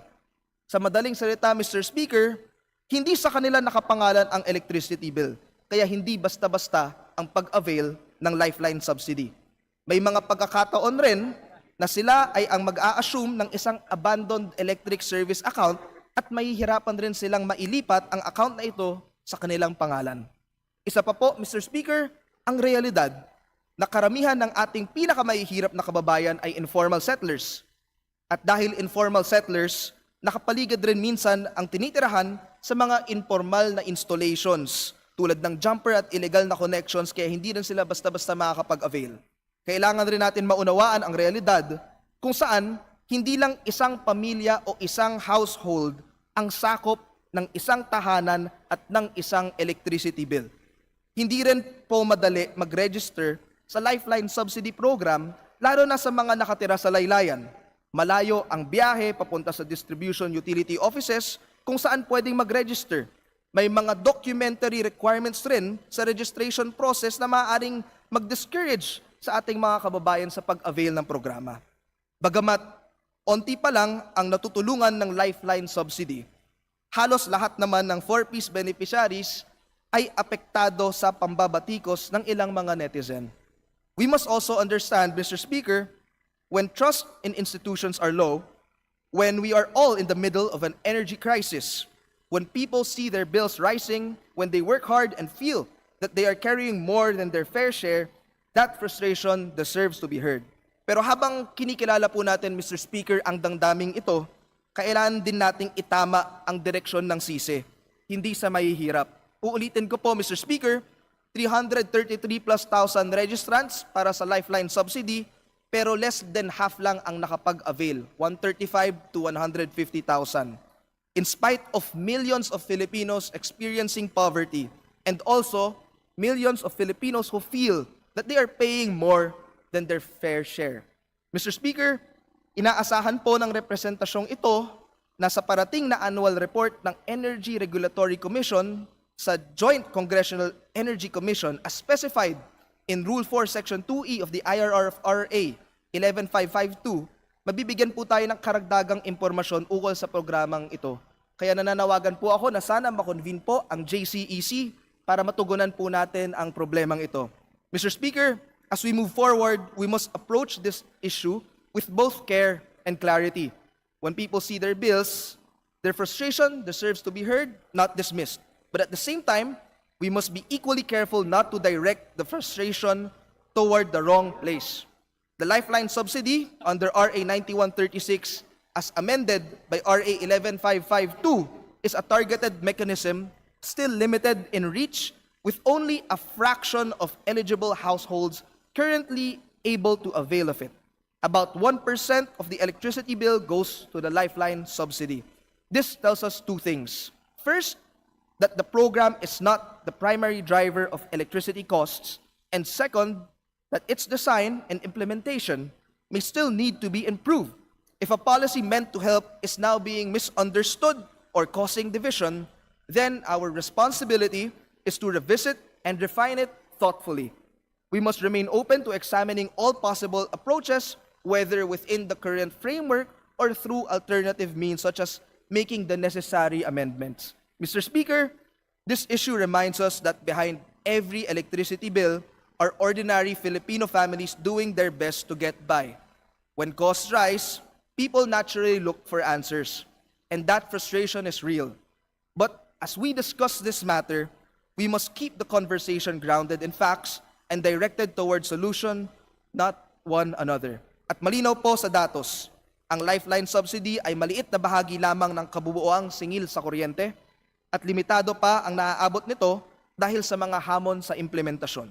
Ibig sabihin, kung may kailangang pag-usapan, yon ay kung paano mapapalinaw ang sistema, mapapabuti ang pagpapatupad, at masisiguro na tama at sapat ang impormasyong nakakarating sa publiko. Kaya ang panawagan po ng representasyong na ito ay simple. Pag-aralin natin ng maigi ang programa, ayusin natin kung saan may kakulangan, at manatiling bukas sa mga posibleng paraan upang mas maging epektibo at patas ang ating mga pulisiya sa enerhiya. Sa likod ng bawat bayarin sa kuryente ay mga pamilyang Pilipino, mayaman man o mahirap, na araw-araw ay nagsisikap para makaraos. Muli, maraming salamat, Mr. Speaker, dear colleagues, at magandang gabi po sa ating lahat. Majority Leader.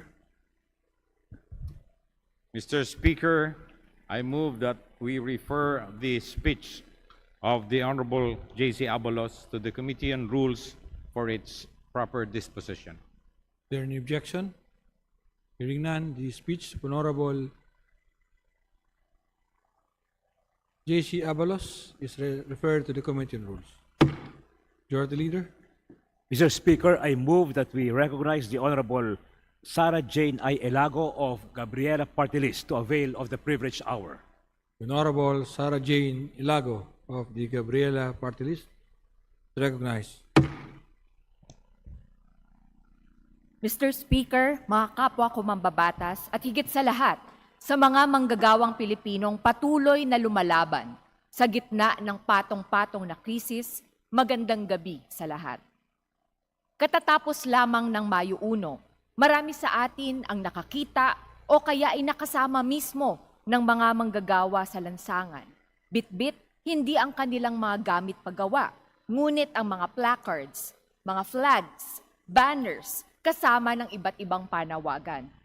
Kung sa marami, natapos lamang ang Mayo 1 bilang paggunita ng pandaigdigang araw ng paggawa, para sa mga manggagawa, hindi natatapos sa isang araw ang paglaban.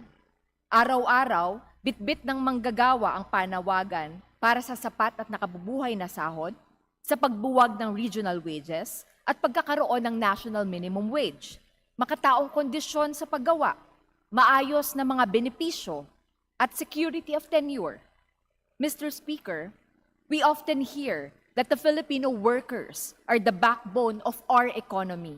But if it were truly the case, bakit hanggang sa ngayon ay hindi pa rin naibibigay ang mga pangunahing panawagan ng mga manggagawa para sa disenteng buhay? Mga construction workers na nagtatayo ng mga buildings, condominiums, hotels, ngunit hindi kayang makabili ng bahay para sa kanilang mga pamilya. Mga health workers na sa haba ng working hours ay halos nakatira na sa mga ospital, ngunit kapag nagkasakit naman sila ay hindi kayang tustusan ang sariling bills sa ospital. Mga manggagawa sa mga restaurants, ngunit hirap na hirap pagkasyahin ang sahod para makabili ng sapat at masustansyang pagkain ng kanilang mga pamilya. Sa katunayan, Mr. Speaker, nandirito ang mga manggagawa ng Kowloon House mula sa Genuine Labor Organization of Workers in Hotel, Restaurants, and Allied Industries, Kilosang Mayo 1 o Glow Rain KMU, na matagumpay sa kanilang 6 na araw na welga para sa pagpapatupad ng wage order compliance at staggered payments ng kanilang service charge na dapat maibalik sa kanila. Sa kabila ng napakatamis na tagumpay na dulot ng sama-samang pagkilos ng mga manggagawa, mapait na balita naman ang naipaulat na 70 manggagawa ang nawalan ng trabaho dulot ng biglaang pagsasara ng ibang bahagi ng negosyo ng Colon House matapos ang naging labor dispute at pinirmahan na agreement sa pagitan ng management at union. Ayon sa umiiral na batas paggawa, Ginoong Speaker, ipinagbabawal ang anumang uri ng retaliatory action laban sa mga manggagawa na nagsasagawa ng kanilang lehitimong pag-oorganisa at kolektibong pagkilos para sa kanilang mga karapatan at kapakanan. Kaya ngayong araw, naghain tayo ng House Resolution number 974 upang imbestigahan at layunin nito na mapalakas ang kasalukuyang mga batas sa pagtataguyod ng karapatan ng mga manggagawa kasama na ang security of tenure, collective bargaining at proteksyon mula sa unjust dismissal. Tunay nga na hindi naman kulang sa sipag at tiyaga ang mga manggagawang Pilipino. Kulang sila sa pagkamit ng mga karapatan na matagal na dapat itinataguyod at naisa sa katuparan ng ating pamahalaan. Let me start with our wage system, Mr. Speaker. Hindi makatarungan ang realidad na hanggang ngayon, ang halaga ng paggawa ng isang tao ay nakadepende sa kung saan siya nagtatrabaho. Na para bang iba ang halaga ng pagod ng mga nasa Metro Manila kumpara sa ibang rehiyon. Pareho lang rin naman o kaya nga mas mataas pa ang presyo ng mga bilihin sa labas ng NCR na lalong nagpapatindi ng gutom at kahirapan sa labas ng Kamaynilaan. Kung tayo nga na mga kongresista na nagmula sa iba't ibang rehiyon at distrito ay may pantay na mga sahod, bakit hindi natin ito maibigay sa mga manggagawa? Kaya ang panawagan ng Gabriela Women's Party, buwagin ang regional wages at isulong ang national minimum wage. Wala sa rehiyon ang pagod at halaga ng paggawa. Dagdag pa sa usapin ng sahod ang pagkabahala ng mga manggagawa na mawalan ng trabaho dahil sa matinding digitalization ng iba't ibang industriya.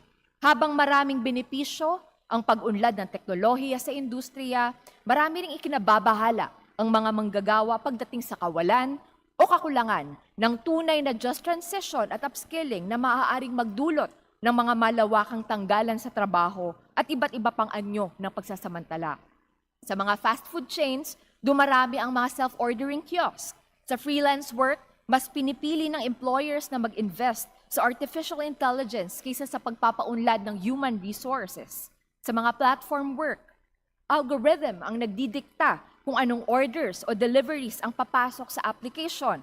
Nawawalan ng human administration, kaya nawawala na rin ang makataong konsiderasyon sa mga kondisyon ng mga drivers. Ayon nga sa pag-aaral ng International Labour Organization, kasama ang manggagawa ng Pilipinas sa buong Southeast Asia sa pinakamaapektuhan ng generative artificial intelligence. As published by Philippine Star citing ILO, in the Philippines, 93.7% of clerical jobs shall be affected, with 37.8% falling into the highest risk category. Mas malala ang epekto nito sa mga manggagawang kababaihan dahil maraming kababaihan ang nasa clerical at administrative positions. Kailangan natin ng progreso, ngunit kailangan din lagi nating itanong, para kanino? Whose interest does it serve? Who benefits? Is it true progress if it does not consider the rights and welfare of workers? It is simply exploitation and wanton disregard for human rights. Simple lang ang hiling ng mga manggagawa, ang mabuhay ng may dignidad. Ang tanong lang sa atin, ilang Mayo 1 pa ba ang lilipas bago nating seryosong tutugunan ang panawagan ng mga manggagawa? Mr. Speaker, it is high time that we abolish regional wage rates and establish a national minimum wage. It is time to ensure that job digitalization and automation shall not take away workers' rights and dignity. Muli, mabuhay ang mga manggagawang Pilipino sa buong bansa na patuloy na lumalaban at tumitindig para sa nakabubuhay na sahod at disenteng trabaho. Maraming salamat. Thank you, Honorable Ilago. Majority Leader. Mr. Speaker, I move to refer the privilege the speech of the Honorable Elago to the Committee on Rules for its proper action. The speech of Honorable Sarah Jane Ilago is referred to the Committee on Rules. Majority Leader. Mr. Speaker, I move to recognize the honorable gentleman from the 2nd District of Manila, Representative Ronaldo Valeriano, to avail of the privilege hour. The gentleman from the 2nd District of Manila, the Honorable Rolando Valeriano, is recognized. Thank you, Mr. Speaker. My colleagues, mga kababayan, I rise on a matter of personal and collective privilege to call the attention of this august chamber to a practice in the petroleum trade that is quietly draining billions of pesos from the government revenues and undermining fair competition in the oil industry. This practice is known as ship-to-ship transfer or STS.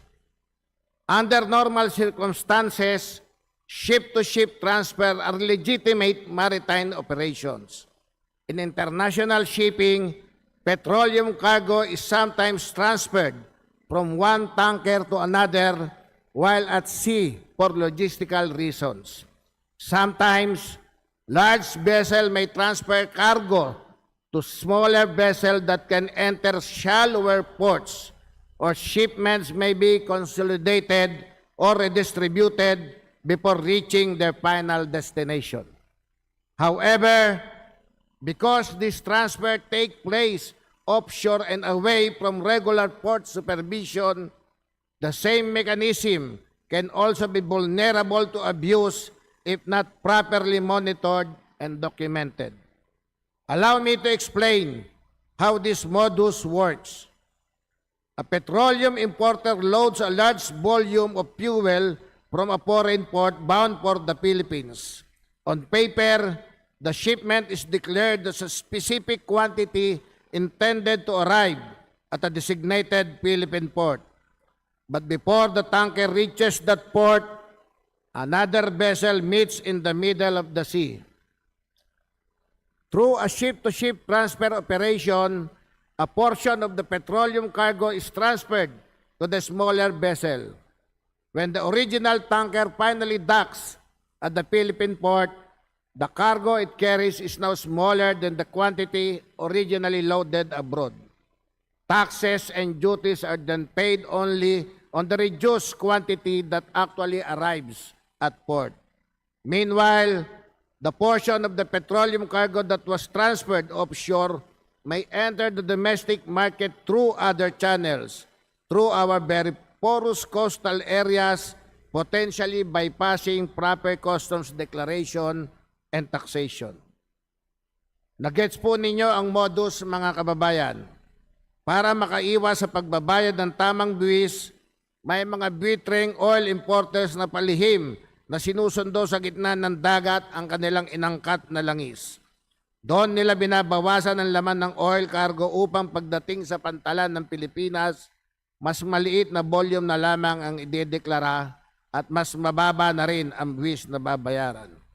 Smuggling na, tax evasion pa.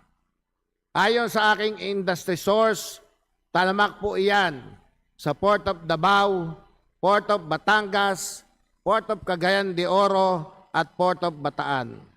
Over the years, the Philippine Coast Guard, National Bureau of Investigation, and Bureau of Customs have seized billions worth of smuggled oil and fuels and filed cases with the Department of Justice and prosecuted in courts.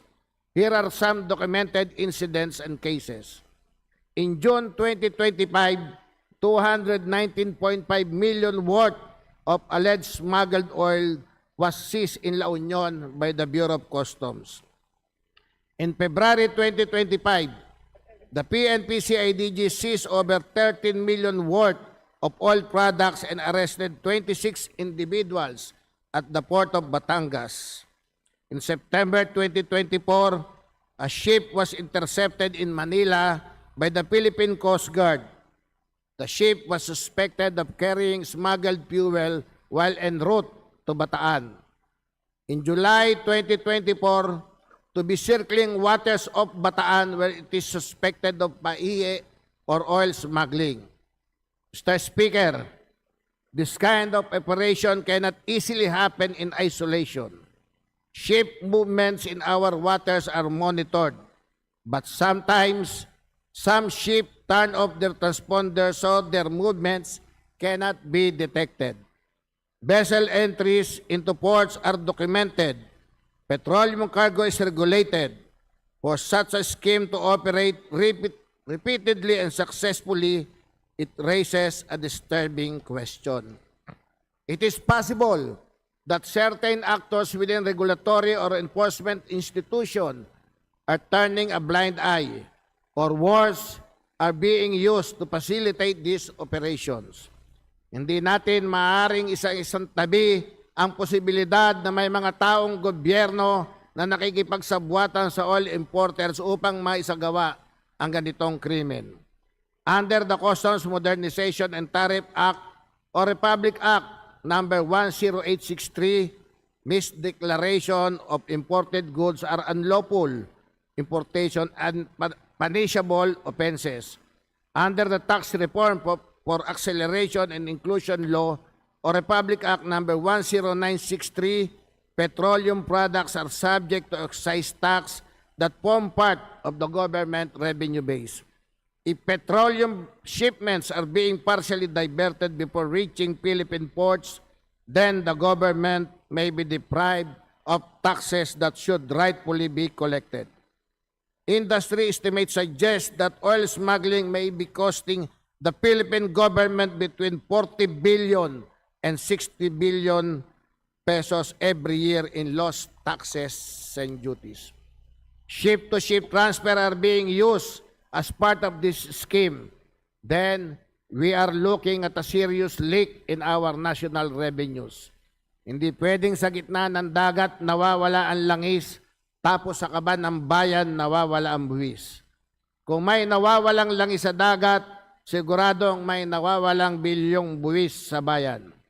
The Filipino people deserve transparency if mechanisms such as ship-to-ship transfers are being used to circumvent customs regulation and avoid the payment of lawful taxes.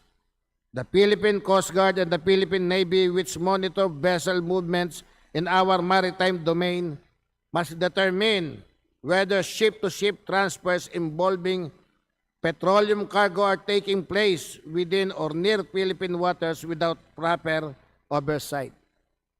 The Department of Energy, as the regulator of the downstream oil industry under Republic Act number 8479 or the Oil Deregulation Law, must also ensure full transparency and compliance among petroleum importers and distributors. Mr. Speaker, my esteemed colleagues, in light of this concern, Congress may also consider strengthening the regulatory framework governing offshore petroleum transfer. One possible legislative response is to require mandatory reporting and prior authorization for all ship-to-ship petroleum transfer involving cargo destined for Philippine ports. Vessel intending to perform such transfer should be required to declare the operation in advance, identify the receiving vessel, disclose the volume transfer, and submit the necessary documentation to the Bureau of Customs, the Philippine Coast Guard, and the Department of Energy. Failure to declare such transfer could then constitute prima facie evidence of misdeclaration or smuggling under the Customs Modernization Act. Mr. Speaker, in an industry as vital as petroleum, transparency is essential. If ship-to-ship transfer are being conducted legitimately, then proper documentation and monitoring should easily prove it. But when this mechanism is being abused to divert petroleum cargo and evade taxes, and if certain actors within the system are enabling it, then Congress has a duty to expose it and stop it. At a time when Filipino people motorists are struggling with volatile fuel prices and rising transport costs, the Filipino people deserve to know that every liter of fuel sold in this country has paid the taxes required by law. Wala dapat nakikinabang sa sistemang dinadaya ang taong bayan. I therefore call upon the appropriate committees of the House of Representatives to conduct an inquiry in aid of legislation into ship-to-ship petroleum transfer practices in the Philippine petroleum trade, including the possible involvement of or negligence of responsible regulatory and enforcement agency. Let us ensure that the petroleum industry operates under a system that is fair, transparent, and accountable to the Filipino people. Salamat po, Mr. Speaker.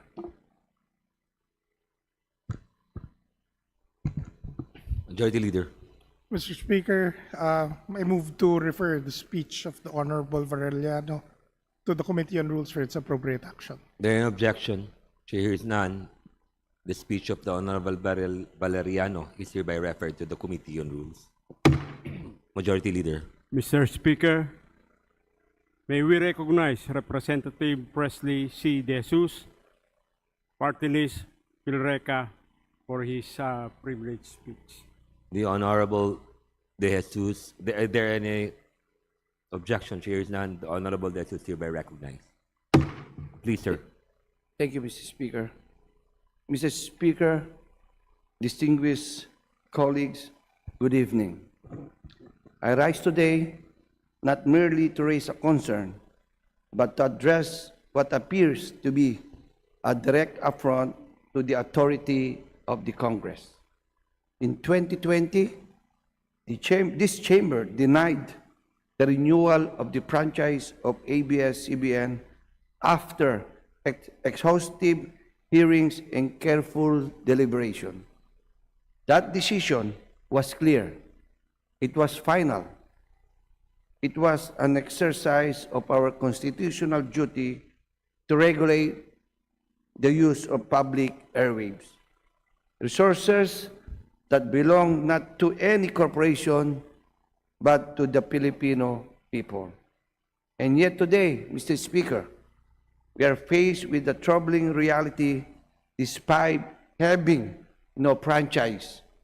ABS-CBN has found its way back into the homes of millions of Filipinos, occupying vast amounts of airtime on frequencies it was not granted, through arrangements that stretch the limit of what the law was ever meant to allow. Let us call this what it is. This is not a mere content provision.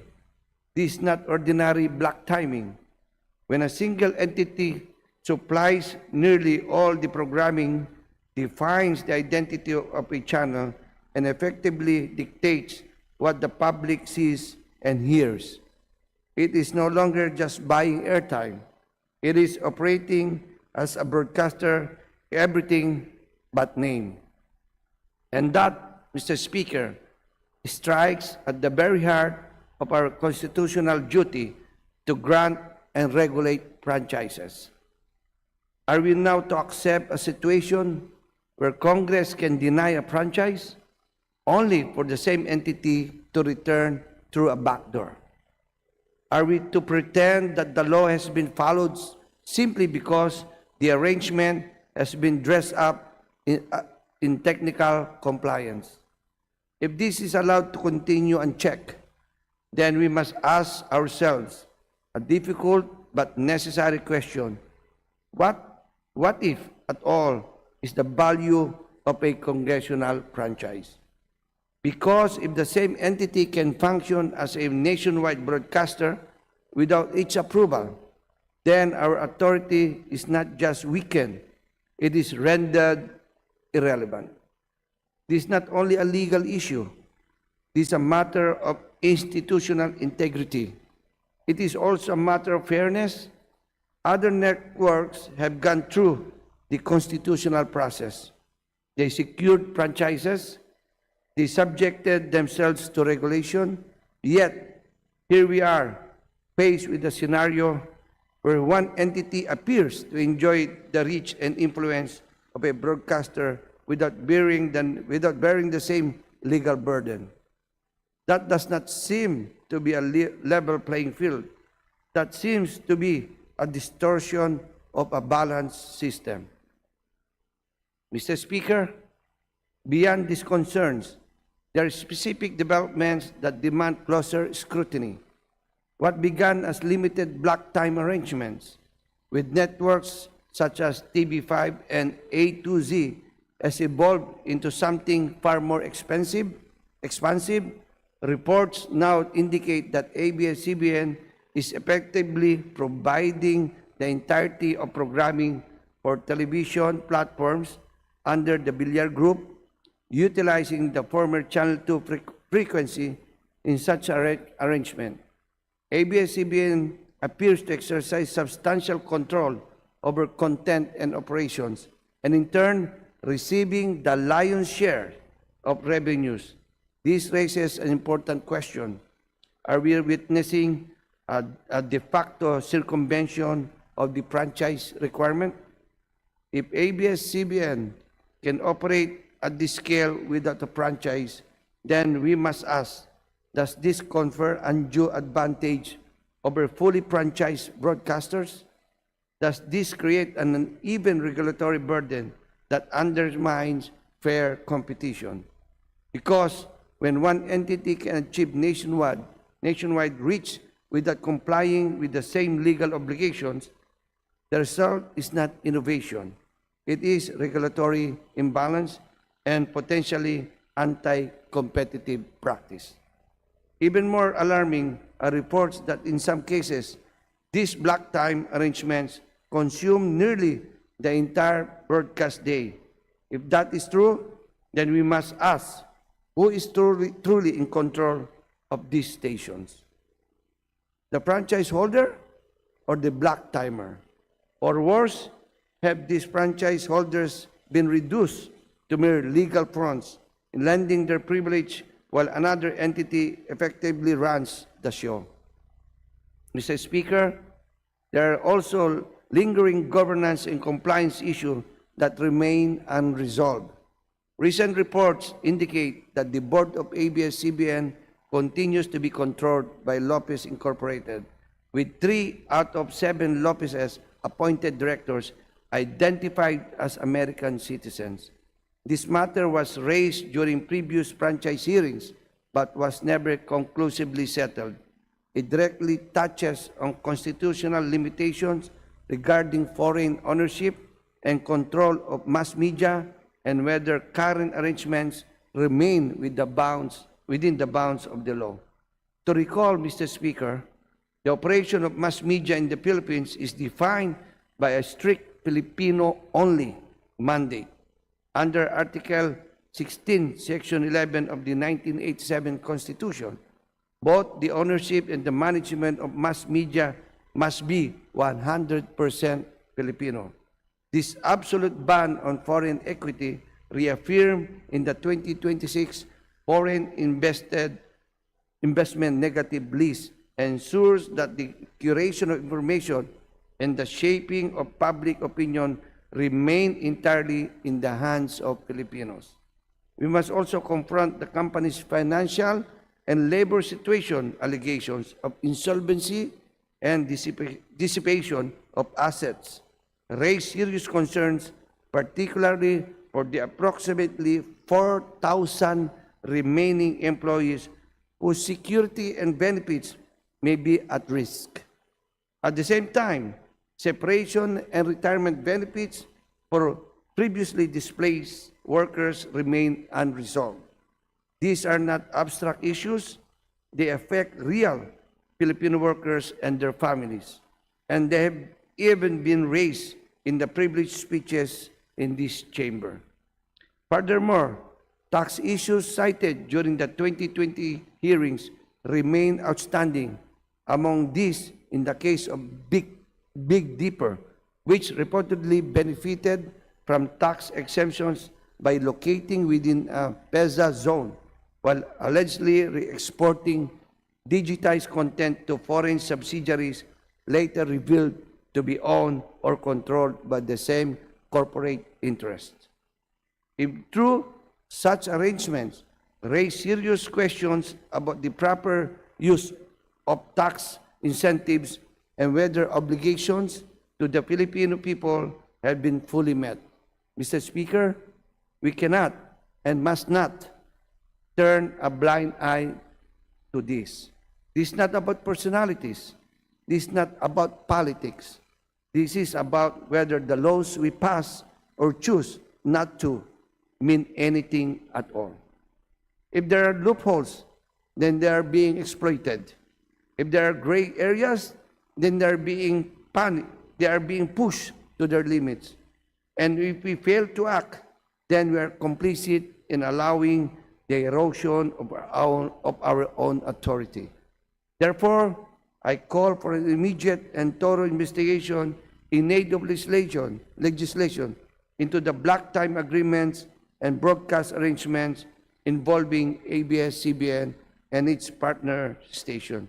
Let us determine clearly and without equivocation whether these arrangements constitute a circumvention of the franchise requirement, whether effective control of broadcast operations has shifted away from legitimate franchise holders, whether this exists an uneven regulatory burden that distorts fair competition, whether ownership and governance structures comply fully with constitutional limitations, and whether tax, labor, and financial obligations have been properly fulfilled.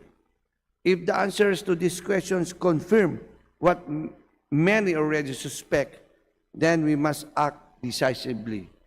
We must close these loopholes, we must restore the integrity of our franchise system, and we must reaffirm that no entity, no matter how large, no matter how influential, is above the law or beyond the reach of Congress.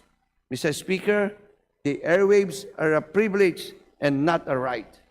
Let us ensure that this privilege is not abused, not diluted, and not reclaimed through the back door after it has been denied through due process. Thank you very much, Mr. Speaker. Thank you very much, Honorable De Jesus. Majority Leader. Mr. Speaker, I move that we refer the privileged speech of Congressman Presley C. De Jesus to the Committee on Rules for its proper action. There is no objection. Chair is none. The privileged speech of Honorable Presley De Jesus from Party List PhilReca is now referred to the Committee on Rules. Majority Leader. Mr. Speaker, may we recognize Congressman Elijah San Fernando for his privileged speech, Party List Kamanggagawa. There is no objection. Chair is none. The Honorable Fernando is hereby recognized. Sir, you have the floor. Maraming salamat po, Mr. Speaker.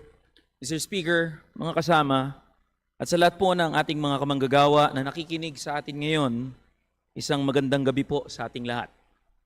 Just a few days ago, thousands upon thousands of Filipino workers marched on the streets of Luzon, Visayas, and Mindanao, echoing long-standing calls for labor and wage reforms in celebration of Labor Day. The country has, once again, been reminded of the fact that workers are the ones who create the wealth of all nations.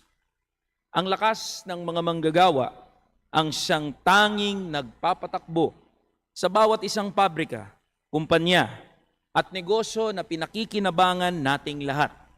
Sa madaling sabi, walang kahit anong pwedeng pakinabangan kung hindi dahil sa lakas, dugo, at pawis ng mga manggagawa.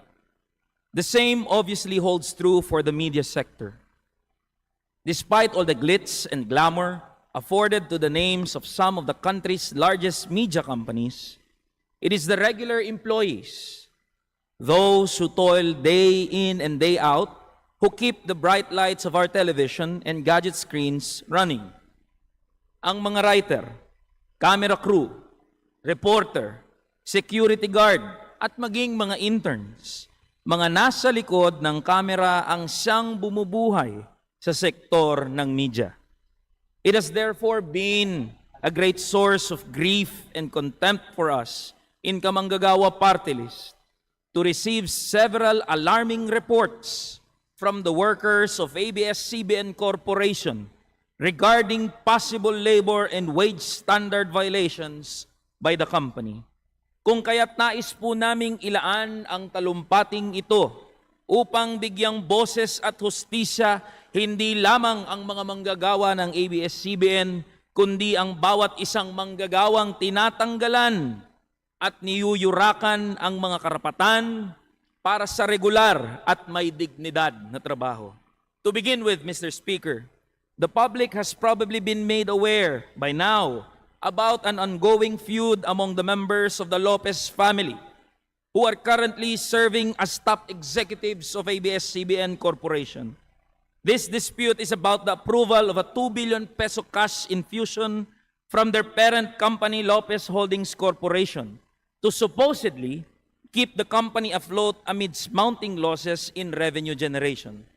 Concerningly, Mr. Speaker, a recent article by Billionaire News alleged that out of the presumed 2 billion peso cash infusion, a staggering 1.1 billion pesos has been earmarked for the retirement benefits of about 15 top executives of the company. In response to these allegations, Mr. Speaker, ABS-CBN Corporation has released a statement outright disavowing the veracity of these claims, downplaying it as mere PR attacks. Regardless, what remains true is that warring factions inside the Lopez family have emerged as a result of these internal company battles. Ngayon, Mr. Speaker, mga kasama, ano po bang kinalaman ng ating mga manggagawa sa away pamilyang ito? Para maging klaro po, walang pakialam ang mga manggagawa sa away pamilya, lalo't higit sa awayan ng mga oligarko at bilyonaryo. Ang punto, habang nangyayari ang ihidwaang ito sa kumpanya, may mga manggagawa ng ABS-CBN na naglakas loob na tumindig at magsalita tungkol sa mga posibleng paglabag sa kanilang mga karapatan, partikular sa usapin ng kontraktualisasyon, hindi pagbabayad ng sapat na sahod, at hindi ligtas na mga kondisyon sa trabaho. They have reached out to and sought the assistance of this representation in echoing their struggle for justice. And that is precisely what we aim to do. To share in brief, Mr. Speaker, mga kasama, the gist of this issue is that several workers who were hired solely as company drivers have been consistently and unduly burdened with tasks beyond the mandates of their job description, serving, for instance, as assistant cameramen during deployment. Kinuha ka bilang driver, tapos biglang naging assistant cameraman ka rin. At ano ang kapalit na bayad nito? Tumataginting na dagdag 100 piso lamang. Driver ka na. Ginawa ka pang assistant cameraman kahit hindi naman ito kasama sa pinapasweldo sa'yo. Tapos ang ibabayad o isusukli lang sa'yo ay hindi pa sapat para sa isang disenteng pananghalian. Anong klaseng pambabastos ito, Mr. Speaker? Nandyan po ang isang sumbong ng isa nating kamanggagawa. Aniya, 10 oras siyang nagmaneho papunta sa isang assignment. Walang tulog, walang pahinga. Kape lang ang panlaban sa antok at pagod. Tapos, paglapag sa area kung saan siya inassign, diretso sabak na agad sa pagbubuhat ng mabibigat na camera equipment at pag-alalay sa shooting bilang assistant cameraman. This practice remains the same even when they are deployed in high-risk areas, such as during typhoons and in active conflict zones. Sa atin pong pakikipag-usap, Mr. Speaker, nalaman natin na may mga manggagawang na-deploy at naging assistant cameraman sa Marawi, sa Scarborough Shoal, at balikatan exercises kahit hindi naman ito bahagi ng kanilang trabaho. Ang husay naman po pala ng management ng ABS-CBN, Mr. Speaker.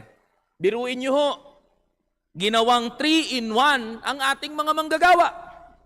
Pinag-drive mo na, pinag-assistant cameraman mo na, dineploy mo pa sa mga mapanganib na lugar, pero ang bayad, pang isang trabahador lang. Ngayon, Mr. Speaker, bilang pagtatanggol sa kumpanya, meron pong mga social media posts na ang ilan ay galing pa mismo sa ilang mga journalist na nagsasabing hindi naman daw empleyado ng ABS-CBN ang mga manggagawang nagrereklamo. Giit nila, ang mga manggagawang ito raw ay mga kontraktual lang at nasa agency na pinatatakbo ng Third Generation Service Incorporated. Uulitin ko po, Mr. Speaker, manggagawang kontraktual lang naman daw sila, kung kaya't absuelto na ang ABS-CBN mula sa responsibilidad. To this, we say, shame on you. Kapwa nyo manggagawa ang mga driver. Pero sa halip na pakinggan ang kanilang mga karaingan, mas pinili nyong ipagtanggol ang kumpanya na hindi naman kayo kailanman pamamanahan. Let us again make our position known, Mr. Speaker. Salot at kanser ang kontraktualisasyon sa buhay ng mga manggagawa at ng bansang ito sa kabuuan. Kumikita ng bilyon-bilyon ang mga kumpanya dahil sa ganitong setup. Habang buhay na ginagawang kontraktual ang mga manggagawa sa ilalim ng trilateral work arrangement para hindi maibigay ng buo ang kanilang sahod at mga benepisyo. Dahil hindi na matiis ng mga manggagawa ang kanilang kalagayan, sila rin naman ay gumawa ng mga hakbang. Formal na silang nagsampa ng kaso sa National Labor Relations Commission. Pero dahil batid nila na hindi magiging madali at mabilis ang pag-usad ng kaso, naglunsad din sila ng protesta sa harap mismo ng ABS-CBN upang iparating ang kanilang mga pinagdadaanan sa publiko sa pag-asang makikipagdialogo sa kanila ang management. Pero Mr. Speaker, mga kasama, sa halip na sila ay kausapin, ang management sa ilalim ng pamumuno ng pamilya Lopez ay gumawa ng mga retaliatory measures laban sa mga manggagawa. Iniulat ng ating mga kamanggagawa na matapos ang naging pagkilos ay may ilang pinagbantaan na hindi na sila bibigyan ng work assignment o maaaring tuluyan ng tanggalan ng access sa pagpasok sa opisina. Let it be known that Kamanggagawa Party List will file a resolution to call for the House Committee on Labor and Employment to conduct a thorough investigation of these reports, as these are in serious and direct violations of numerous provisions of our labor code, particularly Articles 294 on security of tenure, Articles 106 to 109 to contracting and subcontracting arrangements and solidary liability, and 162 to 165 on occupational safety and health. As disheartening as it sounds, we are not surprised by ABS-CBN and Lopez families' lack of regard to their workers anymore. Just a few years ago, unions of Sky Cable employees successfully resisted threats of mass layoffs by the company following a buyout by PLDT. It was even reported by the unions that the management offered the regular employees to reapply via a third-party contractor. Mr. Speaker, kontraktualisasyon na naman. Yan ang sukli ng Sky Cable, isang subsidiary ng ABS-CBN Corporation at nasa ilalim ng pagmamay-ari ng mga Lopez sa kanilang mga manggagawa. There was also the case of the camera crew of Set and Stage Resource Management Incorporated, a company that was owned by Freddie M. Garcia, better known as FMG, and the former president of ABS-CBN Corporation. Matapos magbuo ng union ang mga manggagawa ng set and stage, biglang isinara ni FMG ang kumpanya. Pero ang siste, inilipat lang din ang operations sa ibang kumpanya. Ganyan po kawalang hiya ang mga taong nasa likod ng ABS-CBN management. In the service of the Filipino. These are the words that are proudly etched in ABS-CBN's corporate mission. Arguably, the largest media company in the history of our country. Ito ang pinagmamalaki at pinangangalandakan ng ABS-CBN. To this, we say, ang kapal ng mga mukha ninyong tawagin ang sarili nyo bilang lingkod bayan. Kapag sinabi nating hating kapatid, ang ibig sabihin ay pantay dapat ang hatian. Walang lamangan, walang gulangan. Ngunit sa inaasta ng management ng ABS-CBN, kapag sinabi na natin ngayong hating kapamilya, wala nang ibang pumapasok na mga salita sa ating mga isipan, kundi panlalamang, pananamantala, at pandadaya. These are not isolated cases, Mr. Speaker. These are explicitly shameless displays of greed by the Lopez family, an utter lack of regard for their workers. The very same workers who stood by the company when it was facing its disenfranchisement years back. Do not get us wrong, Mr. Speaker, mga kasama. We resolutely stand for the freedom of the press, and we recognize the chilling effect that the disenfranchisement of ABS-CBN has caused. However, we are also unwavering in our stand against the exploitation of Filipino workers. Kung kaya't kasabay ng pagkilala namin sa makasaysayang papel ng ABS-CBN sa paghahatid ng balita sa milyon-milyong mga Pilipino, ay ang aming pagtindig sa aming katapatan bilang representante ng mga manggagawa ay walang iba kundi sa mga manggagawa at ordinaryong Pilipino. Hindi naman na po bago sa atin, Mr. Speaker, ang mga ganitong klaseng pagsasawalang bahala at pananamantala sa mga manggagawa. In accordance with our mandate, as Kamanggagawa Party List, we have filed several House resolutions regarding rampant labor violations committed by numerous corporations. We stood alongside our workers against the intimidation, harassment, and retaliatory efforts, and other union-busting tactics of Standard Motors and Han Casino Resort. We stood alongside our motorcycle riders against the illegal suspension and termination by Lazada and JNT. We stood alongside the union members of Package World against the violent dispersal, assault, and employment by goons of Asia Brewery. We stood in solidarity alongside the workers of Sky Cable and Set and Stage. Thus, we are now again standing alongside the drivers of ABS-CBN. To end, Mr. Speaker, we would like to circle back to our opening points. Us, the workers of the world, are the ones who keep the lights shining, who keep the faucet running, who maintain roads and the cars that run over it. We create and sustain the world. Mr. Speaker, my dear colleagues, we must always remind ourselves that the very august chamber that we find ourselves in at this very moment has been built from the ground up by workers. It is thus acceptable for us, the supposed representatives of the people, to sit idly here and pretend that our workers are doing fine. Taon-taon na lang po natin ipinagdiriwang ang Mayo 1. Taon-taon na lang din po ang danas ng ating mga manggagawa. Panggigipit, pangharas, at samot-saring paglabag sa kanilang mga karapatan. Sawa na po ang ating mga manggagawa sa kalakarang kapag nakakaranas sila ng pang-api ay kailangan pa nilang manikluhod sa kung kani-kaninong mga makapangyarihan upang mapansin ang kanilang mga hinaing. Kailangan na po natin itong tuldukan. We, the Filipino workers, demand nothing less than the complete transformation of our broken system. A system where warring factions of billionaires do not exist.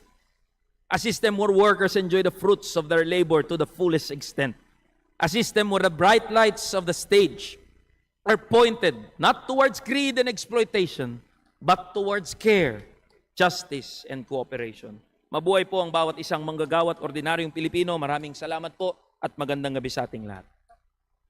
Thank you very much, Honorable Dan Fernando, Majority Leader. Mr. Speaker, I rise on a point of personal and collective privilege. The Mr. Executive Speaker, Secretary made motion statements about me suspended. multiple times today, and I would like to respond.